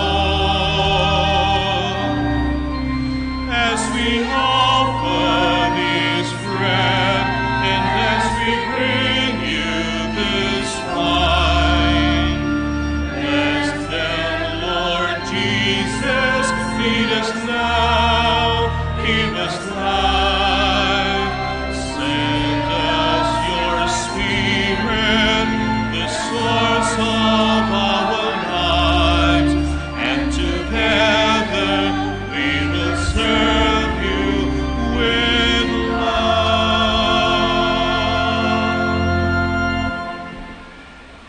Please stand. Pray, my brothers and sisters, that my sacrifice and yours may be acceptable to God, our Almighty Father. May the Lord accept the sacrifice at your hands for the praise and glory of his name, for our good and the good of all his holy church. May this oblation, O Lord, we pray, cleanse and renew us, and may it become for those who do your will the source of eternal reward. Through Christ our Lord. Amen. The Lord be with you. And with your spirit. Lift up your hearts. We lift them up to the Lord. Let us give thanks to the Lord our God. It is right and just. It is truly right and just, our duty and our salvation, always and everywhere to give you thanks, Lord, Holy Father, Almighty and eternal God. For in you we live and move and have our being, and while in this body, we not only experience the daily effects of your care, but even now possess the pledge of life eternal.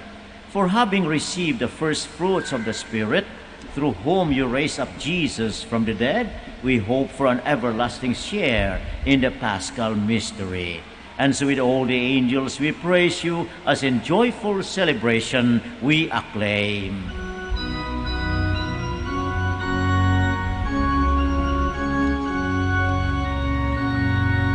Santo, Santo, Santo, Panginoong Diyos na makapangyari ka, napupuno ang langit at lupa, ng kalwalhatian mo.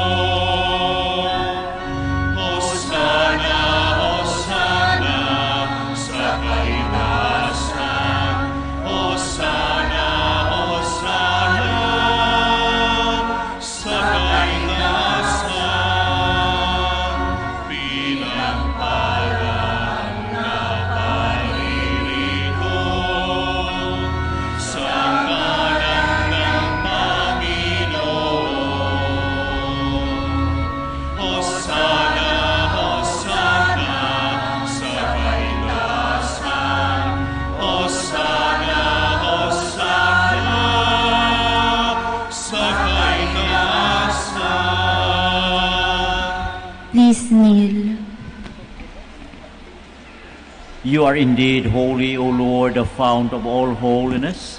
Make holy, therefore, these gifts, we pray, by sending down your Spirit upon them like the dewfall, so that they may become for us the body and blood of our Lord Jesus Christ. At the time he was betrayed and entered willingly into his passion, he took bread and giving thanks, broke it, gave it to his disciples, saying, "Take this, all of you, and eat of it, for this is my body, which will be given up for you."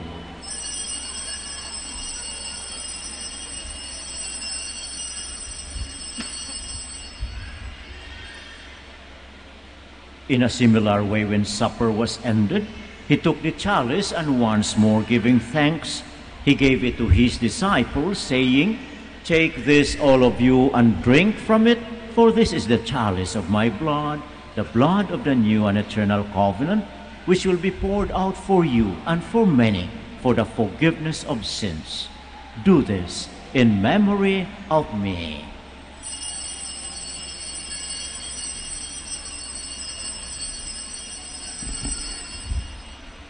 The mystery of faith. When we eat this bread and drink this cup, we proclaim your death, Lord, until you come again. Therefore, as we celebrate the memorial of his death and resurrection, we offer you, Lord, the bread of life and the chalice of salvation, giving thanks that you have held us worthy to be in your presence and minister to you. Humbly we pray that partaking of the body and blood of Christ, we may be gathered into one by the Holy Spirit. Remember, Lord, your church spread throughout the world and bring her to the fullness of charity, together with Francis our Pope, Socrates our Bishop, and all the clergy. Remember also our brothers and sisters who have fallen asleep in the hope of the resurrection, and all who have died in your mercy. Welcome them into the light of your face. Have mercy on us all, we pray, that with the Blessed Virgin Mary, Mother of God, with Blessed Joseph, her spouse, with the blessed apostles, with our Father Saint Dominic, and all the saints who have pleased you throughout the ages, we may merit to be co-heirs to eternal life, and may praise and glorify you through your Son, Jesus Christ. Through him and with him and in him, O God, Almighty Father, in the unity of the Holy Spirit, all glory and honor is yours forever and ever.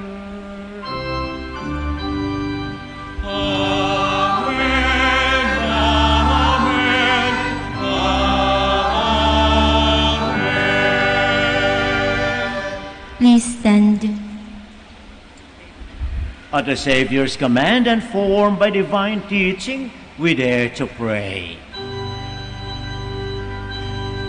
Ama namin sumasalangit ka, sambahin ang ngalan mo,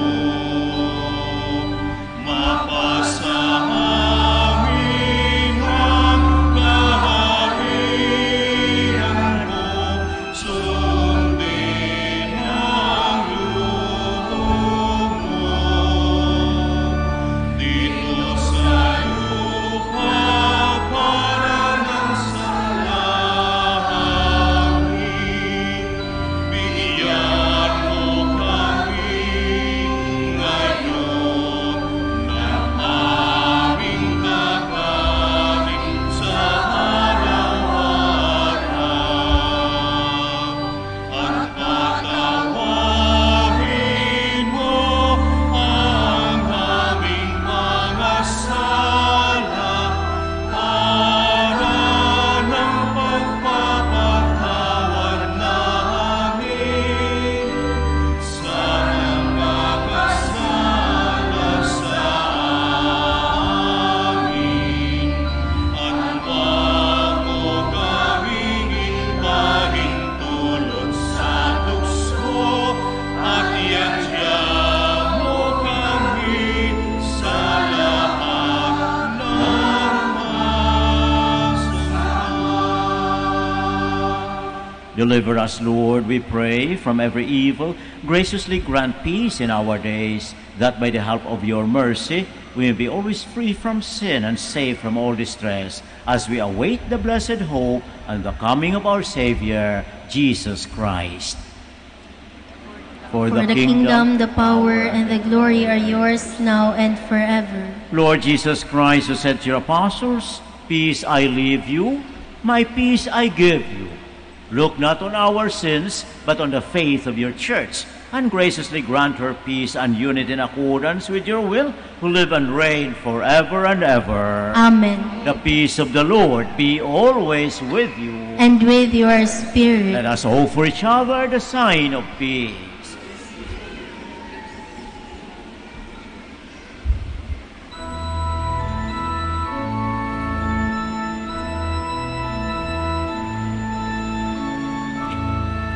Cordero ng Diyos na nag-aalis ng mga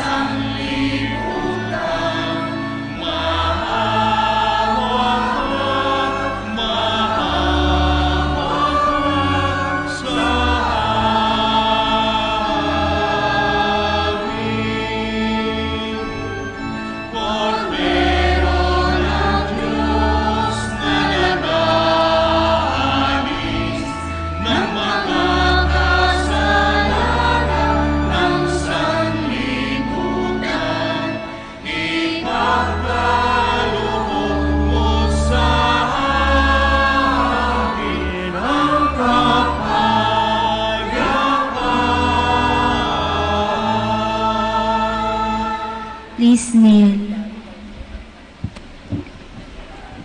Behold the Lamb of God. Behold him who takes away the sins of the world. Blessed are those called to the supper of the Lamb. Lord, I am not worthy that you should enter under my roof, but only say the word, and my soul shall be healed.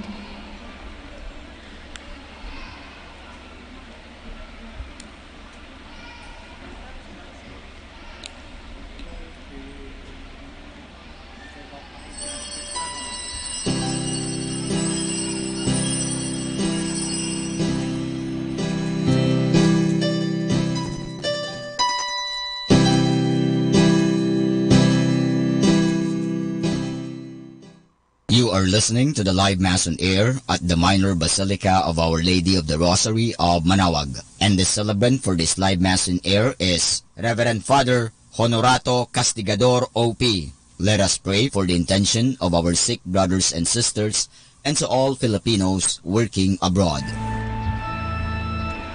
Happy are the poor, for the kingdom is theirs. Happy those who mourn, God will comfort them. Happy are the meek, they'll inherit the land. Those who thirst for justice will be satisfied.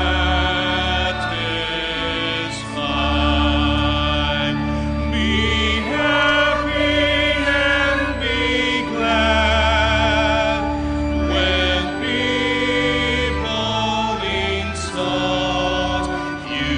Tell evil lies against you because you follow me.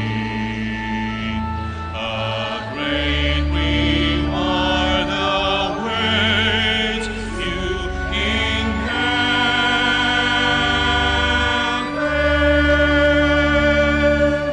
Happy those with mercy,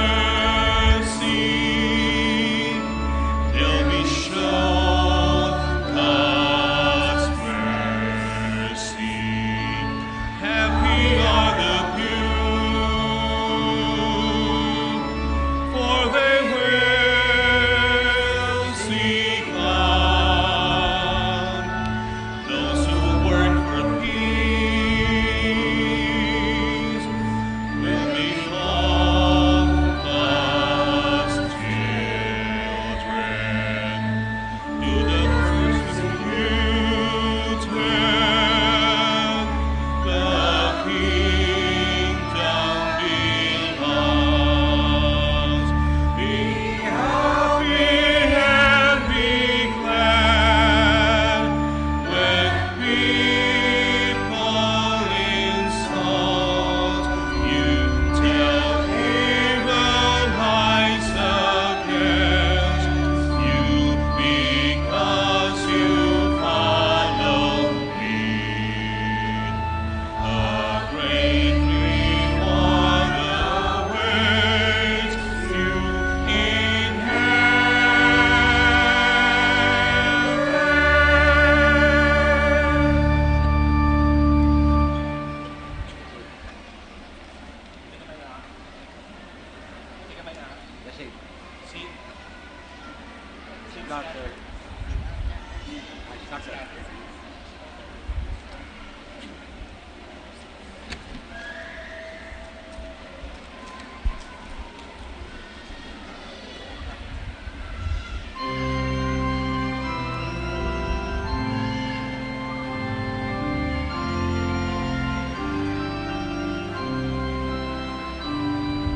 seeds scattered and sown, reap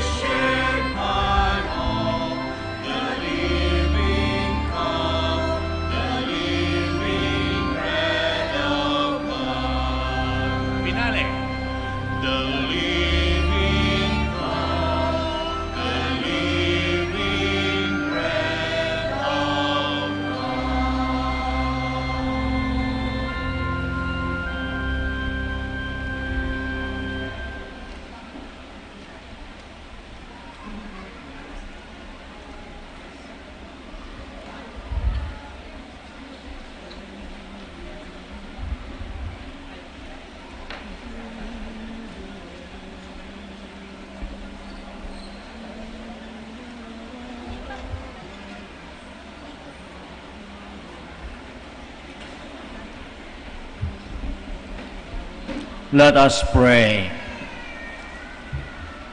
Having fed upon these heavenly delights, we pray, O Lord, so that we may always long for that food by which we truly live, through Christ our Lord. Amen. Thank you very much for coming today to celebrate the Eucharist in the Minor Basilica and Shrine of Our Lady of the Rosary of Manaoag. May Mary, our Mother, be always our constant guide as we follow Jesus in our listening to God. The Lord be with you. And with your spirit. And may Almighty God bless you, the Father, and the Son, and the Holy Spirit. Amen. The Mass is ended. Let us go in peace. Thanks be to God.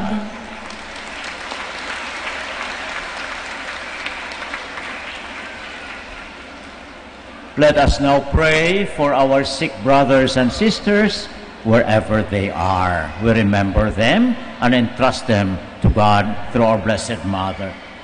God, our Almighty Father, by your blessing you give us strength and support in our frailty. Turn with kindness toward our sick brothers and sisters, free them from all illness, and restore them to good health. Through the intercession of Our Lady of the Rosary of Manaoag, so that in the sure knowledge of your goodness, they will gratefully bless your holy name. We ask this through Christ our Lord. Amen. Blessing of rosaries and other religious articles in memory of the mysteries of the life, death, and resurrection of our Lord Jesus Christ, and to the honor and glory of the Blessed Virgin Mary, Mother of Christ, Mother of the Church, Our Lady of the Rosary of Manaoag, may these rosaries, images, candles, oils, and other religious articles be blessed and made holy in the name of the Father, and of the Son, and of the Holy Spirit. Amen. Amen.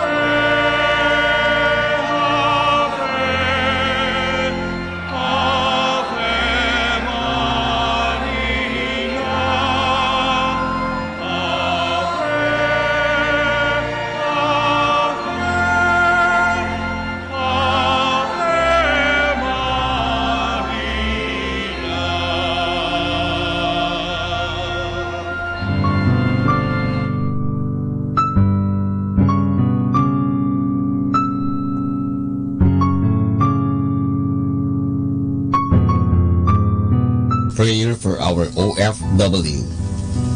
Lord Jesus, we put ourselves at the foot of your holy cross with Mama Mary of Manaoag, as we acknowledge that we are nothing without you, and by your death you have redeemed the world.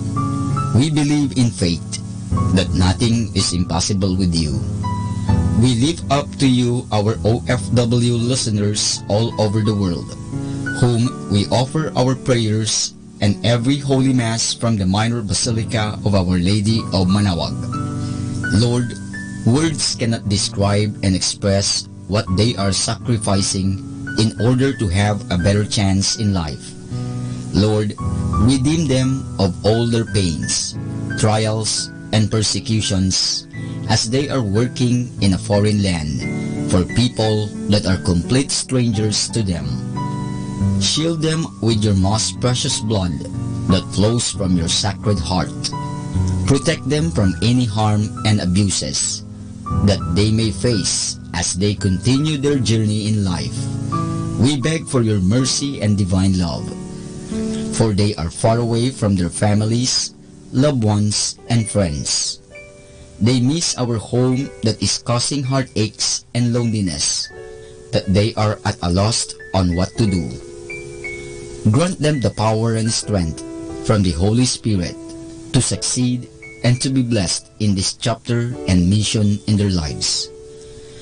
Guide, inspire, and lead them to believe in faith that you will never forsake nor abandon them in their hours of need.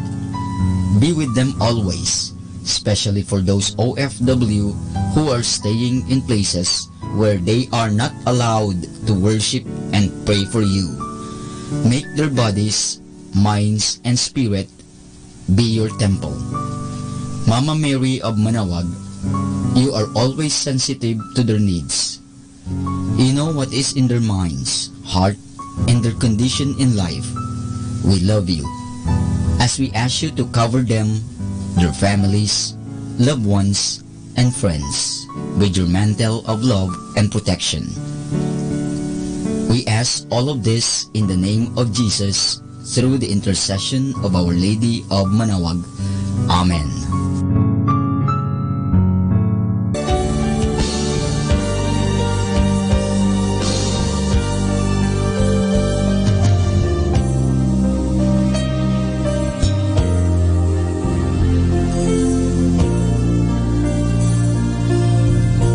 Prayer for priests. O Almighty Eternal God, look upon the face of your Son, and for love of him who is the eternal High Priest, have pity on your priests. Remember, O most compassionate God, that they are but weak and frail human beings. Stir up in them the grace of their vocation, which is in them by the imposition of the bishop's hands. Keep them close to you, lest the enemy prevail against them, so that they may never do anything in the slightest degree unworthy of their sublime vocation. O Jesus, I pray for your faithful and fervent priests, for your unfaithful and tepid priests, for your priests laboring at home or abroad in distant mission fields,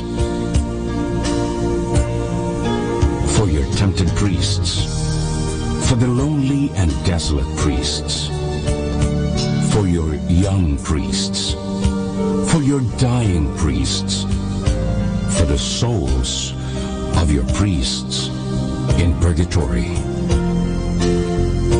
But above all, I commend to you the priests dearest to me, the priest who baptized me, the priests who absolved me from my sins, the priests at whose masses I assisted, and who gave me your body and blood in Holy Communion, the priests who taught and instructed me, or helped me and encouraged me, all the priests to whom I am indebted in any way. Oh Jesus, keep them all close to your heart, and bless them abundantly in time and in eternity. Amen. In the name of the Father, and of the Son, and of the Holy Spirit. Amen.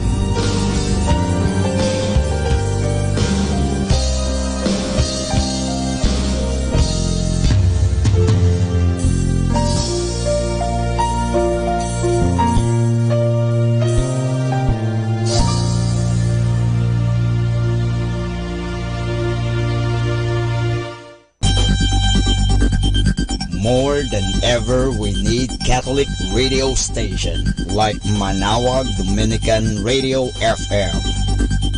Manawag Dominican Radio. And now back to the music.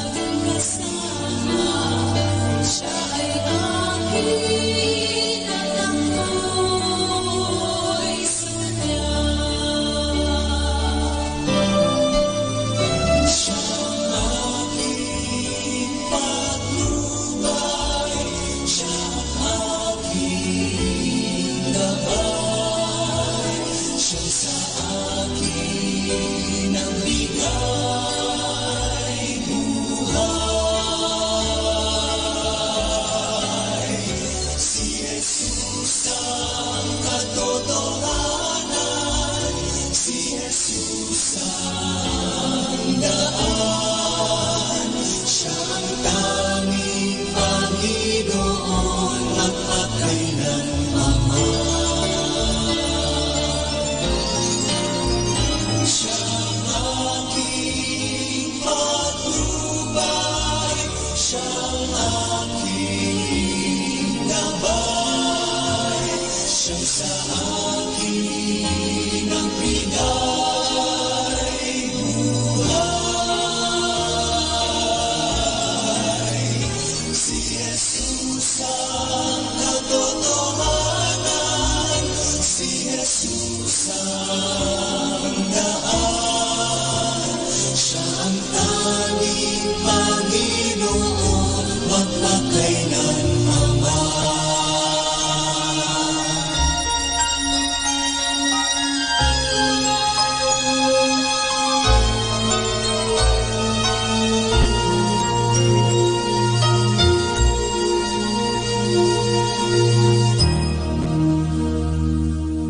Kasama natin to.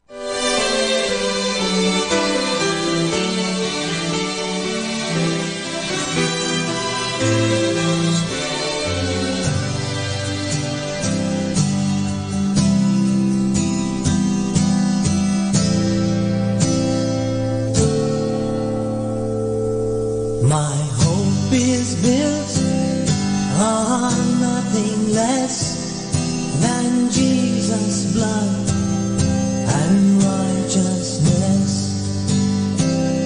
I dare not trust the sweetest frame, but wholly lean on Jesus' name.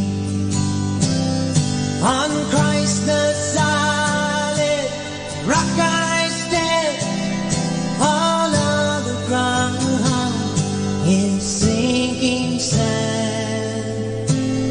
All other ground is sinking sand.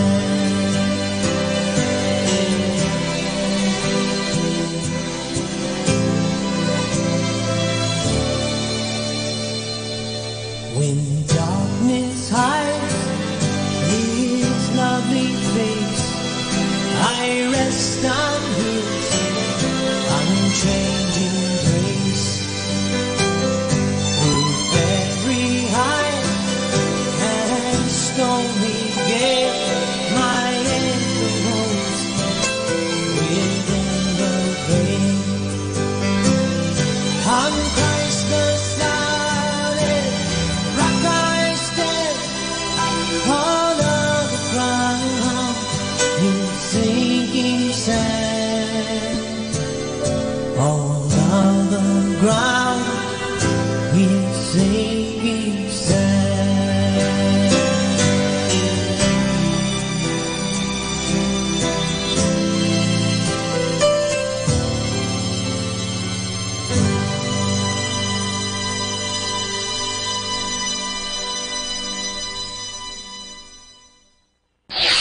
Ito ang Manawag Dominican Broadcasting Incorporated, isang dekada nang naghahatid ng mabuting balita sa himpapawid.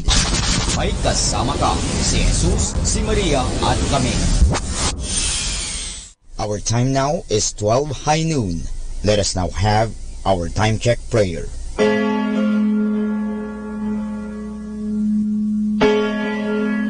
Ang anghel ng Panginoon ay nagbalita kay Santa Maria, at siya'y naglihi ilalang ng Espiritu Santo. Aba, Ginoong Maria, napupuno ka ng grasya, ang Panginoong Diyos ay sumasa iyo. Bukod kang pinagpala sa babaeng lahat, at pinagpala naman ang iyong anak na si Jesus. Santa Maria, Ina ng Diyos, ipanalangin mo kami makasalanan, ngayon at kung kami mamamatay. Amen.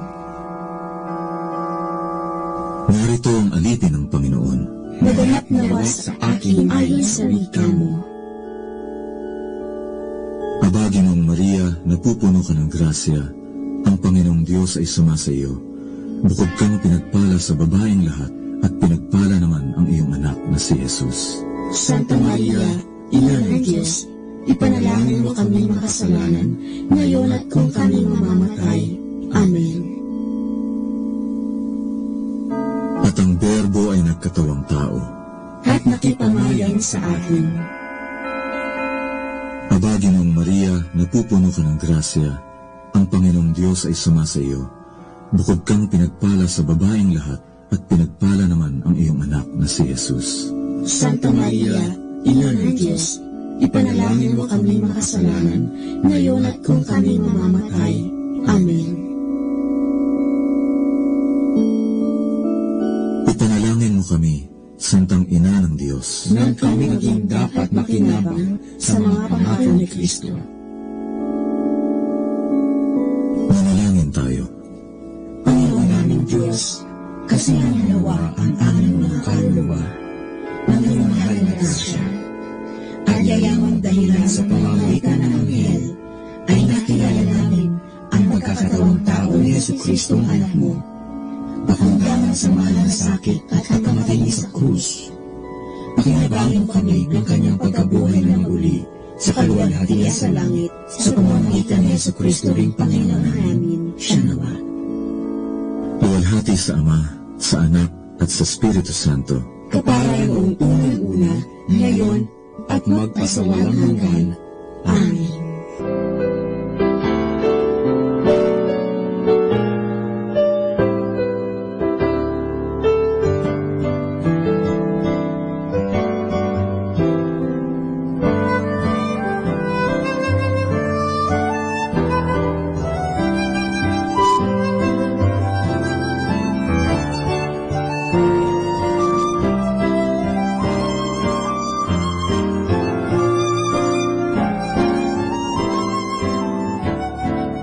Ang Santo Rosario, sa ngalan ng Ama, at ng Anak, at ng Espiritu Santo. Amen. Sumasampalataya ako sa Diyos Amang makapangyarihan sa lahat, na may gawa ng langit at lupa. Sumasampalataya naman ako kay Jesucristong iisang anak ng Diyos, Panginoon nating lahat. Nagkatawang tao siya, lalang ng Espiritu Santo, ipinanganak ni Santa Mariang Birhen, pinagpakasakit ni Poncio Pilato, ipinako sa krus, namatay, inilibing, nanaog sa kinaroroonan ng mga yumao, nang may 3 araw, nabuhay na maguli, umakyat sa langit, naluklok sa kanan ng Diyos Amang makapangyarihan sa lahat. Doon magmumulat paririto, at hukom sa nangabubuhay at nangamatay na tao. Sumasampalataya ako sa Diyos Espiritu Santo, sa banal na simbahang katolika, sa kasamahan ng mga banal, sa kapatawaran ng mga kasalanan, sa pagkabuhay na maghuli ng mga nangamatay na tao, at sa buhay na walang hanggan. Amen. Ama namin, sumasalangit ka, sambahin ang ngalan mo, mapasa amin ang kaharian mo, sundin ang loob mo, dito sa lupa, para ng sa langit. Bigyan mo kami ngayon ng aming kakanin sa araw-araw, at patawarin mo kami sa aming mga sala, para ng pagpapatawad namin sa nagkakasala sa amin, at huwag mo kami ipahintulot sa tukso, at iadya mo kami sa lahat ng masama. Amen. Aba, Ginoong Maria, napupuno ka ng grasya, ang Panginoong Diyos ay sumasa iyo. Bukod kang pinagpala sa babaeng lahat, at pinagpala naman ang iyong anak na si Jesus. Santa Maria, Ina ng Diyos, ipanalangin mo kami makasalanan, ngayon at kung kami mamamatay. Amen. Aba, Ginoong Maria, napupuno ka ng grasya, ang Panginoong Diyos ay sumasa iyo. Bukod kang pinagpala sa babaeng lahat, at pinagpala naman ang iyong anak na si Jesus. Santa Maria, Ina ng Diyos, ipanalangin mo kami makasalanan, ngayon at kung kami mamamatay. Amen. Aba, Ginoong Maria, napupuno ka ng grasya, ang Panginoong Diyos ay sumasa iyo. Bukod kang pinagpala sa babaeng lahat, at pinagpala naman ang iyong anak na si Jesus. Santa Maria, Ina ng Diyos, ipanalangin mo kami makasalanan, ngayon at kung kami mamamatay. Amen. Luwalhati sa Ama, at sa Anak, at sa Espiritu Santo, kapara na sa unang-una, ngayon at magpakailanman, magpasawalang hanggan. Amen. Ang misteryo ng luwalhati. Ang unang misteryo ng luwalhati ay ang pagkabuhay na mag-uli ni Hesukristo. Ama namin, sumasalangit ka, sambahin ang ngalan mo, mapasa amin ang kaharian mo, sundin ang loob mo, dito sa lupa, para ng sa langit. Bigyan mo kami ngayon ng aming kakanin sa araw-araw, at patawarin mo kami sa aming mga sala, para ng pagpapatawad namin sa nagkakasala sa amin, at huwag mo kaming ipahintulot sa tukso, at iadya mo kami sa lahat ng masama. Amen. Aba, Ginoong Maria, napupuno ka ng grasya, ang Panginoong Diyos ay sumasa iyo, bukod kang pinagpala sa babaeng lahat, at pinagpala naman ang iyong anak na si Jesus. Santa Maria, Ina ng Diyos, ipanalangin mo kami makasalanan, ngayon at kung kami mamamatay. Amen.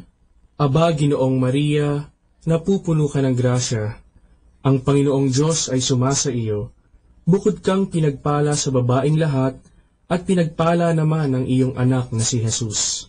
Santa Maria, Ina ng Diyos, ipanalangin mo kami makasalanan, ngayon at kung kami mamamatay. Amen. Aba, Ginoong Maria, napupuno ka ng grasya, ang Panginoong Diyos ay sumasa iyo, bukod kang pinagpala sa babaeng lahat, at pinagpala naman ang iyong anak na si Jesus. Santa Maria, Ina ng Diyos, ipanalangin mo kami makasalanan, ngayon at kung kami mamamatay. Amen. Aba, Ginoong Maria, napupuno ka ng grasya, ang Panginoong Diyos ay sumasa iyo, bukod kang pinagpala sa babaeng lahat, at pinagpala naman ang iyong anak na si Jesus.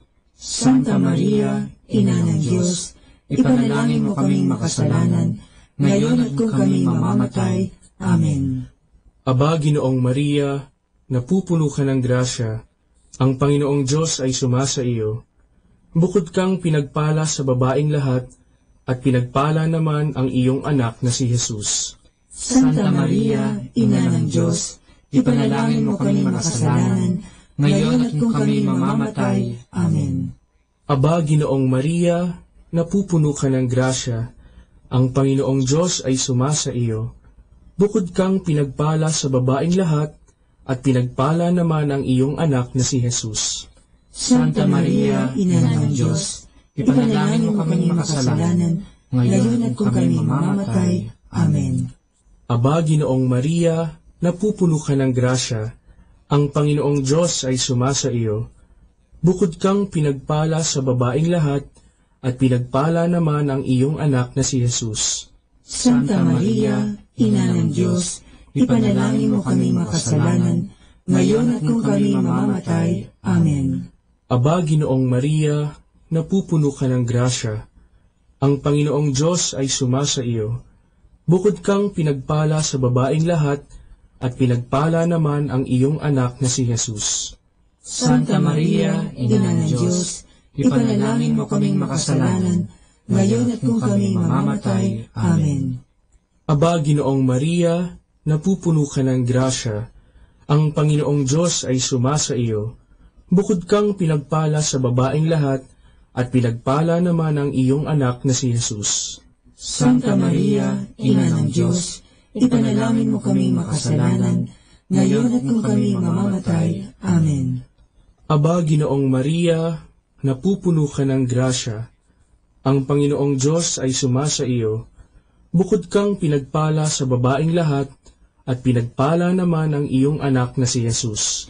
Santa Maria, Ina ng Diyos, ipanalangin mo kaming makasalanan, ngayon at kung kami mamamatay. Amen. Luwalhati sa Ama, at sa Anak, at sa Espiritu Santo, kapara na sa unang-una, ngayon at magpakailanman, magpasawalang hanggan. Amen. O Jesus ko, patawarin mo ang aming mga sala, iligtas mo kami sa apoy ng impyerno, hanguin mo ang mga kaluluwa sa purgatorio, lalong-lalo na yaong nangangailangan ng iyong awa. Ang pangalawang misteryo ng luwalhati, ay ang pag-akyat sa langit ni Hesukristo. Ama namin, sumasalangit ka, sambahin ang ngalan mo, mapasa amin ang kaharian mo, sundin ang loob mo, dito sa lupa, para nang sa langit. Bigyan mo kami ngayon ng aming kakanin sa araw-araw, at patawarin mo kami sa aming mga sala, para ng pagpapatawad namin sa nagkakasala sa amin, at huwag mo kaming ipahintulot sa tukso, at iadya mo kami sa lahat ng masama. Amen. Aba, Ginoong Maria, napupuno ka ng grasya. Ang Panginoong Diyos ay sumasa iyo. Bukod kang pinagpala sa babaeng lahat, at pinagpala naman ang iyong anak na si Jesus. Santa Maria, Ina ng Diyos, ipanalangin mo kami makasalanan, ngayon at kung kami mamamatay. Amen. Aba, Ginoong Maria, napupuno ka ng grasya. Ang Panginoong Diyos ay sumasa iyo. Bukod kang pinagpala sa babaeng lahat, at pinagpala naman ang iyong anak na si Jesus. Santa Maria, Ina ng Diyos, ipanalangin mo kami makasalanan, ngayon at kung kami mamamatay. Amen. Aba, Ginoong Maria, napupuno ka ng grasya. Ang Panginoong Diyos ay sumasa iyo. Bukod kang pinagpala sa babaeng lahat, at pinagpala naman ang iyong anak na si Jesus. Santa Maria, Ina ng Diyos, ipanalangin mo kami makasalanan, ngayon at kung kami mamamatay. Amen. Aba, Ginoong Maria, napupuno ka ng grasya. Ang Panginoong Diyos ay sumasa iyo. Bukod kang pinagpala sa babaeng lahat, at pinagpala naman ang iyong anak na si Jesus. Santa Maria, Ina ng Diyos, ipanalangin mo kaming makasalanan, ngayon at kung kami mamamatay. Amen. Aba, Ginoong Maria, napupuno ka ng grasya. Ang Panginoong Diyos ay sumasa iyo. Bukod kang pinagpala sa babaeng lahat, at pinagpala naman ang iyong anak na si Jesus. Santa Maria, Ina ng Diyos, ipanalangin mo kami makasalanan, ngayon at kung kami mamamatay. Amen. Aba, Ginoong Maria, napupuno ka ng grasya. Ang Panginoong Diyos ay sumasa iyo. Bukod kang pinagpala sa babaeng lahat, at pinagpala naman ang iyong anak na si Jesus. Santa Maria, Ina ng Diyos, ipanalangin mo kami makasalanan, ngayon at kung kami mamamatay. Amen. Aba, Ginoong Maria, napupuno ka ng grasya. Ang Panginoong Diyos ay sumasa iyo. Bukod kang pinagpala sa babaeng lahat, at pinagpala naman ang iyong anak na si Jesus. Santa Maria, Ina ng Diyos, ipanalangin mo kami makasalanan, ngayon at kung kami mamamatay. Amen. Aba, Ginoong Maria, napupuno ka ng grasya. Ang Panginoong Diyos ay sumasa iyo. Bukod kang pinagpala sa babaeng lahat, at pinagpala naman ang iyong anak na si Jesus. Santa Maria, Ina ng Diyos, ipanalangin mo kaming makasalanan, ngayon at kung kami mamamatay. Amen.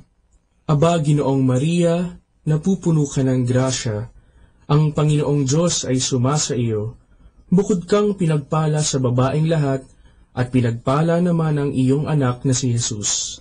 Santa Maria, Ina ng Diyos, ipanalangin mo kaming makasalanan, ngayon at kung kami mamamatay. Amen.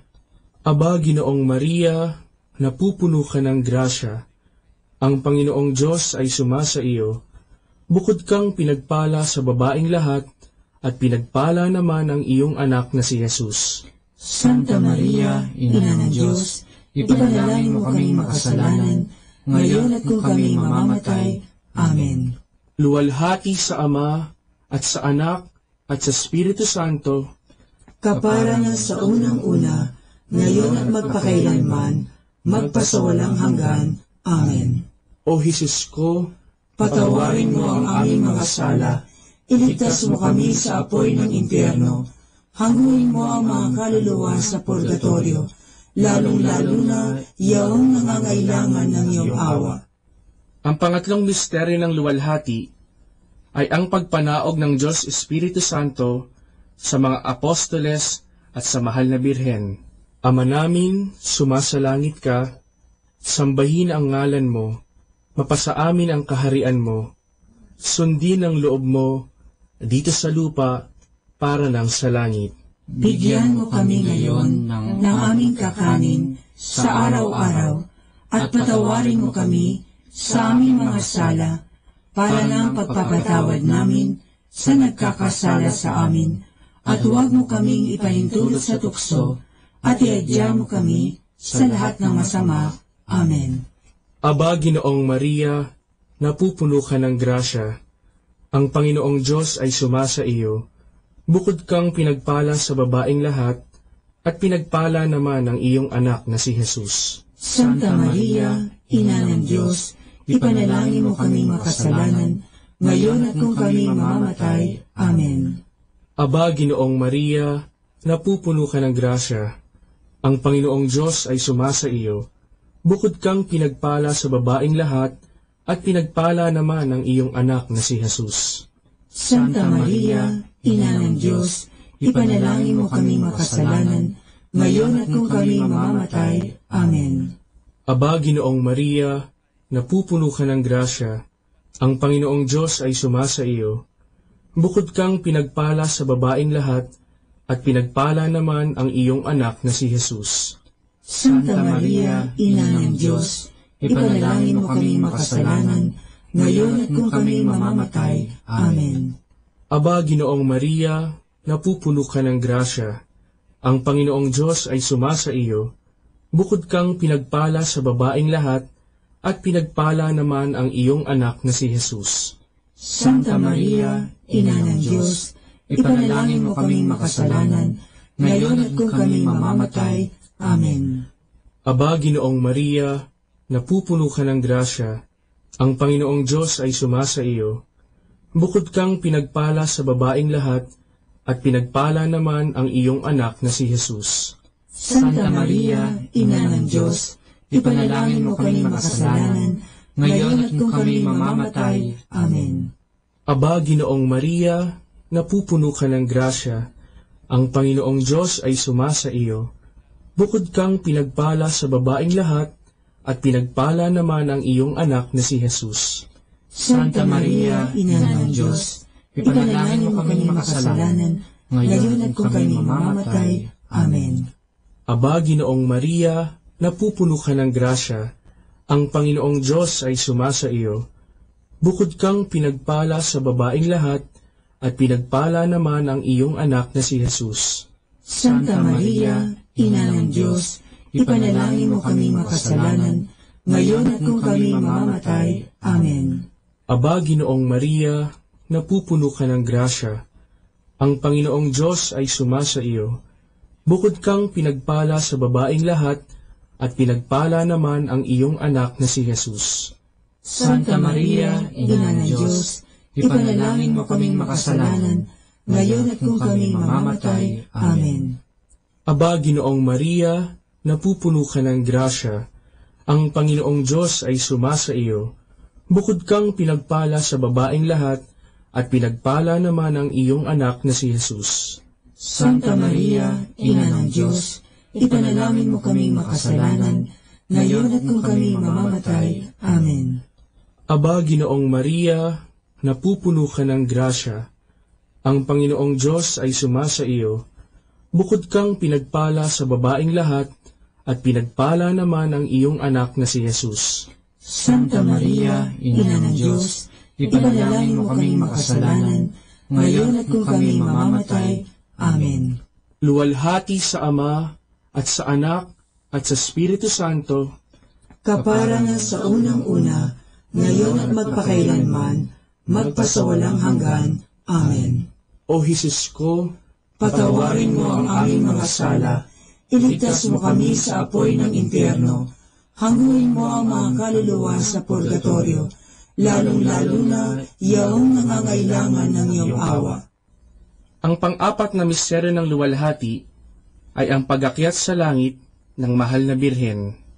Ama namin, sumasalangit ka, sambahin ang ngalan mo, mapasa amin ang kaharian mo, sundin ang loob mo dito sa lupa para nang sa langit. Bigyan mo kami ngayon ng aming kakanin sa araw-araw, at patawarin mo kami sa aming mga sala, para ng pagpapatawad namin sa nagkakasala sa amin, at huwag mo kaming ipahintulot sa tukso, at iadya mo kami sa lahat ng masama. Amen. Aba, Ginoong Maria, napupuno ka ng grasya. Ang Panginoong Diyos ay sumasa iyo. Bukod kang pinagpala sa babaeng lahat, at pinagpala naman ang iyong anak na si Jesus. Santa Maria, Ina ng Diyos, ipanalangin mo kaming makasalanan, ngayon at kung kami mamamatay. Amen. Aba, Ginoong Maria, napupuno ka ng grasya. Ang Panginoong Diyos ay sumasa iyo. Bukod kang pinagpala sa babaeng lahat, at pinagpala naman ang iyong anak na si Jesus. Santa Maria, Ina ng Diyos, ipanalangin mo kaming makasalanan, ngayon at kung kami mamamatay. Amen. Aba, Ginoong Maria, napupuno ka ng grasya. Ang Panginoong Diyos ay sumasa iyo. Bukod kang pinagpala sa babaeng lahat, at pinagpala naman ang iyong anak na si Jesus. Santa Maria, Ina ng Diyos, ipanalangin mo kaming makasalanan, ngayon at kung kami mamamatay. Amen. Aba, Ginoong Maria, napupuno ka ng grasya. Ang Panginoong Diyos ay sumasa iyo. Bukod kang pinagpala sa babaeng lahat, at pinagpala naman ang iyong anak na si Jesus. Santa Maria, Ina ng Diyos, ipanalangin mo kaming makasalanan, ngayon at kung kami mamamatay. Amen. Aba, Ginoong Maria, napupuno ka ng grasya. Ang Panginoong Diyos ay sumasa iyo. Bukod kang pinagpala sa babaeng lahat, at pinagpala naman ang iyong anak na si Jesus. Santa Maria, Ina ng Diyos, ipanalangin mo kaming makasalanan, ngayon at kung kami mamamatay. Amen. Aba, Ginoong Maria, napupuno ka ng grasya. Ang Panginoong Diyos ay sumasa iyo. Bukod kang pinagpala sa babaeng lahat, at pinagpala naman ang iyong anak na si Jesus. Santa Maria, Ina ng Diyos, ipanalangin mo kaming makasalanan, ngayon at kung kami mamamatay. Amen. Aba, Ginoong Maria, napupuno ka ng grasya. Ang Panginoong Diyos ay sumasa iyo. Bukod kang pinagpala sa babaeng lahat, at pinagpala naman ang iyong anak na si Jesus. Santa Maria, Ina ng Diyos, ipanalangin mo kaming makasalanan, ngayon at kung kami mamamatay. Amen. Aba, Ginoong Maria, napupuno ka ng grasya. Ang Panginoong Diyos ay sumasa iyo. Bukod kang pinagpala sa babaeng lahat, at pinagpala naman ang iyong anak na si Jesus. Santa Maria, Ina ng Diyos, ipanalangin mo kaming makasalanan, ngayon at kung kami mamamatay. Amen. Aba, Ginoong Maria, napupuno ka ng grasya. Ang Panginoong Diyos ay sumasa iyo. Bukod kang pinagpala sa babaeng lahat, at pinagpala naman ang iyong anak na si Jesus. Santa Maria, Ina ng Diyos, ipanalangin mo kaming makasalanan, ngayon at kung kami mamamatay. Amen. Aba, Ginoong Maria, napupuno ka ng grasya. Ang Panginoong Diyos ay sumasa iyo. Bukod kang pinagpala sa babaeng lahat, at pinagpala naman ang iyong anak na si Jesus. Santa Maria, Ina ng Diyos, ipanalangin mo kaming makasalanan, ngayon at kung kami mamamatay. Amen. Luwalhati sa Ama, at sa Anak, at sa Espiritu Santo, kapara na sa unang-una, ngayon at magpakailanman, magpasawalang hanggan. Amen. O Jesus ko, patawarin mo ang aming mga sala, iligtas mo kami sa apoy ng impyerno, hanguin mo ang mga kaluluwa sa purgatorio, lalong-lalo na yaong nangangailangan ng iyong awa. Ang panglimang misteryo ng luwalhati ay ang pagpuputong ng korona sa mahal na Birhen. Ama namin, sumasalangit ka, sambahin ang ngalan mo, mapasa amin ang kaharian mo, sundin ang loob mo dito sa lupa para ng sa langit.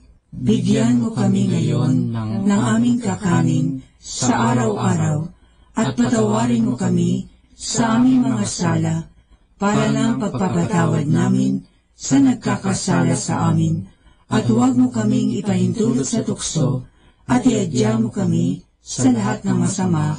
Amen. Aba, Ginoong Maria, napupuno ka ng grasya. Ang Panginoong Diyos ay sumasa iyo. Bukod kang pinagpala sa babaeng lahat, at pinagpala naman ang iyong anak na si Jesus. Santa Maria, Ina ng Diyos, ipanalangin mo kami makasalanan, ngayon at kung kami mamamatay. Amen. Aba, Ginoong Maria, napupuno ka ng grasya. Ang Panginoong Diyos ay sumasa iyo. Bukod kang pinagpala sa babaeng lahat, at pinagpala naman ang iyong anak na si Jesus. Santa Maria, Ina ng Diyos, ipanalangin mo kami makasalanan, ngayon at kung kami mamamatay. Amen. Aba, Ginoong Maria, napupuno ka ng grasya. Ang Panginoong Diyos ay sumasa iyo. Bukod kang pinagpala sa babaeng lahat, at pinagpala naman ang iyong anak na si Jesus. Santa Maria, Ina ng Diyos, ipanalangin mo kami makasalanan, ngayon at kung kami mamamatay. Amen. Aba, Ginoong Maria, napupuno ka ng grasya. Ang Panginoong Diyos ay sumasa iyo. Bukod kang pinagpala sa babaeng lahat, at pinagpala naman ang iyong anak na si Jesus. Santa Maria, Ina ng Diyos, ipanalangin mo kaming makasalanan, ngayon at kung kami mamamatay. Amen. Aba, Ginoong Maria, napupuno ka ng grasya. Ang Panginoong Diyos ay sumasa iyo. Bukod kang pinagpala sa babaeng lahat, at pinagpala naman ang iyong anak na si Jesus. Santa Maria, Ina ng Diyos, ipanalangin mo kami makasalanan, ngayon at kung kami mamamatay. Amen. Aba, Ginoong Maria, napupuno ka ng grasya. Ang Panginoong Diyos ay sumasa iyo. Bukod kang pinagpala sa babaeng lahat, at pinagpala naman ang iyong anak na si Jesus. Santa Maria, Ina ng Diyos, ipanalangin mo kami makasalanan, ngayon at kung kami mamamatay. Amen. Aba, Ginoong Maria, napupuno ka ng grasya. Ang Panginoong Diyos ay sumasa iyo. Bukod kang pinagpala sa babaeng lahat, at pinagpala naman ang iyong anak na si Jesus. Santa Maria, Ina ng Diyos, ipanalangin mo kami makasalanan, ngayon at kung kami mamamatay. Amen. Aba, Ginoong Maria, napupuno ka ng grasya. Ang Panginoong Diyos ay sumasa iyo. Bukod kang pinagpala sa babaeng lahat, at pinagpala naman ang iyong anak na si Jesus. Santa Maria, Ina ng Diyos, ipanalangin mo kaming makasalanan, ngayon at kung kami mamamatay. Amen. Aba, Ginoong Maria, napupuno ka ng grasya. Ang Panginoong Diyos ay sumasa iyo. Bukod kang pinagpala sa babaeng lahat, at pinagpala naman ang iyong anak na si Jesus. Santa Maria, Ina ng Diyos, ipanalangin mo kami makasalanan, ngayon at kung kami mamamatay. Amen. Aba, Ginoong Maria, napupuno ka ng grasya. Ang Panginoong Diyos ay sumasa iyo. Bukod kang pinagpala sa babaeng lahat, at pinagpala naman ang iyong anak na si Jesus. Santa Maria, Ina ng Diyos, ipanalangin mo kami makasalanan, ngayon at kung kami mamamatay. Amen. Luwalhati sa Ama, at sa Anak, at sa Espiritu Santo, kapara na sa unang-una, ngayon at magpakailanman, magpasawalang hanggan. Amen. O Jesus ko, patawarin mo ang aming mga sala, iligtas mo kami sa apoy ng impyerno, hanguin mo ang mga kaluluwa sa purgatorio, lalong-lalo na yaong nangangailangan ng iyong awa. Aba po, Santa Mariang Hari, Ina ng awa, ikaw ang kabuhayan at katamisan. Aba, pinananaligan ka namin, ikaw nga ang tinatawagan namin, pinapanaw na taong anak ni Eva. Ikaw rin ang pinagbubuntungang hininga namin ng aming pagtangis dinis sa lupang bayang kahapis-hapis. Ay Aba, pintakasi ka namin, ilihim mo sa amin, ipakita mo sa amin ang iyong anak na si Jesus. Santa Maria, Ina ng Diyos, maawain, maalam at matamis na Birhen. Ipanalangin mo kami, Santang Ina ng Diyos. nang kami ay maging dapat makinabang sa mga pangako ni Jesucristong Panginoon. Manalangin tayo. O Diyos, na ang bugtong na anak ay nagkatawang tao, namatay at muling nabuhay, upang tamuhin para sa amin ang gantimpalang walang hanggang kaligtasan. Ipagkaloob mo na sa pamamagitan ng pagdidili-dili namin ng mga misteryo ng kabanal-banalang rosaryo ng Birheng Maria, na mata mo ang kanilang mga ipinangangako, alang-alang din kay Kristong Panginoon namin. Amen.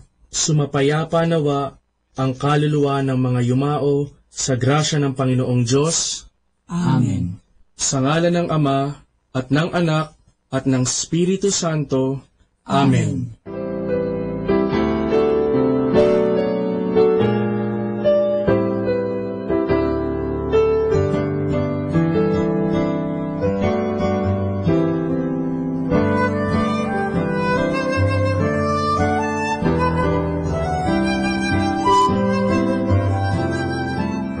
Come now to the understanding of the Holy Rosary. As a prayer, the Rosary evolved from the Marian movements of the 11th and 12th centuries and is considered as the Marian counterpart of the Psalter. In the early church and all through the Middle Ages, the Psalms of David were the prayers of the faithful. They were arranged as a work of devotion and as usual penance. Later, a substitute was sought for those unable to read.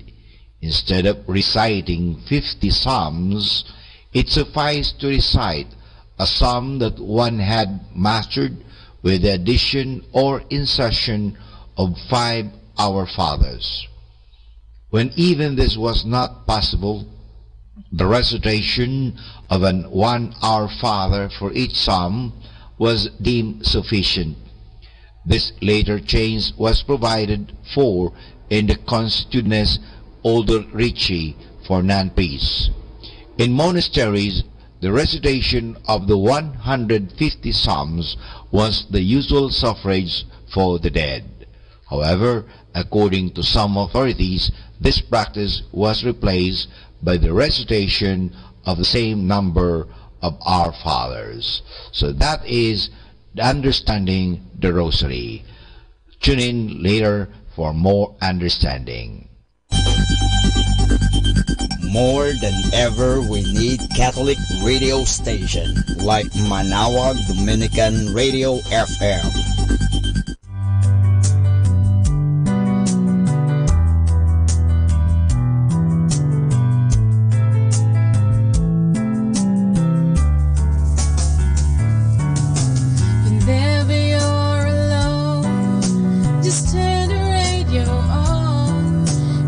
Comfort you with the songs of love, with words from our God. 'Cause you have a company, you have a friend in here. Manawag Dominican Radio, with the songs that call you to God. You have a company, 'cause we are a family.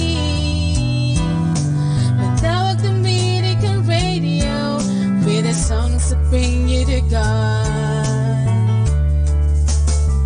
You have Manawag Dominican Radio FM.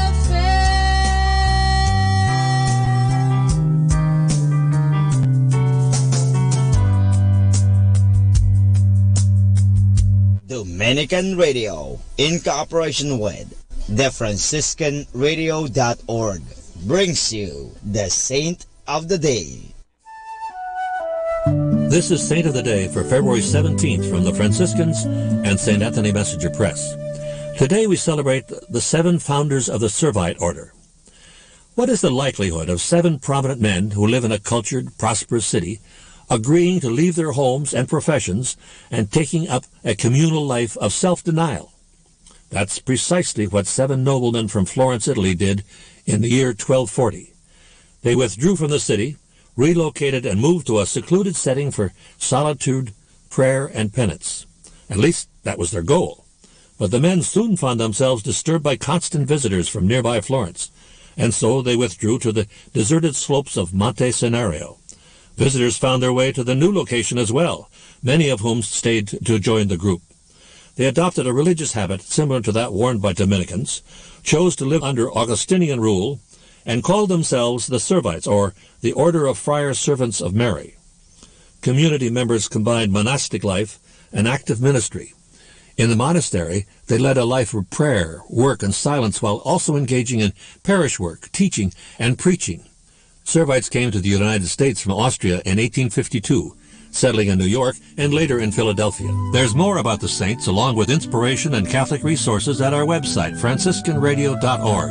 From the Franciscans and St. Anthony Messenger Press, this is Saint of the Day. Good afternoon, everyone. Have a blessed day ahead. Here in Manawag Dominican Radio, may kasama ka. Manawag Dominican Radio. And now back to the music.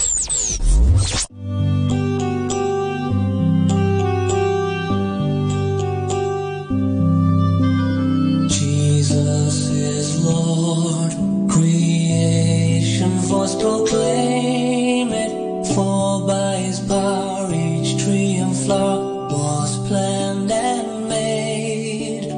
Jesus is Lord, the universe declares it, sun, moon, and stars in heaven cry, Jesus is Lord. Jesus is Lord. Jesus is Lord. Praise him with hallelujahs, for Jesus is Lord.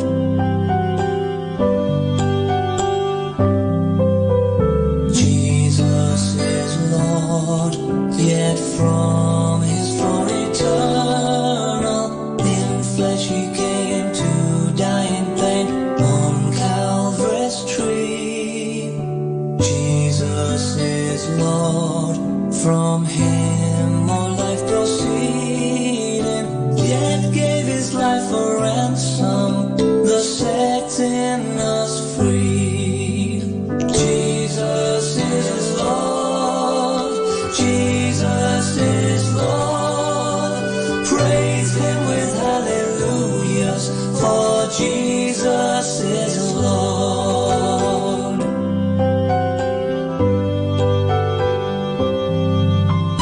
Jesus is Lord, O sin almighty conqueror, from death he rose, and all his foes shall own his name. Jesus is Lord, God sent his Holy Spirit to show by works of power that Jesus is Lord. Jesus is Lord. Jesus is Lord. Praise him with hallelujahs, for Jesus is Lord. Jesus is Lord. Jesus is Lord. Praise him with hallelujahs, for Jesus is Lord.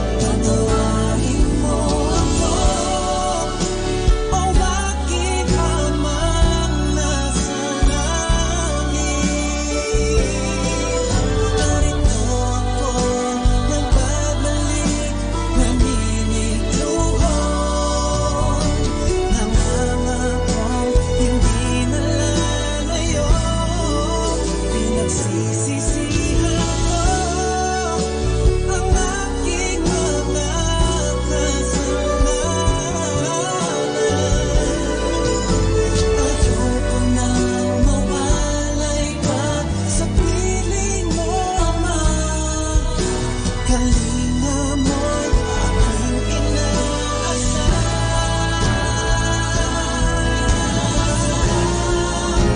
Gawain mo ako o aking amang nasa langit. Narito ako nagkamali, naniniluho. Nangangakong hindi na lalayo. Di nagsisisihan ko ang aking mga kasalanan. Ayoko nang mawalay pa sa piling mo, Ama. Kalinga mo'y aking inaasal.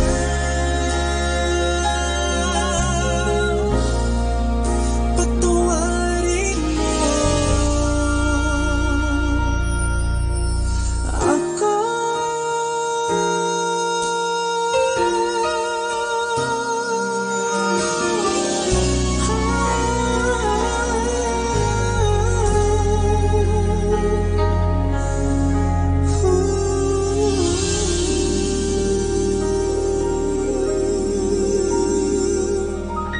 Be blessed and listen to Manawag Dominican Radio. May kasama ka.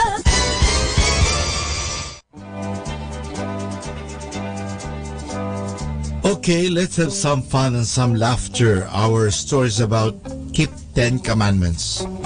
A religious snob who liked to appear full of virtue once said to Mark Twain, "Before I die, I'm going to make a pilgrimage to the Holy Land.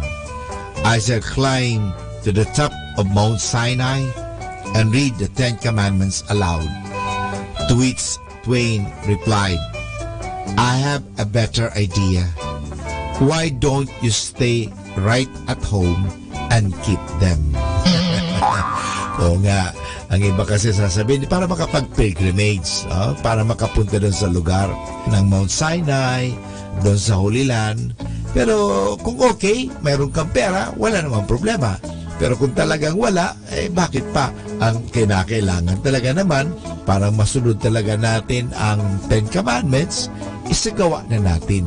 Alam mo, hindi naman nangangahulugan pag napunta ka na sa Holy Land, pag napunta ka na, nakakit ka sa Mount Sinai, do you think na pagbalik mo dito, gagawin mo na yun? Hindi naman necessarily.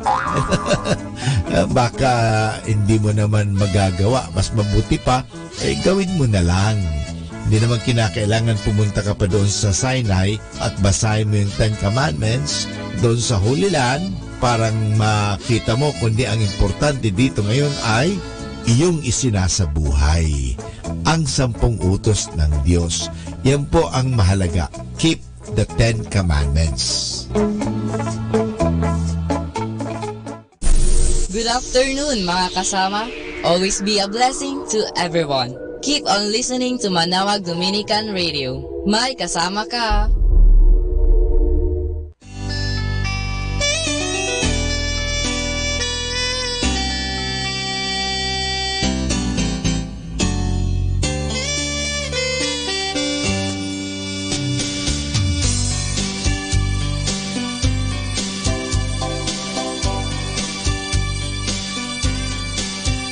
Lord, I see your face from day to day. Humble myself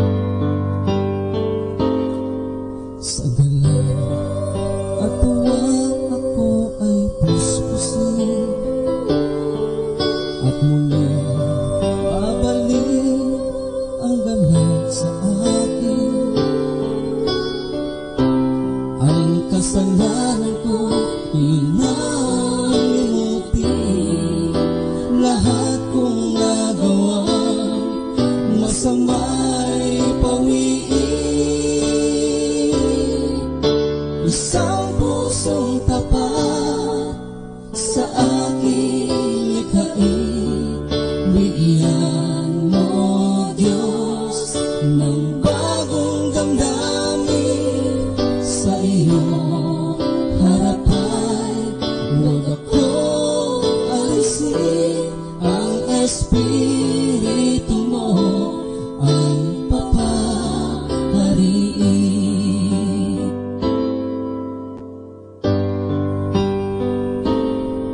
Sa galing at tuwa ako ay puspusin, at muli babalik ang galing sa akin. Ang kasalanan ko'y inalimutin, lahat kong nagawang masama'y pawiin. Isang pusong tapat sa aking likhain.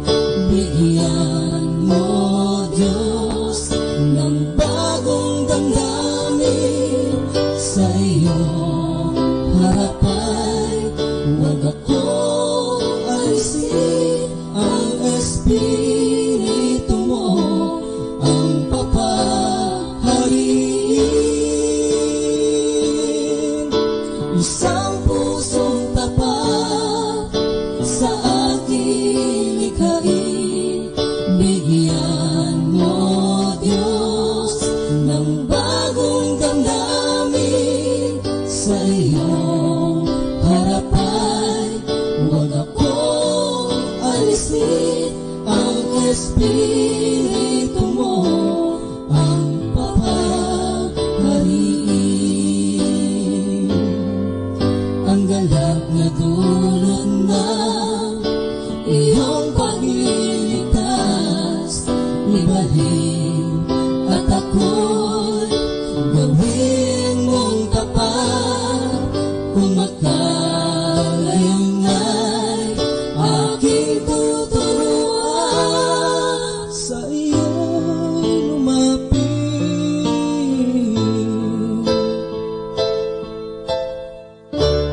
Ang makasalanan,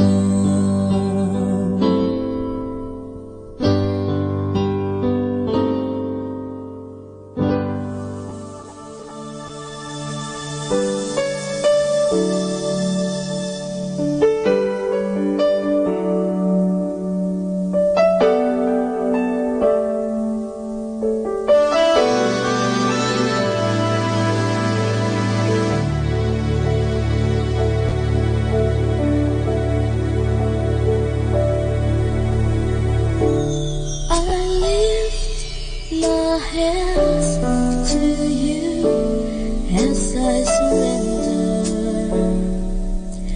Lord, my everything.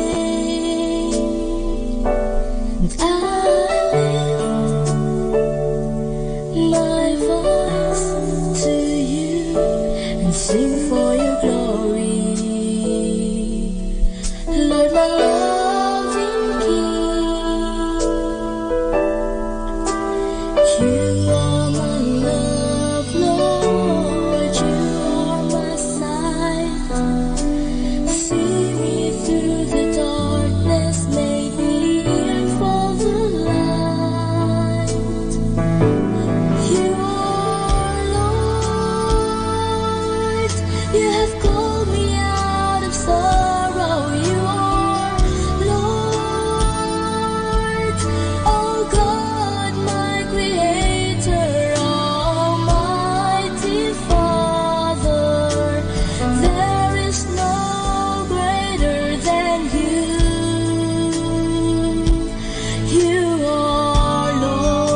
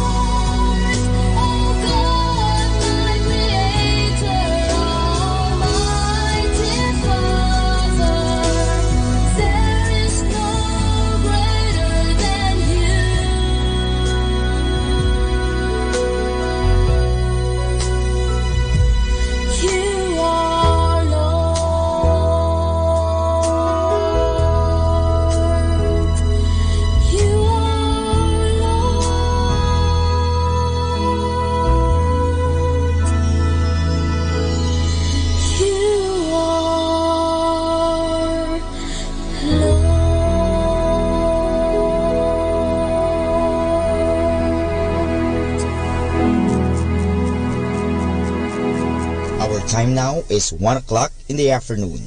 Let us now have our time check prayer.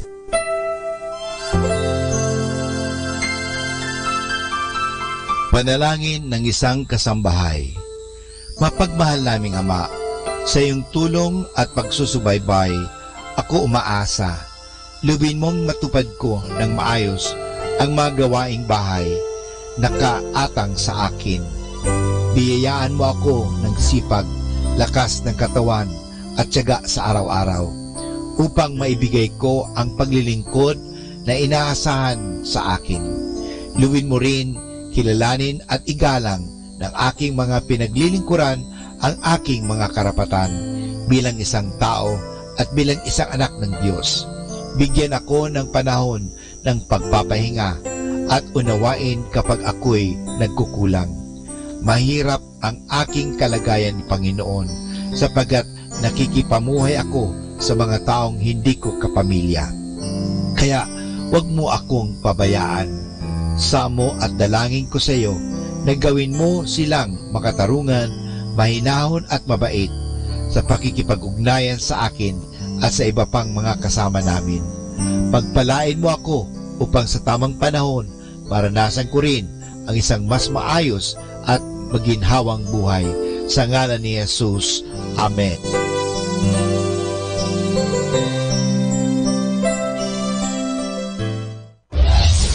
This is Manawag Dominican Broadcasting Incorporated, a religious, non-commercial radio station. 10 years of evangelizing the airwaves, sharing God's blessings, live masses on air, playing religious music and prayers. May kasama ka, si Jesus, si Maria, at kami. Our positive thought for this hour. Stop being afraid of what could go wrong and think of what could go right.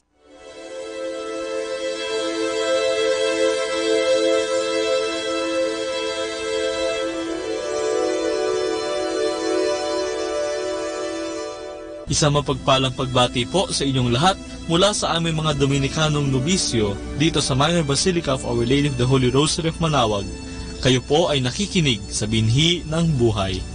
Nais po naming ibahagi sa inyo ang bunga ng aming mga pagdinilay sa Ebanghelyo ngayong ika-6 na linggo sa karaniwang panahon.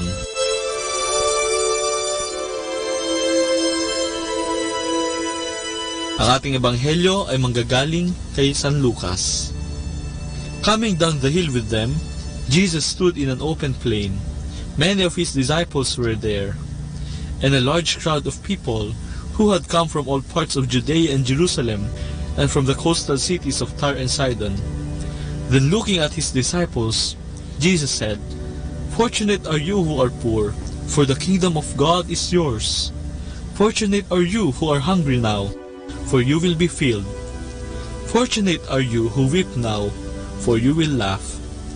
Fortunate are you when people hate you, when they reject you and insult you, and number you among criminals, because of the Son of Man. Rejoice in that day, and leap for joy, for a great reward is kept for you in heaven. Remember that is how the ancestors of the people treated the prophets. But alas for you, who have wealth, for you have been comforted now. Alas for you who are full, for you will go hungry. Alas for you who laugh now, for you will mourn and weep. Alas for you when people speak well of you, for that is how the ancestors of the people treated the false prophets."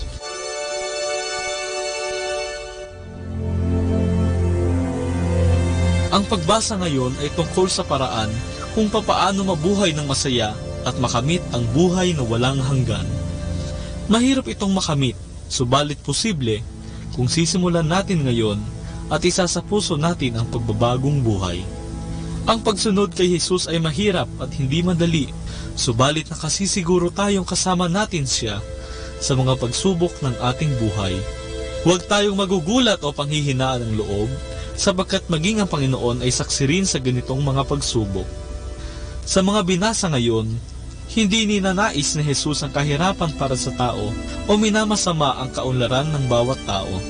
Kinakaawaan at binibigyan ni Jesus ng pag-asa ang mga mahihirap, nagugutom at naaapi, upang maunawaan nila na pasamantala lamang ang kanilang nararanasan. Ang mga sumusunod sa kalooban ni Jesus ay magkakaroon ng tunay na kasiyahan at buhay na walang hanggan na naghihintay sa kanila. Sa Ebanghelyo ay makikita ang pinapaalalahanan ni Jesus ang kanyang mga alagad na huwag kumapit sa mga makamundong bagay na nagdudulot ng mga maling konklusyon na ang kaligayahan ay nanggagaling sa posisyon o kapangyarihan, ari-arian, katanyagan at mga material na bagay na pawang lumilipas naman kalaunan.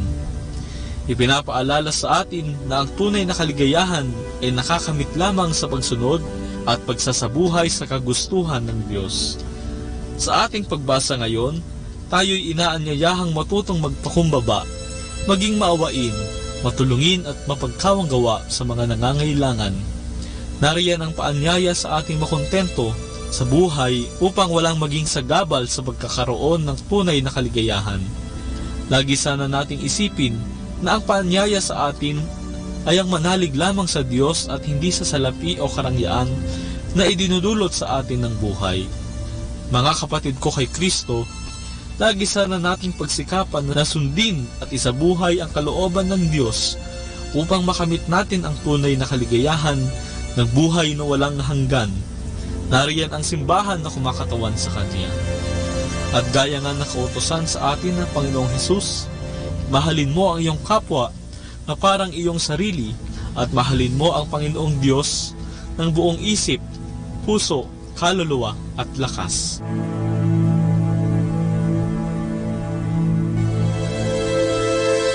Mula po dito sa Minor Basilica of Our Lady of the Rosary of Manaoag, kami po'y taus-pusong nagpapasalamat sa inyong pakikinig. Naway patuloy po nating isabuhay ang salita ng Diyos. Patnubayan at pagpalain nawa tayo ng Panginoong may kapal hanggang sa susunod na linggo dito sa Binhi ng Buhay. Atin pong pakinggan ang mga pasabi mula sa Minor Basilica ng Our Lady of the Rosary of Manaoag. Here is the schedule of Barangay BEC Saturday Masses at 4:30 in the afternoon for the month of February 2019. February 2, BEC Babasit Pugaro, BEC Bliss Pugaro, and BEC Malikdem. February 9, BEC Lalamaan, BEC Santa Ines, and BEC Borac. Bisita ni Maria Mass at 4 o'clock in the afternoon, BEC Santa Ines. February 16, BEC Tubul West, BEC Lixi, and BEC Pantal. Bisita ni Maria Mass at 4 o'clock in the afternoon, BEC Cabanbanan Centro. February 23, BEC Uraan West, BEC Cabanbanan Centro, and BEC Bukaw. And that's the schedule of Barangay BEC Saturday Masses at 4:30 in the afternoon for the month of February 2019. Atin pong napakinggan ang mga pasabi mula sa Minor Basilica ng Our Lady of the Rosary of Manaoag. More than ever, we need Catholic radio station like Manaoag Dominican Radio FM.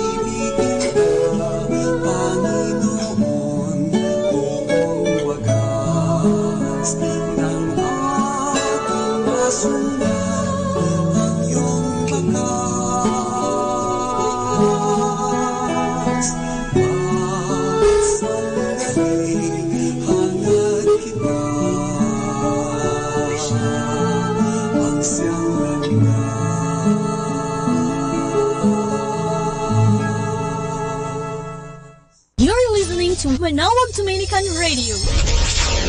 Atin pong pakinggan ang isang kwento sa Biblia ni Kasamang Cool. Ang tatlong lalaking hindi natakot. Hango sa libro ng Daniel, Kapitulo 3, versikulo 1 hanggang 30. May isang malupit na haring nangangalang Nabucodonosor. Isang araw, siya'y nagpagawa ng isang ribultong ginto. Nang ito'y mayari na, siya'y gumawa ng isang utos na ang lahat ng tao ay dapat yumukod sa ribultong iyon. Ang sinumang hindi yumukod at sumamba roon ay ihahagis sa nagmiminas na apoy. Ang lahat ng tao ay sumunod sa utos, maliban sa tatlong lalaki. Sila'y si Sadrach, si Mesak, at si Abednego. Sila'y nagsisiibig sa tunay na Diyos. Nalalaman nilang ang ribultong iyon ay hindi ang Diyos, kaya't ayaw nilang sumamba roon. Ang tatlong ito ay dinala sa harap ng hari. Ang hari ay galit na galit. Sinabi niya sa tatlong lalaki, "Kapag hindi kayo nagpatira pa at sumamba sa aking Diyos, kayo'y aking ihahagis sa naginginas na apoy." Hindi natakot ang tatlong lalaki. Kanilang sinabi, "Ang aming Diyos ay makapagliligtas sa amin sa naginginas na apoy." Inuutos ng haring Nabucodonosor sa kanyang mga sundalo na talian sina Sadrach, Mesak, at Abednego, at sila'y ihagis sa hurnong nagninginas. Nang tuparin ito ng mga sundalo, sila ang nangamatay sa tindi ng init. Maya-maya'y tinignan ng hari ang nagninginas na hurno. Siya'y nagtaka sa kanyang nakita. Kanyang sinabi, "Hindi ba't tatlong lalaki lamang ang aking inihagis sa apoy at natatalian ang mga ito? Ngunit ang nakikita ko'y 4 na lalaking walang gapos na naglalakad sa gitna ng apoy. Ang ika-4 ay kamukha ng anak ng Diyos." At tinawagan ng haring Nabucodonosor ang tatlong lalaki upang magsilabas sa apoy. Hindi man lamang na ano ang tatlong lalaki, maging ang kanilang mga buhok ay hindi nasunog. Walang amoy ng usok sa kanilang mga damit. Sinabi ng hari, "Purihin ang Diyos ni Sadrach, Mesak, at Abednego. Siya ang nagligtas sa kanyang mga lingkod na nagtiwala sa kanya. Walang sino mang Diyos na makapagliligtas na katulad niya."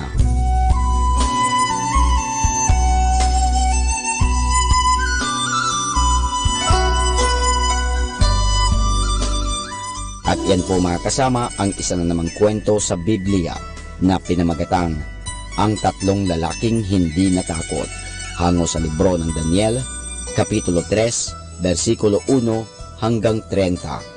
Abangan muli bukas ang isa na namang kwento sa Biblia. Ito po muli si Kasamang Cool. Good afternoon, everyone. Have a blessed day ahead. Here in Manawag Dominican Radio, may kasama ka!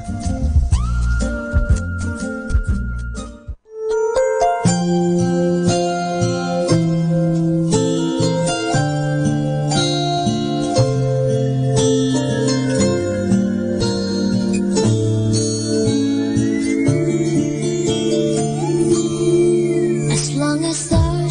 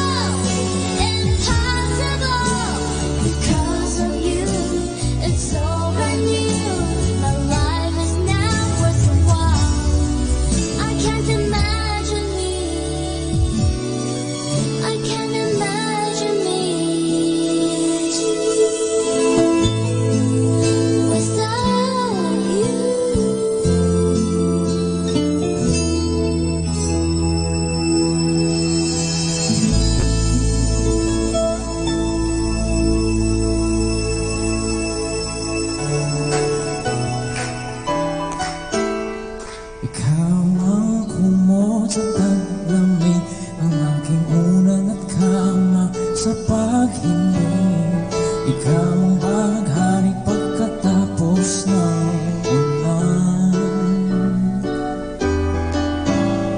Ikaw ang araw sa umaga, aking hangin sa tuwing humihinga. Wala ang tulad ko kung di ka kilala.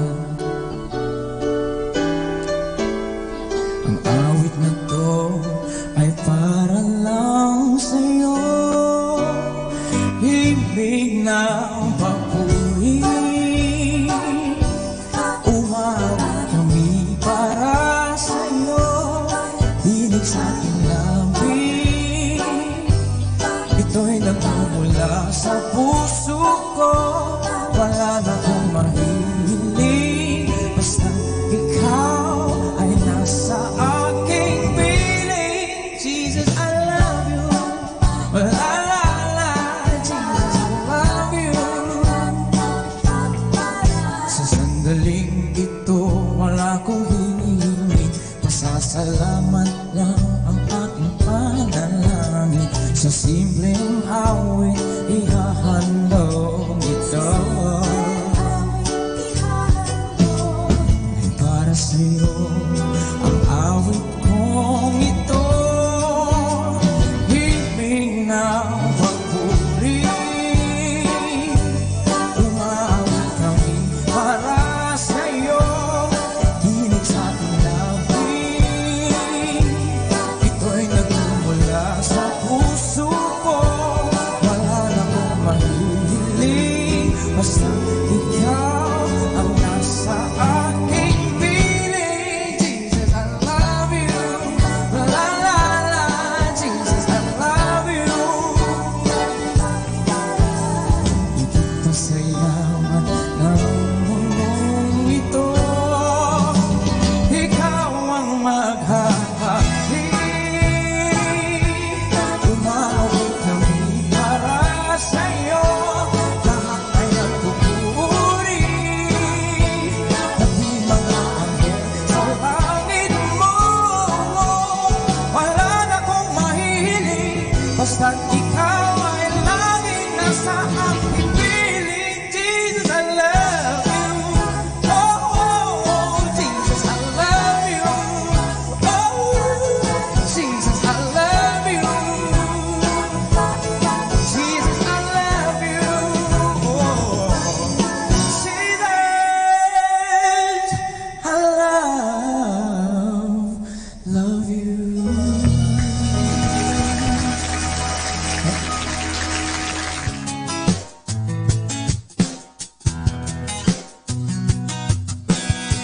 Are you in over your head? Are you in water so deep you're drowning? Do you think you've been left? And there is no one to feel you're hurting. Well, everybody has been there, and everybody's felt lost. If you're in over your head, lift it up, lift it up. Listen to the sound of hope that's rising up over your horizon. Listen to the sound, listen to the sound. And listen to the sound of a new beginning.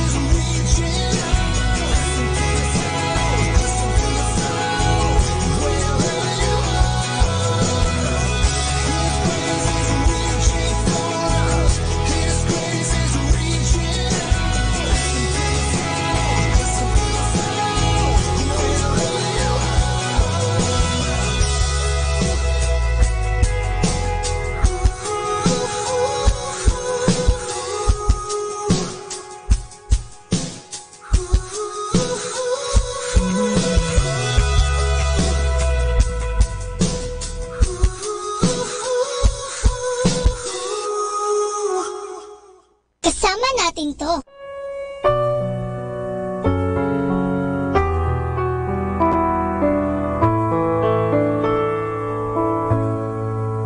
Isang mapagpalang pagbati po sa inyong lahat mula sa aming Dominikanong nobisyo dito sa Minor Basilica of Our Lady of the Holy Rosary, Manaoag. Nais po naming ibahagi sa inyo ngayong buwan ng Pebrero ang isang katisismo ukol sa Candelaria.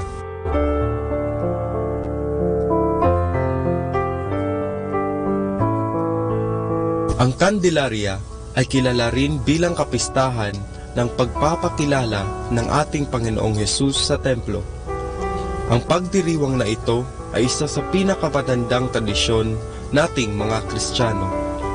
Ayon sa kasaysayan, naitala ng isang madre na nagngangalang Egeria ang tradisyong ito nang siya ay naglalakbay sa Jerusalem noong ika-4 na siglo, sa ika-14 ng buwan ng Pebrero. Kanyan natunghayan ang isang mahalagang pagdiriwang sa Jerusalem kung saan ang lahat ng mga pare at mga obispo na naroon ay nagpapahayag tungkol sa pagdala ni Maria at Jose ng Batang Hesus sa templo ayon sa Ebanghelyo ni San Lucas. Ipinagdidiriwang natin ngayon ito tuwing ika-2 ng Pebrero. Ang pag-aalay ng mga batang lalaki sa templo ay isang tradisyon ng mga Hudyo kung saan dinadala ng mga ina ang kanilang mga anak sa templo makalipas ang 40 araw matapos maipanganak ang bata. Sa simbahang Katoliko, ating ipinagdiriwang ang Pasko o kapanganakan ng ating Panginoon tuwing ika-25 ng Disyembre. Kaya naman, ating ipinagdiriwang ang pag-aalay sa ating Panginoong Hesus sa templo tuwing ika-2 ng Pebrero, 40 araw makalipas ang Pasko. Ngunit, dito nagaganap ang pagbabasbas ng mga kandila. At bakit sa panahon ngayon, tinatawag na Candelaria o Candlemas ang araw na ito? Sa pagdala ng Batang Hesus sa templo, ay ating matutunghayan si Simeon na inilarawan ni San Lucas bilang totoong matuwid at makadiyos. Ikinalong ni Simeon ang Batang Hesus at nagsabing, "Mapayayaon mo ang iyong utusan, Panginoon, nang may kapayapaan ayon na rin sa iyong wika. Pagkat nakita na ng aking mga mata ang iyong pagliligtas na inihanda mo sa paningin ng lahat ng mga bansa, ang liwanag na ibubunyag mo sa mga bansang pagano at ang luwalhati ng iyong bayang Israel."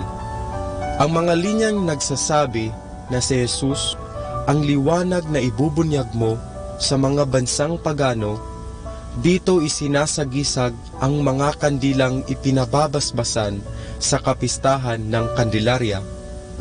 Ang simbolo na tumatawag sa atin ay tanging si Jesus lamang ang ilaw na siyang magdadala sa atin sa kaharian ng ating Diyos. Sa panahon ngayon, unti-unti na tayong nalulukob ng kadilimang alay ng mundo tulad ng pagiging makasarili, madamot, mapagmataas at iba pang uri ng kadilimang bumabalot sa ating mga puso.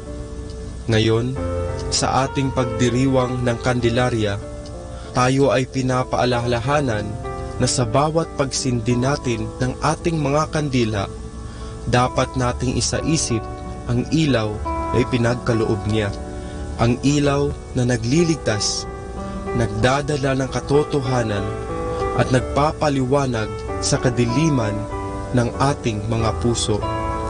Ikaw, para saan ang kandila mo?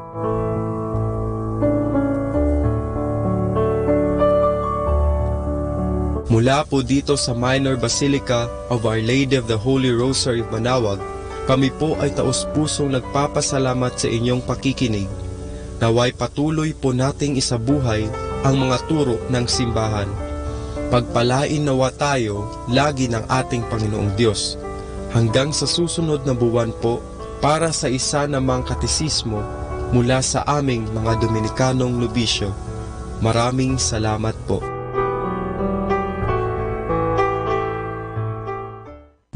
that life is stagnant, that you are not growing?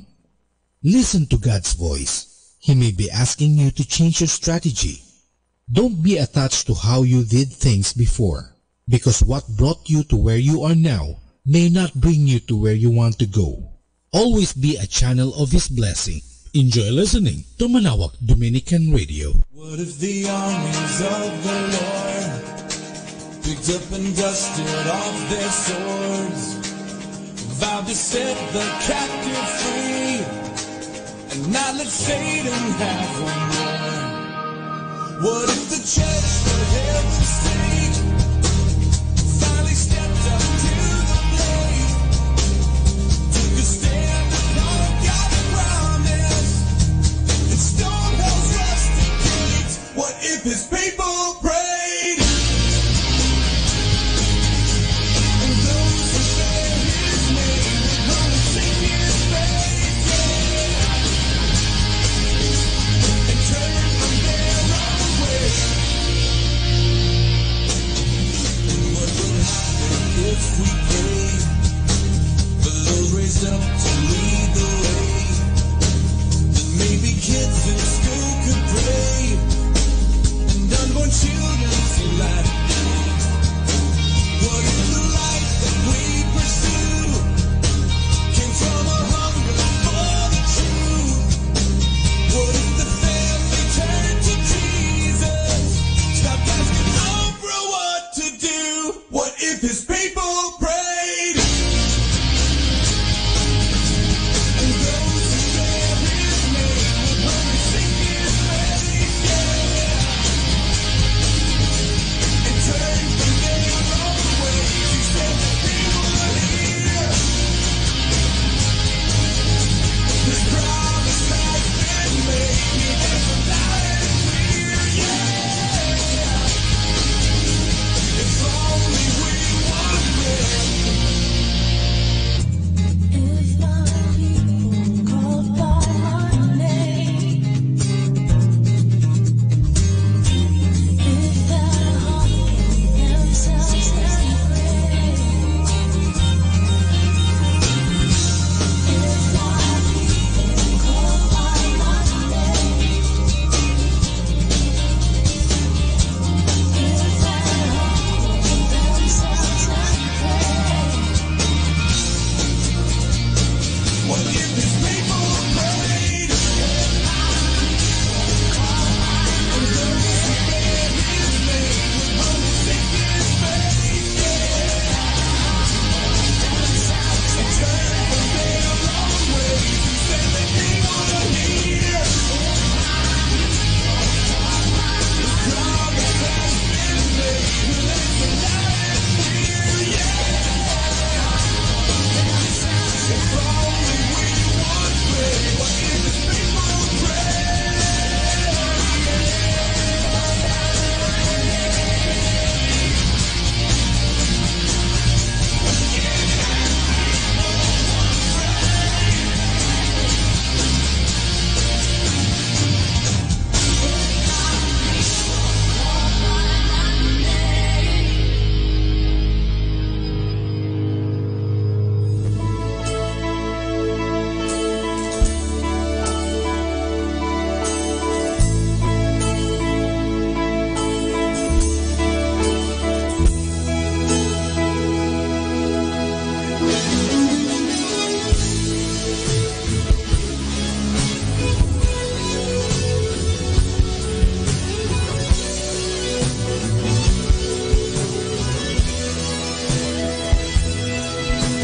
Bawat tao sa mundo'y nagkasala, at bawat kasalanan kamatayan ang kabayaran. Nalalaman mong ito'y katotohanan,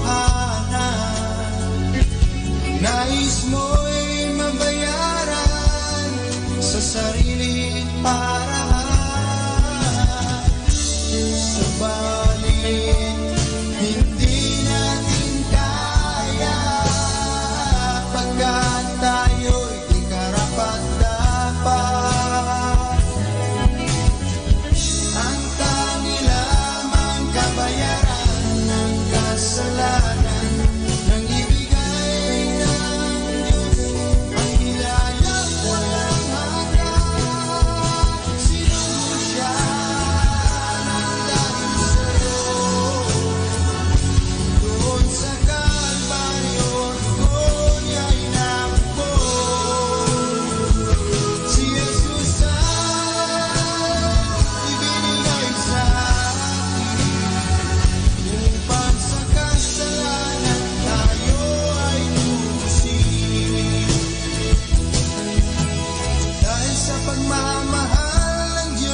sa atin.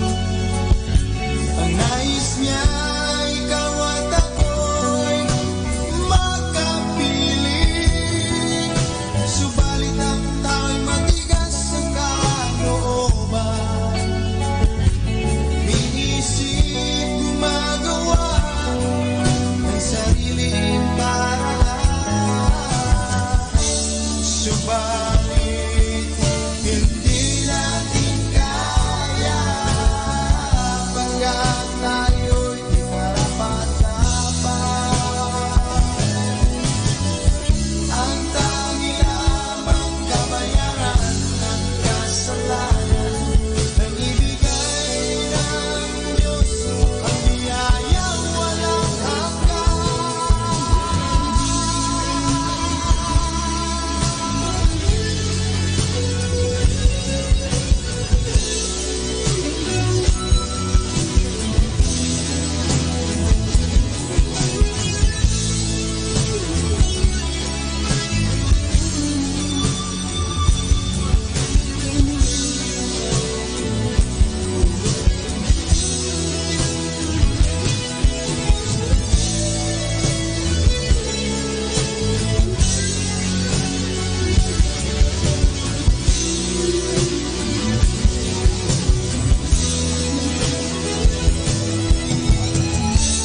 Subalit hindi natin kaya, pagkat tayo'y karapat-dapat.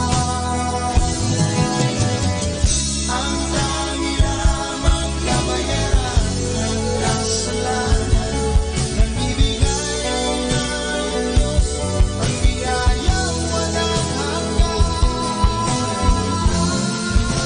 Sinugo siya ng dahil sa'yo, dugo niya'y nabuhos upang tayo'y matubos. Ang nais mo, kaligtasan, kay Jesus ito'y iyong makakamtan. Si Jesus ay may sa upang ang kaligtas ay ating makamit. Upang ang kaligtas ay ating makamit.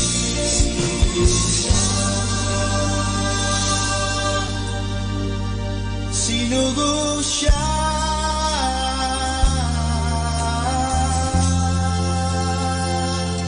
sa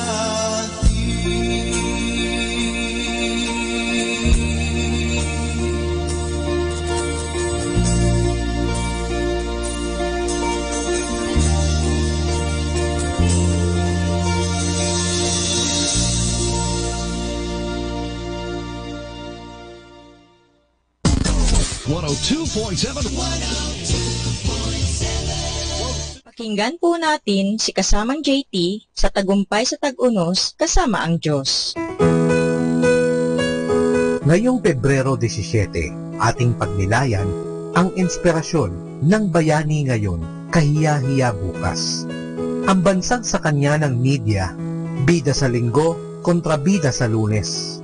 Ito ang kakatuwang kwento ni John Dennis, isang auto mechanic na nagligtas sa batang si Ronnie Perez noong nasagi nito ang high voltage na kawad ng kuryente at nag-aapoy ang kanyang kasuotan.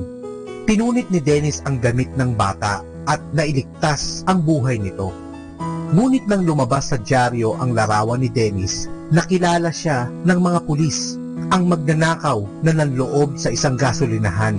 Nang mahuli si Dennis at iniharap sa korte, nalito ang huwes. Di siya sigurado kung ano ang iisipin sa taong ito na isang bayani at isa ding lalaking kahiya-hiya. Nang hingi ng huwes na siya'y magpaliwanag, yumuko na lamang si Dennis. Si Apostol Pablo ay dumanas rin ng espiritual na kalituhan. Isinulat niya, "Hindi ko maintindihan ang aking ginagawa, sapagkat kung alin ang gusto kong gawin ay siyang hindi ko ginagawa, at kung alin ang ayaw ko, siya kong ginagawa. Ito'y matatagpuan sa Roma, Kapitulo 7, versikulo 15. Ang pakikihamok na ito ni Pablo, ang paglalaban ng makasalanang likas at ng espiritu, ay pakikihamok ng bawat tao. Ang totoo, may John Dennis sa bawat isa sa atin, kasama na rin ako. Ngunit may iisang paraan upang makalaya sa pakikihamok na ito, at ito'y sa pamamagitan ng makapangyarihang pananatili ng banal na espiritu ng Diyos sa atin. Matapos niyang maisulat ang tungkol sa kanyang pakikihamok, sinabi ni Pablo, ang kapangyarihan ng Espiritu Santo na siyang bumubuhay sa atin kay Kristo Jesus ay pinapalaya na ako sa kapangyarihan ng kasalanan at kamatayan. Ito ay matatagpuan sa Roma, Kapitulo 8, versikulo 2. Inaalis ba nito ang pagkahilig natin na gumawa ng mali? Hindi, ngunit binibigyan tayo ng kapangyarihang labanan ang paghila sa atin ng pagbaba na piliin ang tama kapag nakakatuksong gawin ang mali. You were not a mistake. You were not an accident. God intentionally made you specially for a purpose. It can be so easy to look at others and wish to be more like them, but God didn't plan you to be someone else. You are created the way God wanted you. He makes no mistakes. Ito po ang inyong lingkod na si Kasamang JT para sa pang-araw-araw nating gabay sa buhay. Atin pong napakinggan si Kasamang JT sa Tagumpay sa Tag-Unos, Kasama ang Diyos, sa inspirasyon ni Harold J. Sala. Dito po lamang sa Manawag Dominican Radio. May kasama ka, si Jesus, si Maria, at kami. 102.7 FM.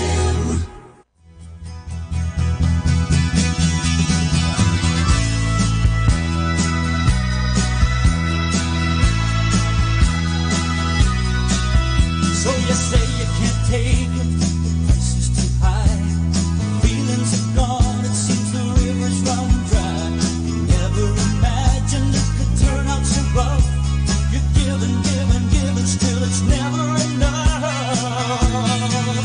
Your emotions have vanished, once held a thrill.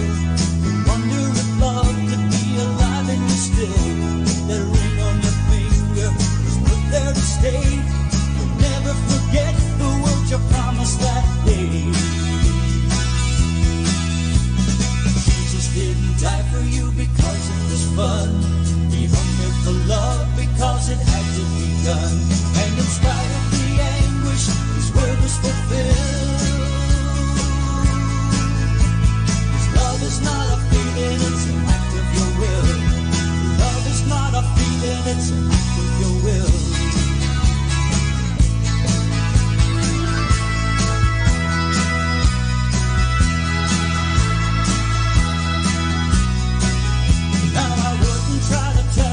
And it's easy to stand when Satan's throwing everything that's at his command. But Jesus is faithful, his promise is true, and the things that he asks, he gives the power to do. And we know he didn't die for you because it was fun. He hung there for love because it had to be done. And in spite of the anguish, his word was fulfilled. Love is not a feeling, it's an act of your will. Love is not a feeling, it's an act of your will.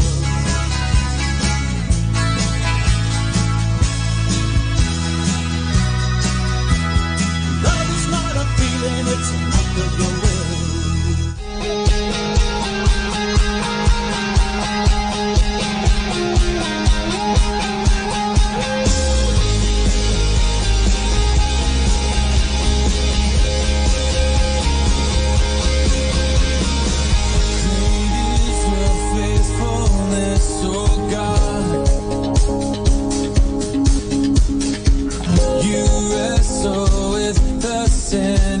Restless heart, you lead us by still waters and to mercy, and nothing can keep us apart.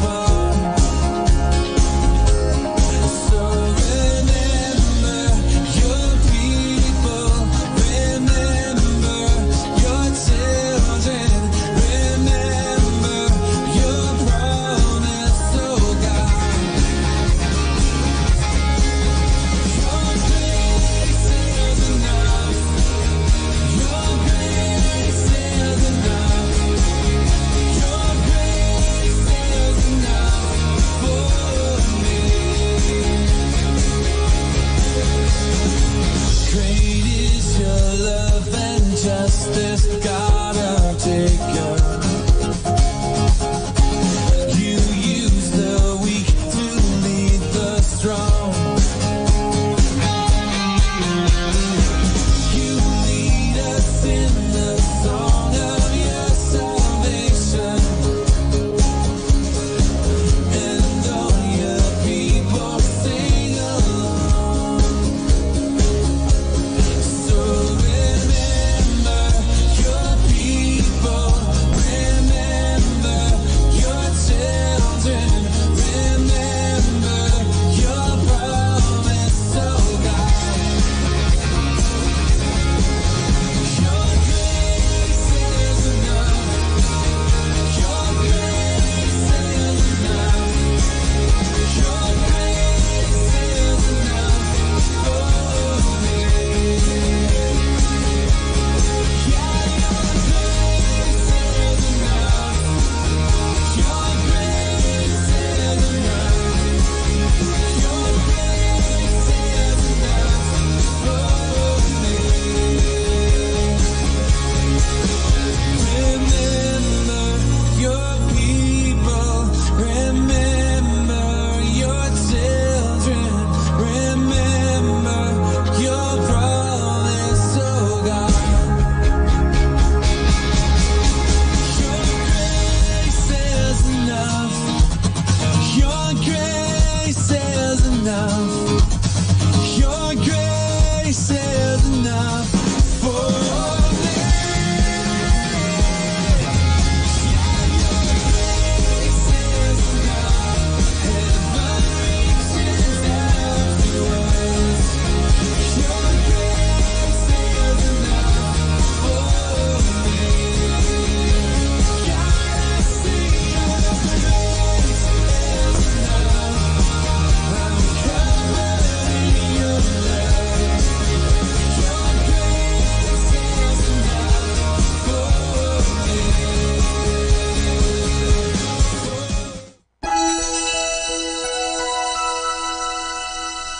Wala nang ang hihigit pa sa iyong mga biyaya, sa buhay na kay ganda, sa pamilyang mapagkalinga. Sa aking munting isip, wala akong maiaalay na kapalit. Kaya't hayaan mo akong magpasalamat sa pamamagitan ng aking mga awit.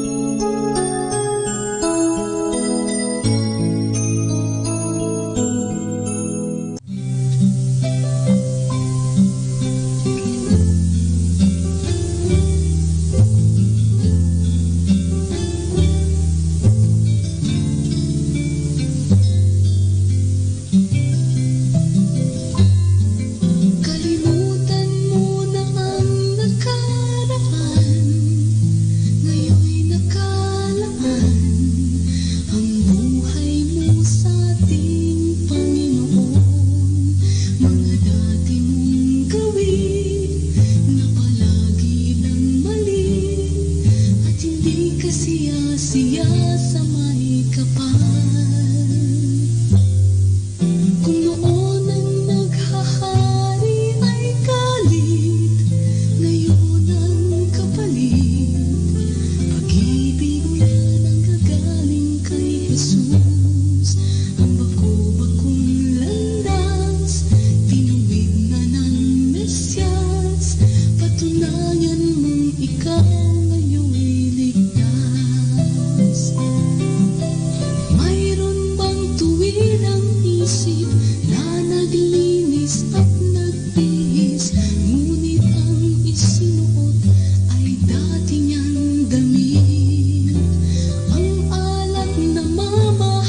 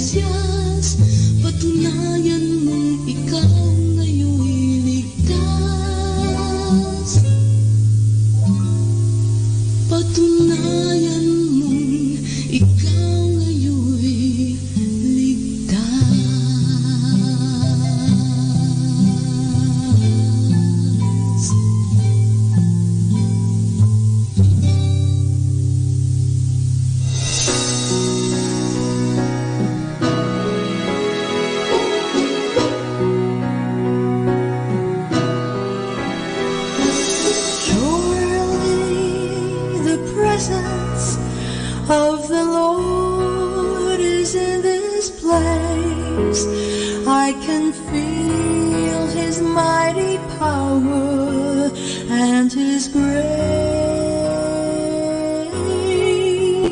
I can hear the rush of angels' wings. I see glory in each face. Surely the presence of the Lord is in this place. Surely the presence of our Lord is in this place. I can feel His mighty power and His grace. I can hear the rush of angels' wings. I see glory in each face. Surely the presence of our Lord is in this place. Something good is going to happen to you. Happen to you this very day. Something good is going to happen to you. Jesus of Nazareth is passing this way. Something good is going to happen to us. Happen to us this very day. Something good is going to happen to us. Jesus of Nazareth is passing away. Surely the presence of the Lord is in this place. Jesus of Nazareth is passing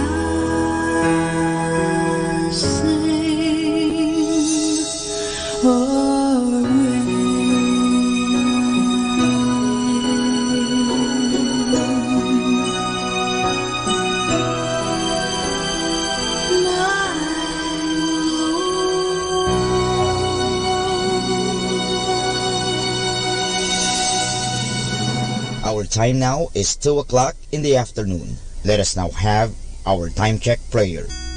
Salamat sa iyo, Panginoong Yesus, sapagkat binigyan mo ako ng pagkakataon turuan ang aking mga mag-aaral araw-araw.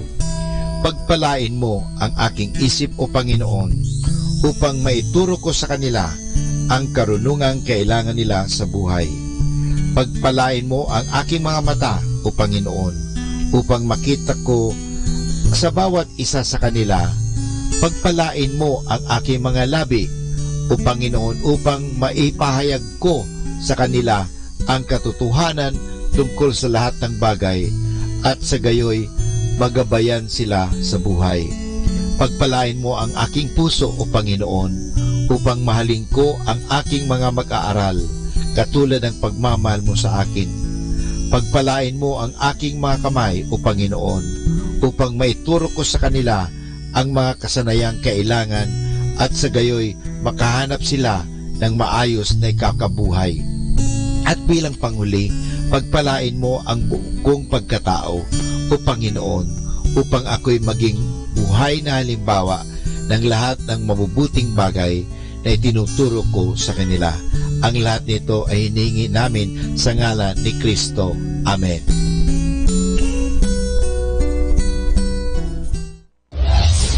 This is Manawag Dominican Broadcasting Incorporated. a religious, non-commercial radio station.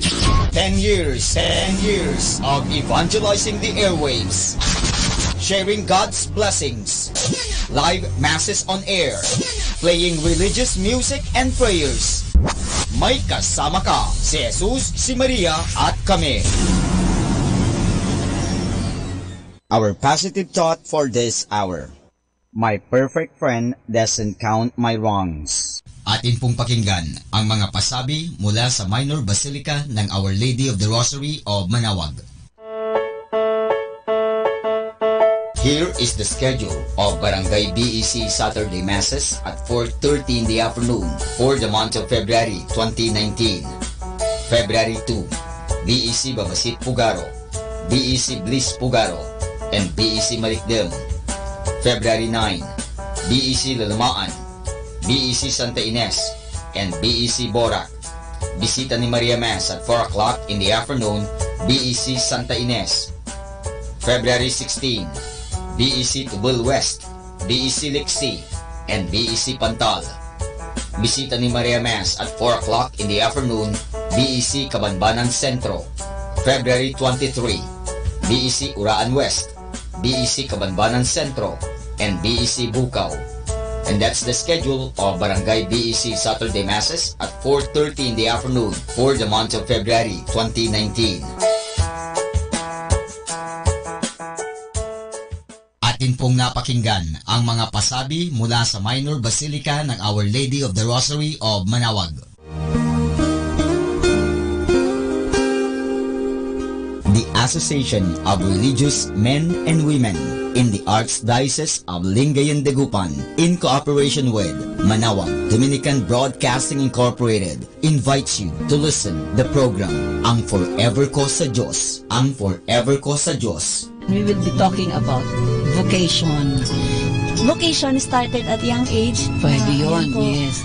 And then when I was in college, naramdaman ko po ulit yun. Naalala ko yun nung bata ako na, ay gusto ko pala, naalala ko gusto ko palang magmadre. And then, nag-start po yun, hindi ko siya narinig pero naramdaman. The program that shares to our listeners the story of calling, missionary experiences, hope and dreams, every Saturday from 1:30 to 3:30 in the afternoon. Ang Forever Ko sa Diyos. Ang Forever Ko sa Diyos. Naririnig mo ba ang kanyang tinig? O sinasadya mong di pansinin?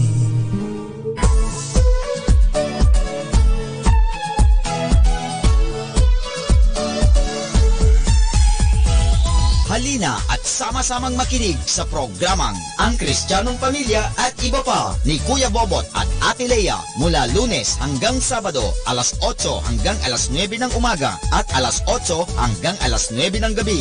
Ayain at isama ang buong pamilya sa panonood at pakikinig. Log on sa our website at www.radyomanawag.com. Ang Kristiyanong Pamilya at Iba Pa, ang programang hitik at puno ng talakayang napapanahon. Ang opinyon mo at saloobin ay napakahalaga para sa mga pangarap at ambisyon ng bawat isa. Sama-sama tayong magbigay ng impormasyon, edukasyon at inspirasyon sa bawat isa at sa buong pamilya at salipunan. Ang Kristiyanong Pamilya at Iba Pa ni Kuya Bobot at Ate Lea mula Lunes hanggang Sabado alas 8 hanggang alas 9 ng umaga at alas 8 hanggang alas 9 ng gabi dito lamang sa Manaoag Dominican Radio. May kasama ka, si Jesus, si Maria at kami.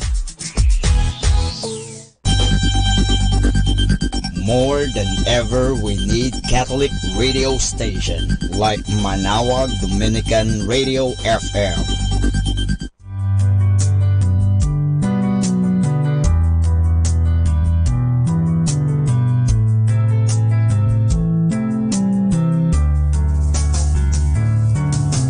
Whenever you're alone, just turn the radio on. It will comfort you with the songs of love, with words from our God. 'Cause you have a company, you have a friend in here. Manaoag Dominican Radio, with the songs that call you to God. You have a company, 'cause we are a family. Manawag Dominican Radio, with the songs that bring you to God. You have Manawag Dominican Radio FM.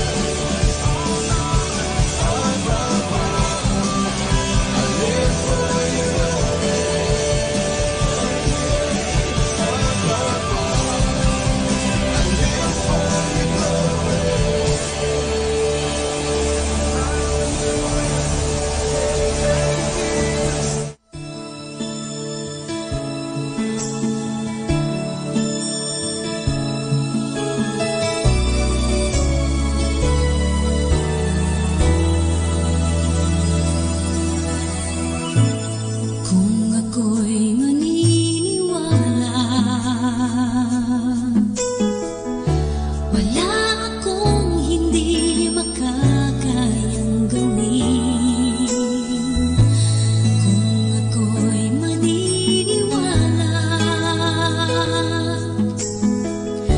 Pangarap ko'y makakayanang abutin. Dalangin ko sa bawat araw. Patnubayan ako ng gabay sa buhay ko. Lagi akong maniniwala. Mayroong anghel sa aking nagbabantay. Nakita kong bawat hiwaga. Tunay na mayroong himala. Ngayon ako'y namamangha pagkat mayroong anghel sa aking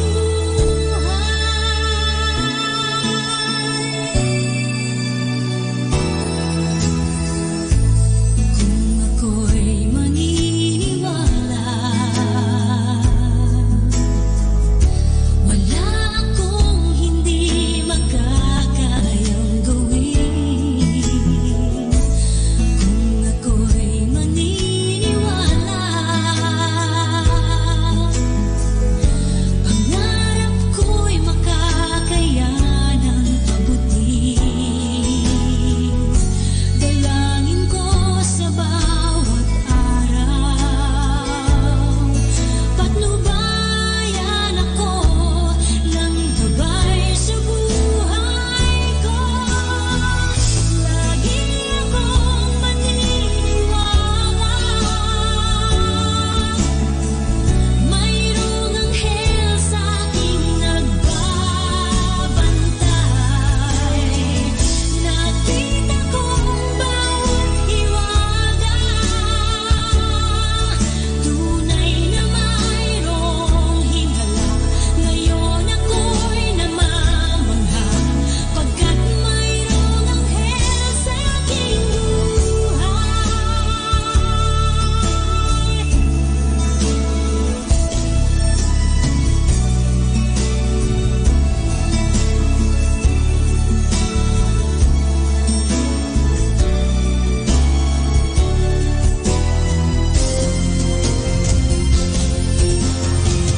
Lagi akong maniniwala. Mayroong anghel sa aking nagbabantay. Nakita kong bawat hiwaga. Tunay na mayroong himala. Ngayon ako'y namamangha pagkat mayroong anghel sa aking buhay.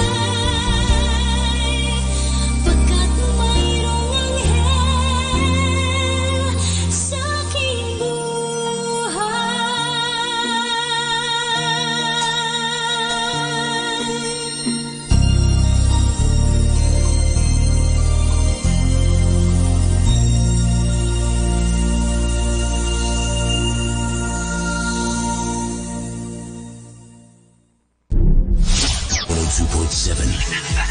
Manawag Dominican Radio.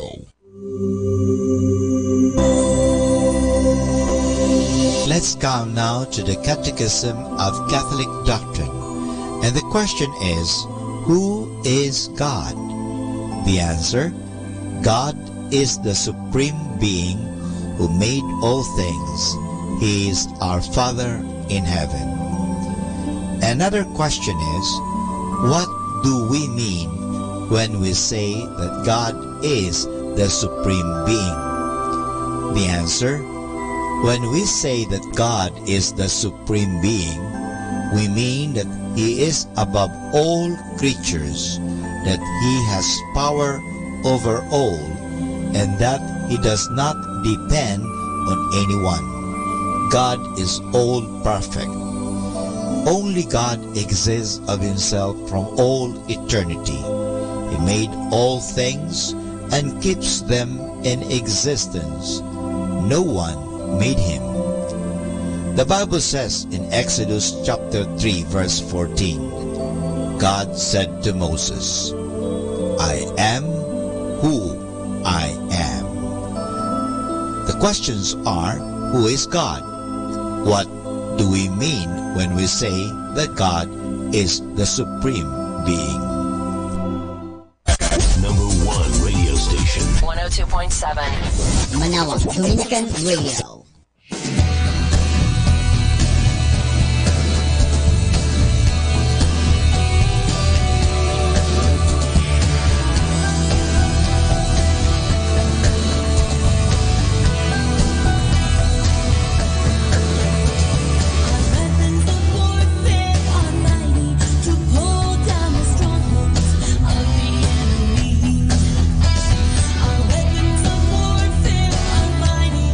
Bring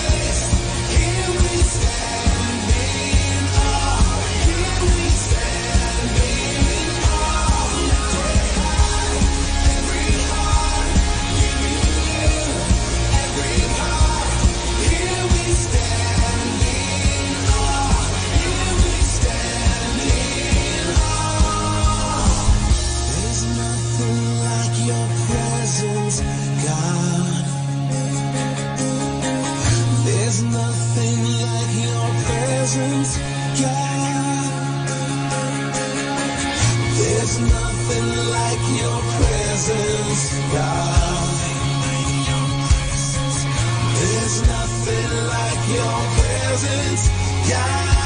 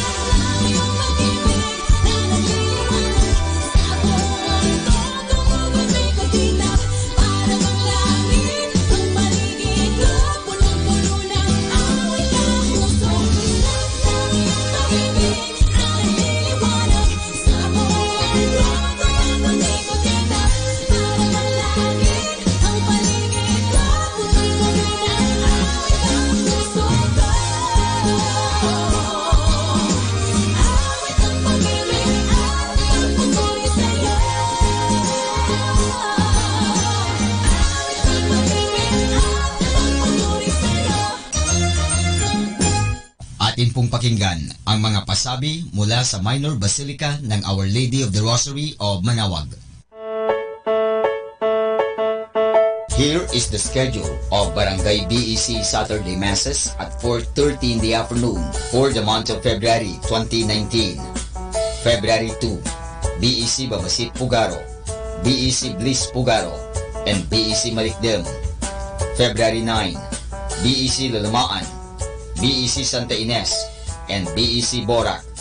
Bisita ni Maria Mass at 4 o'clock in the afternoon, BEC Santa Ines.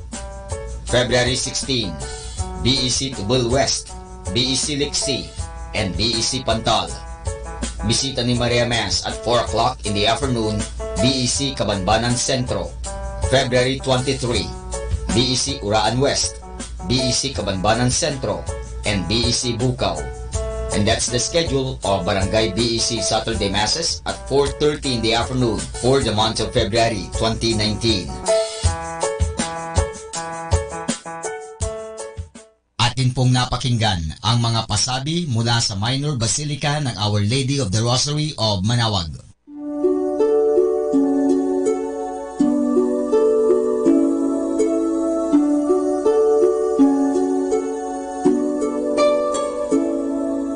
Dear Lord, please teach us to pray, for we want to know you more each day. Help us to believe every word you say, to trust in you and live by faith.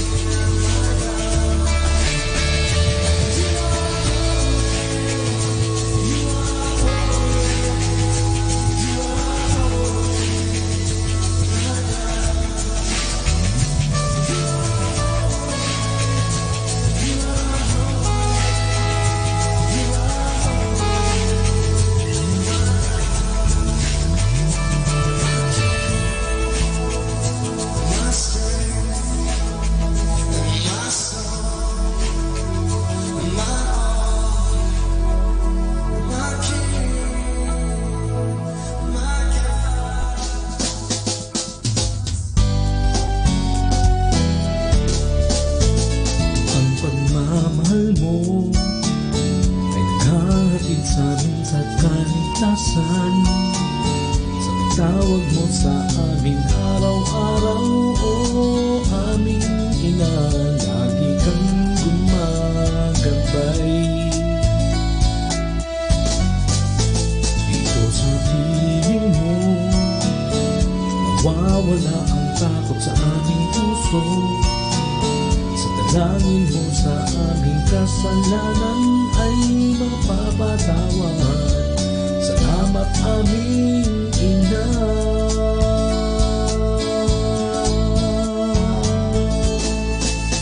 Inang Birhen ng Manawag, salamat sa iyong puso. Inang maunawain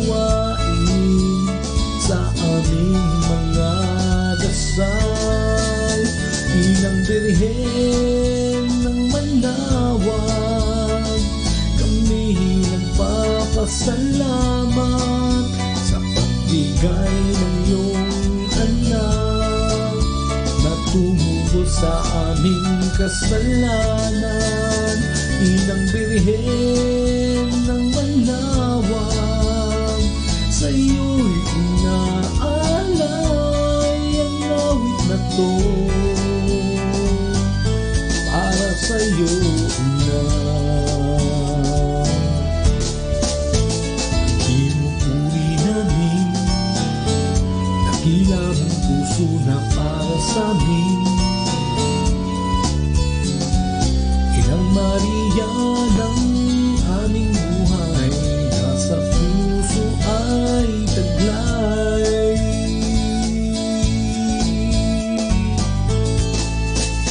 Inang Birhen ng Manawag, sa iyo'y inaalay ang aming puso. Para sa iyo, Ina. Salamat sa iyo, Ina. Salamat sa pagmamahal mo, kaya ang awit na to para sa iyo.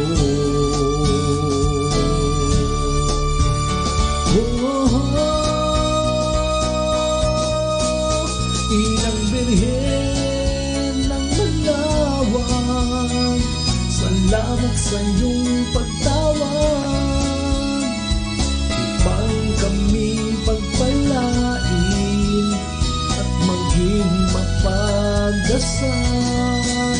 Inang Birhen ng Manawag, kami nag-aalak sa pagbigay ng iyong anak na tumubos sa aming kasalanan. Inang Birhen ng Manawag, sa iyo'y inaalay ang awit na to. Para sa iyo, Ina.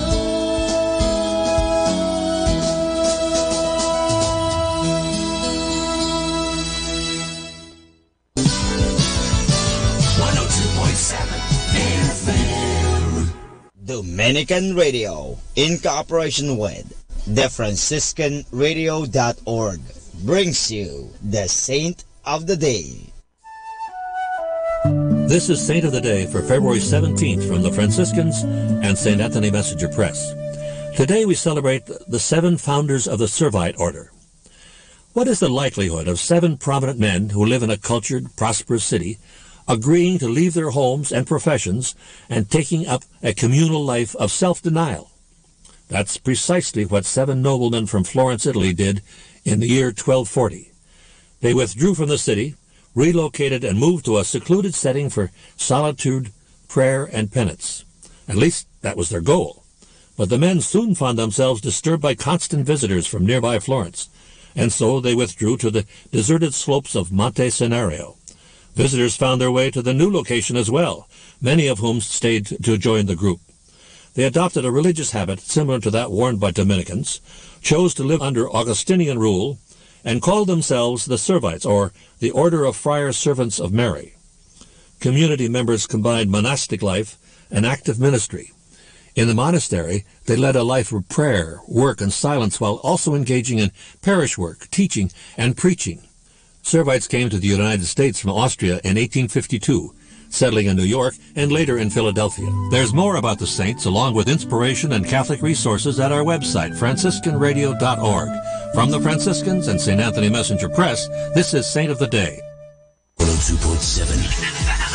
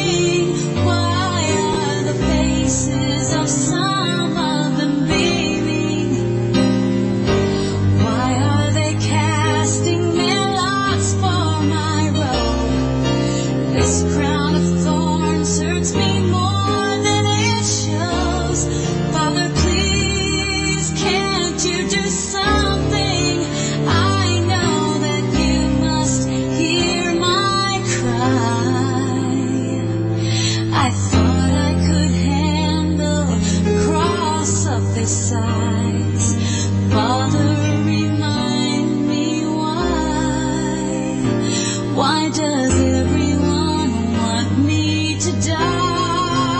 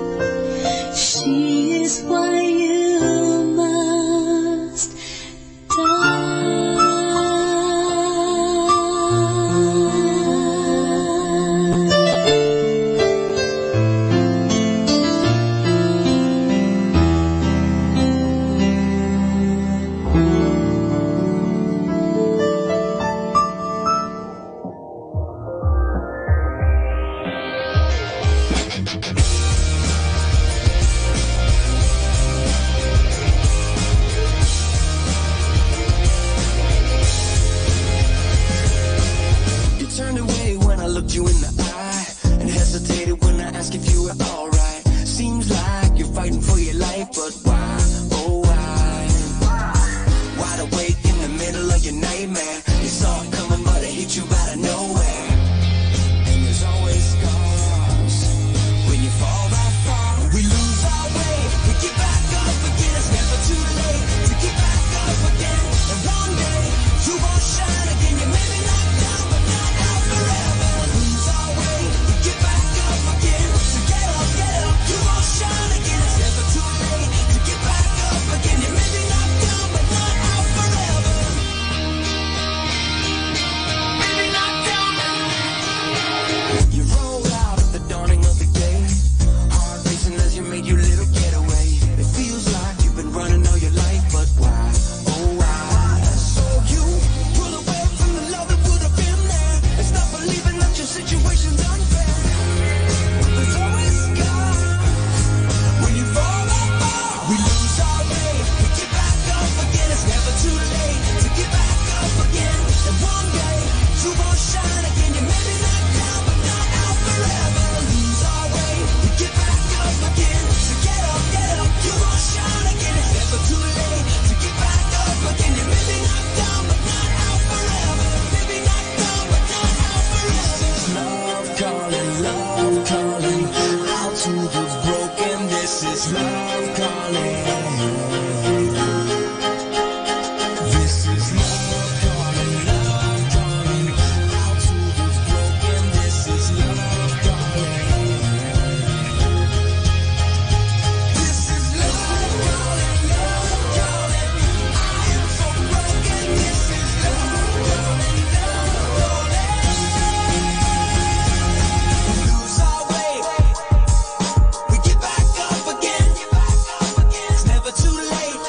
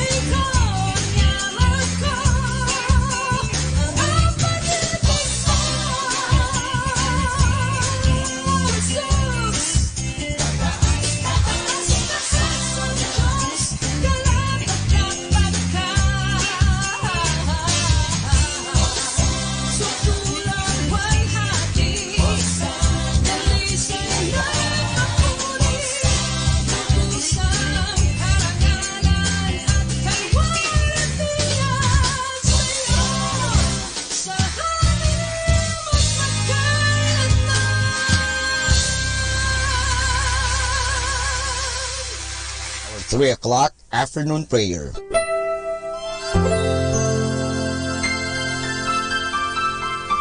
Panalangin sa ikatatlo ng hapon. Pumanaw ka, Jesus, subalit ang bukal ng buhay ay bumalong para sa mga kaluluwa at ang karagatan ng awa ay bumugso para sa sanlibutan. O bukal ng buhay, walang hanggang awa ng Diyos, yakapin mo ang sangkatauhan at ibuhos mong ganap ang iyong sarili para sa aming lahat. O banal na dugo at tubig na dumadaloy mula sa puso ni Jesus bilang bukal ng awa para sa aming lahat, ako ay nananalig sa iyo. Banal na Diyos, banal na puspos ng kapangyarihan, banal na walang hanggan, maawa po kayo sa amin at sa buong sansinukob. Banal na Diyos, banal na puspos ng kapangyarihan, banal na walang hanggan, maawa po kayo sa amin at sa buong sansinukob. Banal na Diyos, banal na puspos ng kapangyarihan, banal na walang hanggan, maawa po kayo sa amin at sa buong sansinukob. Amen. O Jesus, Hari ng awa, kami ay nananalig sa iyo.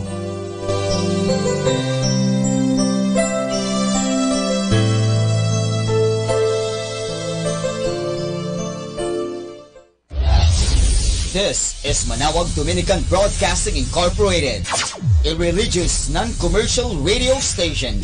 10 years of evangelizing the airwaves, sharing God's blessings, live masses on air, playing religious music and prayers. May kasama ka, si Jesus, si Maria, at kami. Our positive thought for this hour. Nothing takes the past away like the future.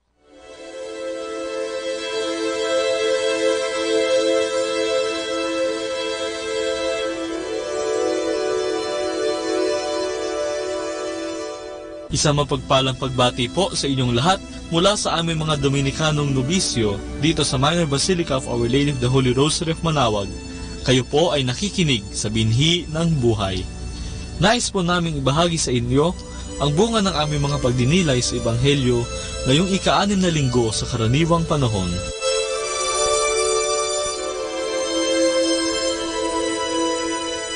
Ang ating Ebanghelyo ay manggagaling kay San Lucas. Coming down the hill with them, Jesus stood in an open plain. Many of his disciples were there, and a large crowd of people who had come from all parts of Judea and Jerusalem and from the coastal cities of Tyre and Sidon. Then looking at his disciples, Jesus said, "Fortunate are you who are poor, for the kingdom of God is yours. Fortunate are you who are hungry now, for you will be filled. Fortunate are you who weep now, for you will laugh. Fortunate are you when people hate you, when they reject you and insult you, and number you among criminals because of the Son of Man. Rejoice in that day, and leap for joy, for a great reward is kept for you in heaven. Remember that is how the ancestors of the people treated the prophets. But alas for you, who have wealth, for you have been comforted now. Alas for you who are full, for you will go hungry. Alas for you who laugh now, for you will mourn and weep. Alas for you when people speak well of you, for that is how the ancestors of the people treated the false prophets."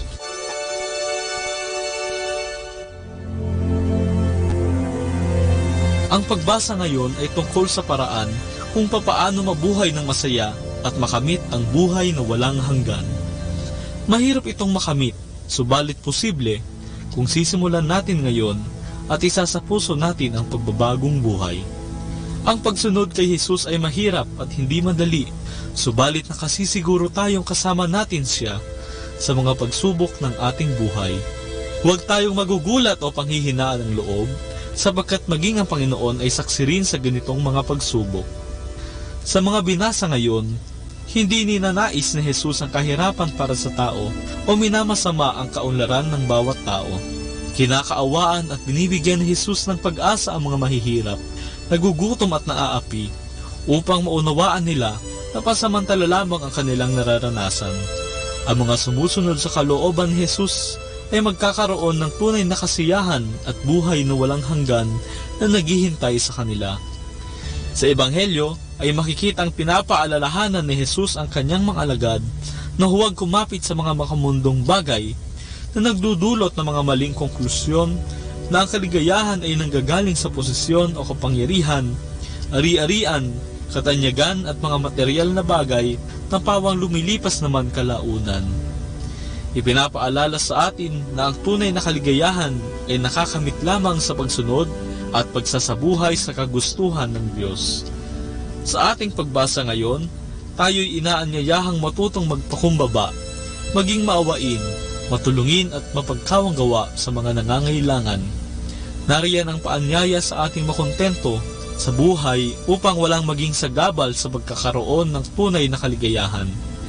Lagi sana nating isipin na ang paanyaya sa atin ay ang manalig lamang sa Diyos at hindi sa salapi o karangyaan na idinudulot sa atin ng buhay. Mga kapatid ko kay Kristo, lagi sana nating pagsikapan na sundin at isabuhay ang kalooban ng Diyos upang makamit natin ang tunay na kaligayahan ng buhay na walang hanggan. Nariyan ang simbahan na kumakatawan sa Kanya. At gaya nga nakautosan sa atin ng Panginoong Hesus, mahalin mo ang iyong kapwa na parang iyong sarili at mahalin mo ang Panginoong Diyos ng buong isip, puso, kaluluwa at lakas.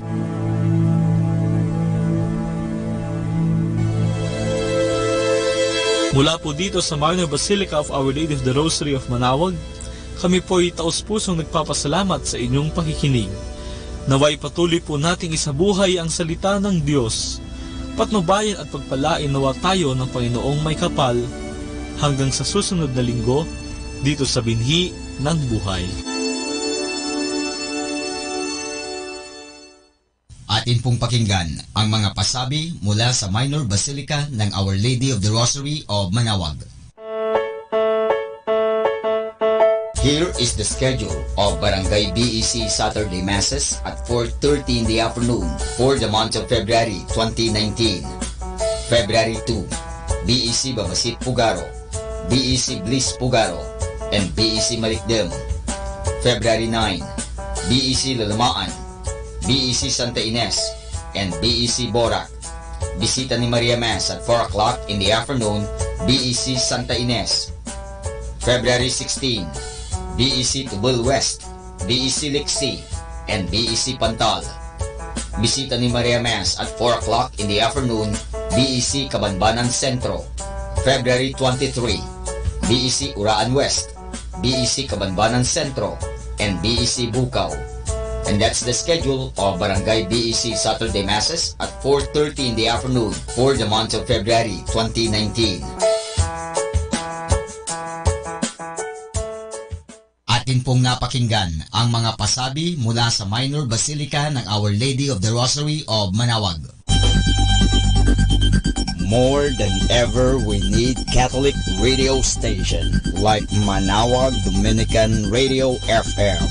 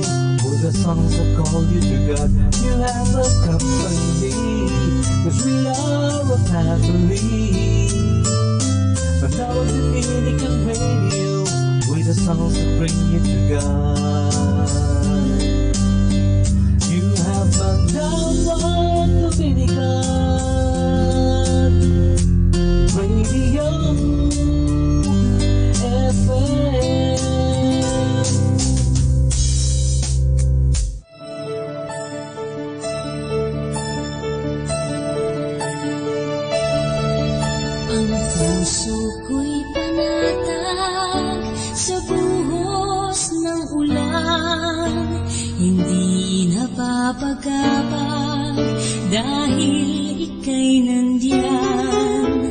Sa init ng pag-ibig mo ako'y mananahan hanggang matapos ang ulan. Pagsubok at pagluhay katulad ng bagyo, hindi nababahala, kita'y kapiling ko, payong kitang masusukupan magpakailanman hanggang matapos ang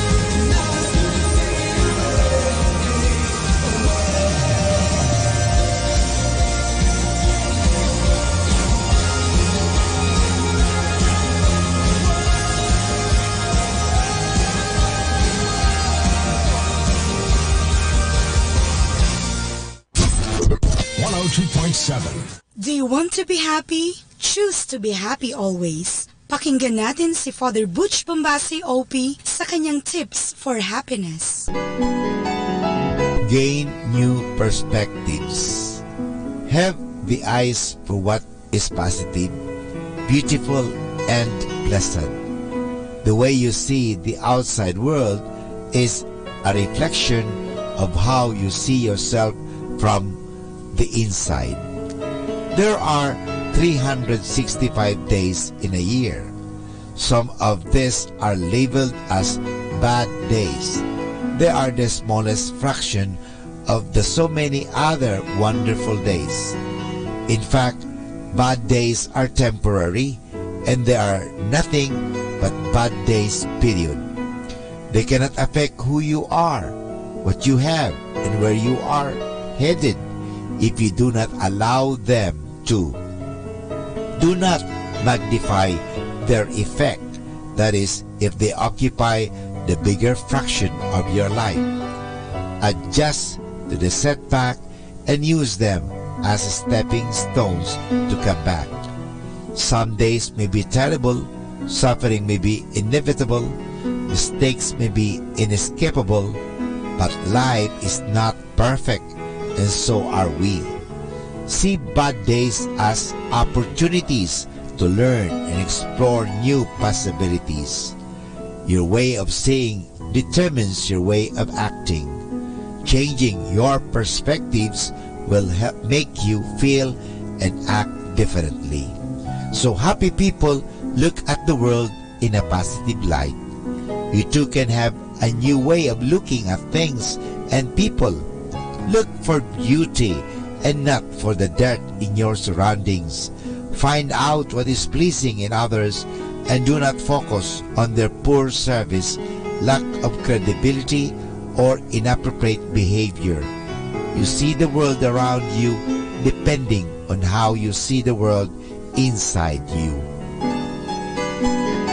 Atin pong napakinggan si Father Butch Bombasi OP sa kanyang mga tips for happiness. Kahit malungkot ka, isipin mo na lang na masaya ka at sasaya ka. Happiness is a choice. Salamat po. 102.7. 102.7.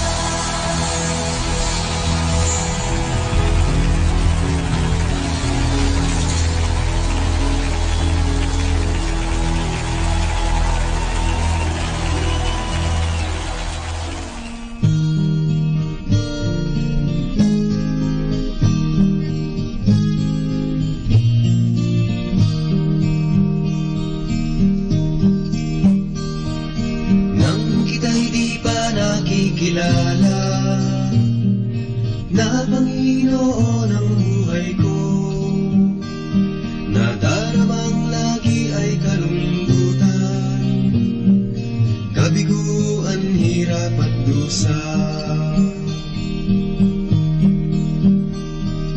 Nang ako'y lumapit sa iyo, isinupo ang lahat sa buhay ko. Ika'y tinanggap kong Panginoon at tagapagligtas ng buhay ko. Jesus, ito ang aking awit, ito sa'yo'y aking ihahandog. Sa pag-ibig mong laging nadarama, dakila ka, O Diyos, purihin ka.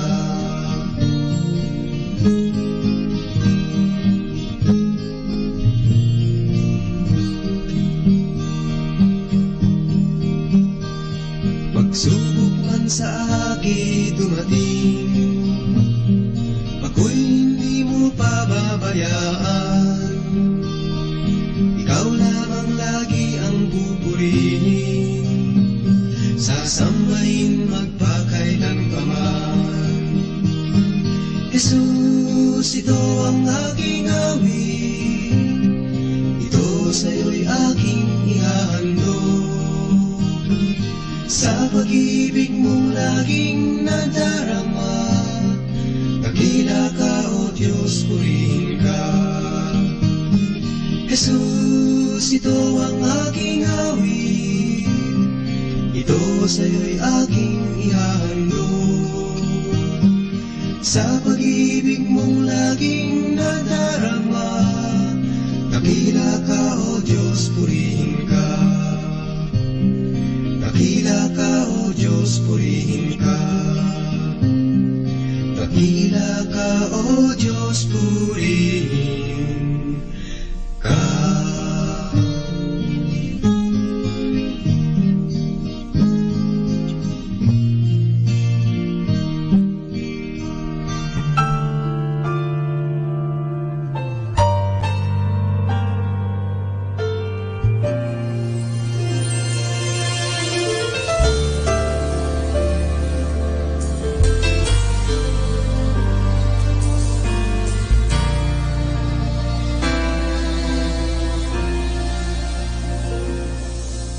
It's not just about the manger where the baby lay.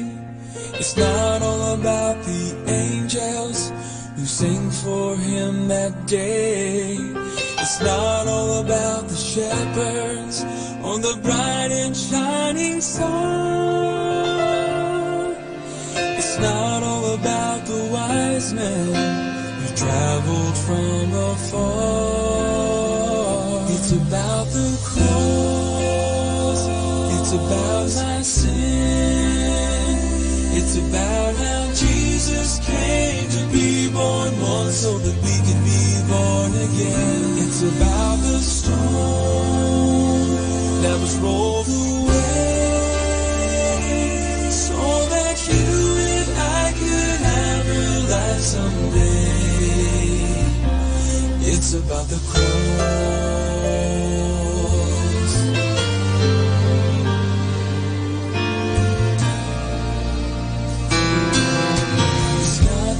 About the good things in this life I've done. It's not all about the treasures or the trophies that I've won. It's not about the righteousness that I find within. It's all about His precious blood to save me from my sin. It's about the cross. It's about my sin. It's about how Jesus came to be born once so that we could be born again. It's about the stone that was rolled away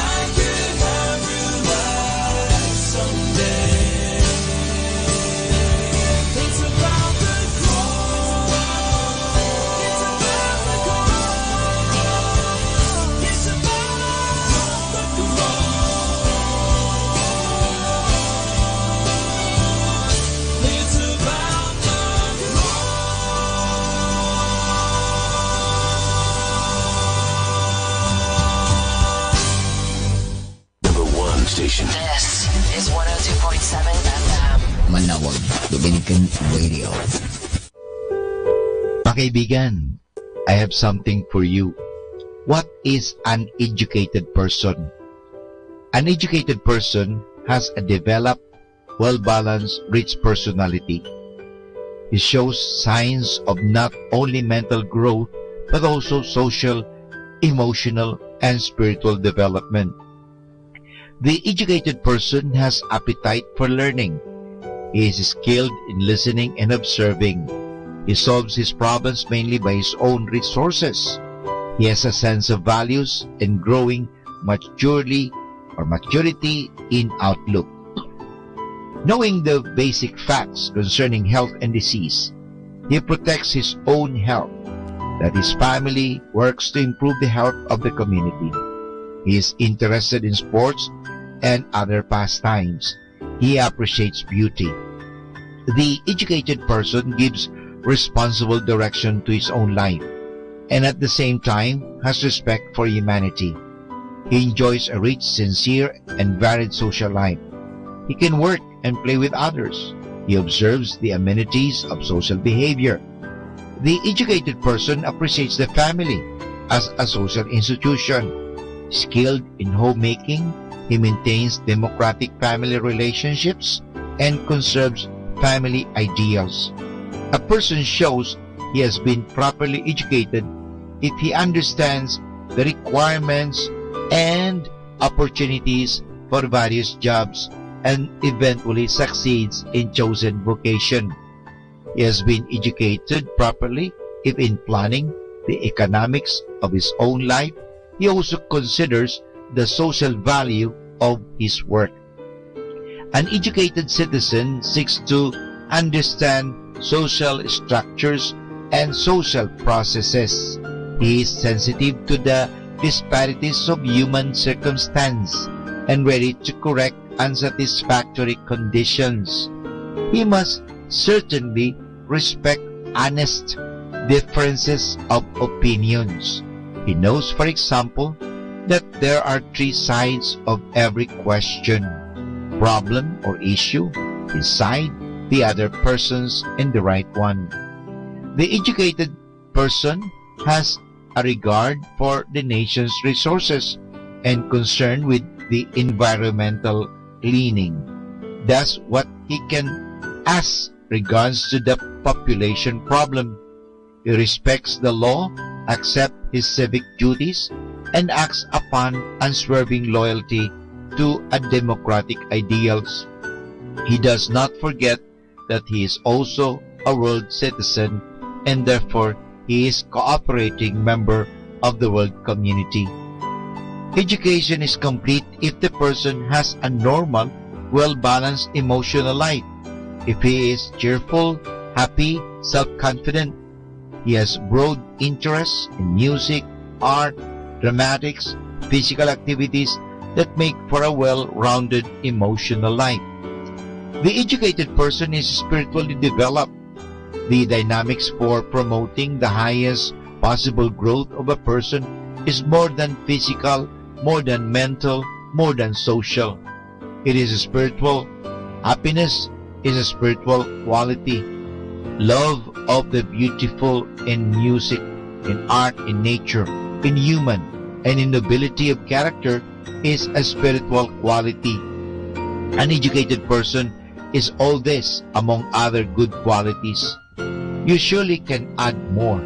And about education, this can be had not only from school, but gets education from the home, some friends, and from co-workers, from people and institution, through relationships, through self-study, through reading, observing, thinking, and experiencing. That's theologian Francis Johnson said, to improve the golden moment of opportunity and catch the good that is within our reach is the art of life. American priest Edwin Hubble Chapin states, the best men are not those who waited for chance, but those who have taken them, seized the chance, conquered the chance, made the chance the servitor. so it could all be up to us.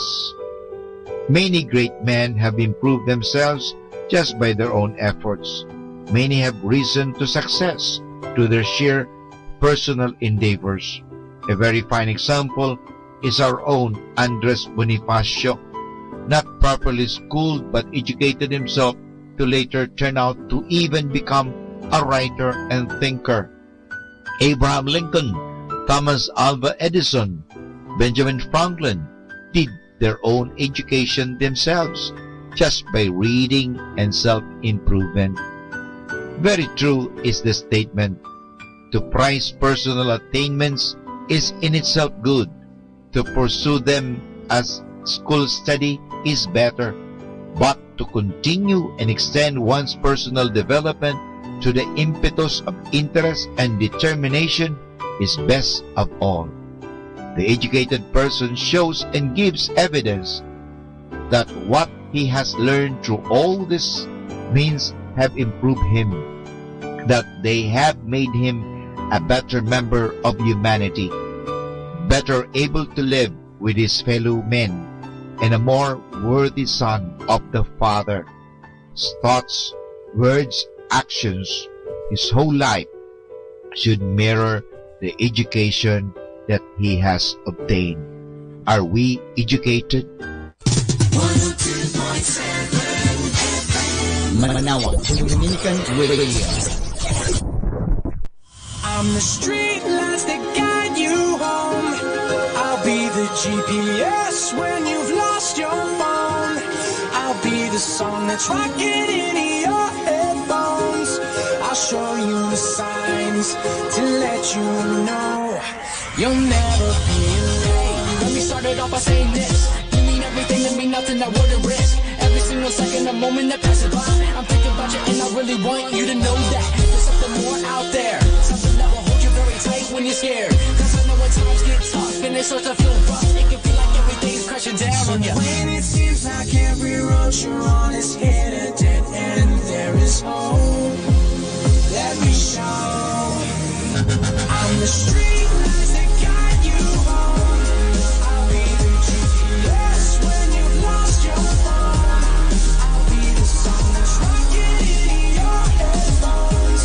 I'll show you the signs to let you know you'll never be alone. You'll never be alone. Man, crazy how you got this far. I'd be saying just wondering where to start. Last week you were saying that something just ain't right, laying in your bed staying up all night. Cause this life is harder than it seems. But one thing I've learned is never stop chasing your dreams. And if it ever gets too hectic for you, stop for a second and remember one thing. When it seems like every road you're on is hit a dead end, there is hope. Let me show. I'm the street lights that guide you home. I'll be the GPS when you've lost your phone. I'll be the song that's rocking in your headphones. I'll show you the signs to let you know you'll never be alone. You'll never be alone. Sometimes life is an ocean, we're just trying to flow. We get caught in slow motion from the undertow. Sometimes the path to choose is right in front of you. You just gotta let go. I'm the street lights that guide you home. I'll be the GPS when you've lost your phone. I'll be the song that's rocking in your headphones. I'll show you the signs to let you know you'll never be the street lights that guide you home. I'll be the GPS when you've lost your phone. I'll be the song that's rocking in your headphones. I'll show you the signs to let you know you'll never be alone. You'll never be alone.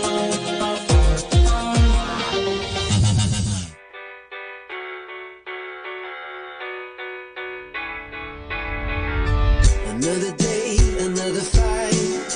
It always feels like an uphill climb. Another step, another mile. The story of your life. It's harder than you ever thought, and it costs you everything you got. When you're back against the wall, you feel like giving up. This is only a mountain. You don't have to find your way around it. Tell it to move, it'll move. Tell it to fall, it'll fall. This is only a moment.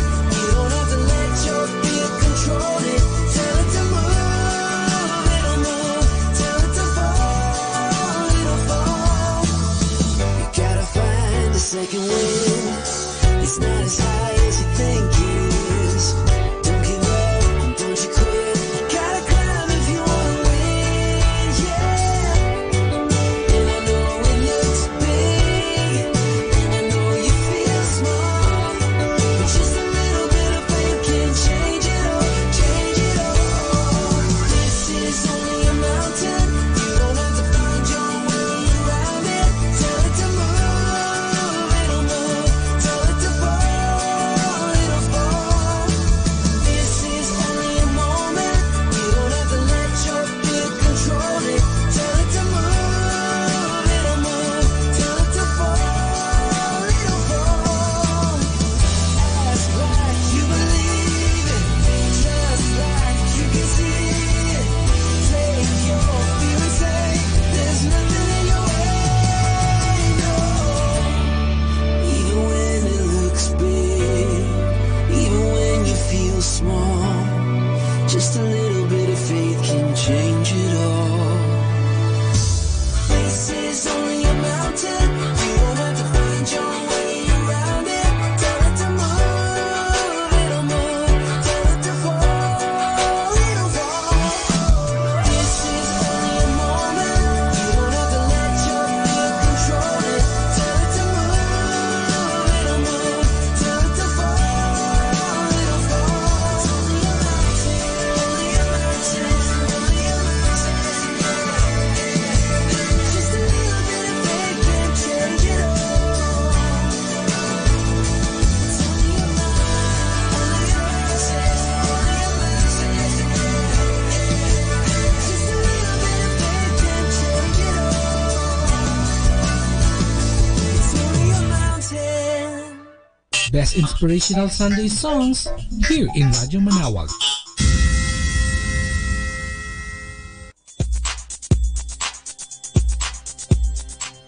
Sa mahabang panahon ng pagninilay sa Santo Rosario, napamahal na ito sa maraming santo at mga Katoliko dahil ito ay payak at madaling tandaan para sa karaniwang Kristiyano. Kapag dinarasal natin ang Santo Rosario, tayo ay nakikiisa kay Maria sa kanyang pasasalamat sa pagliligtas na dulot ni Jesus. Ngunit gaano pa man iniuugnay ang Santo Rosario kay Maria, hindi pa rin maikakaila na ang rosaryo ay pagpapahayag ng salita ng Diyos, si Kristo Jesus. Sa papaanong paraan? Sa pamamagitan ng mga misteryo ng Santo Rosario, nakikita natin kung paano nakipamuhay sa atin ang Diyos.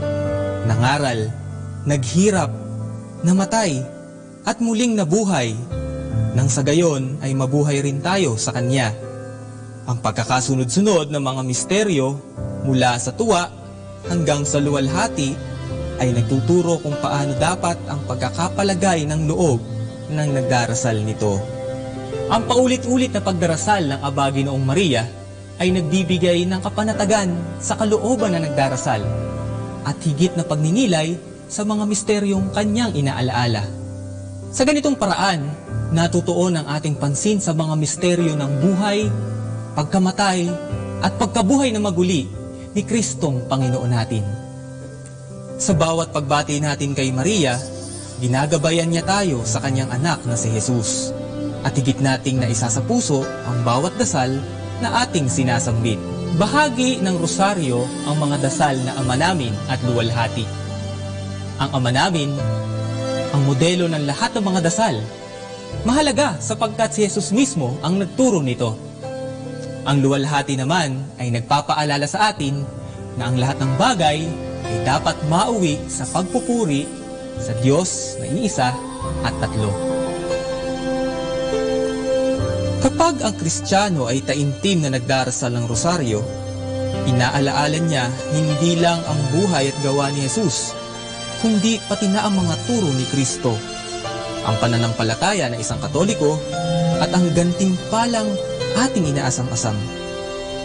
Kapag may dala tayong rosaryo, halimbawa ay dinadasal natin ito sa biyahe, papasok sa eskwela o sa trabaho, o simpleng nagtatabi nito sa ating bulsa at bag, para na rin tayong may kasama sa bawat paglalakbay natin na ang daang itinuturo ay tungo sa Diyos.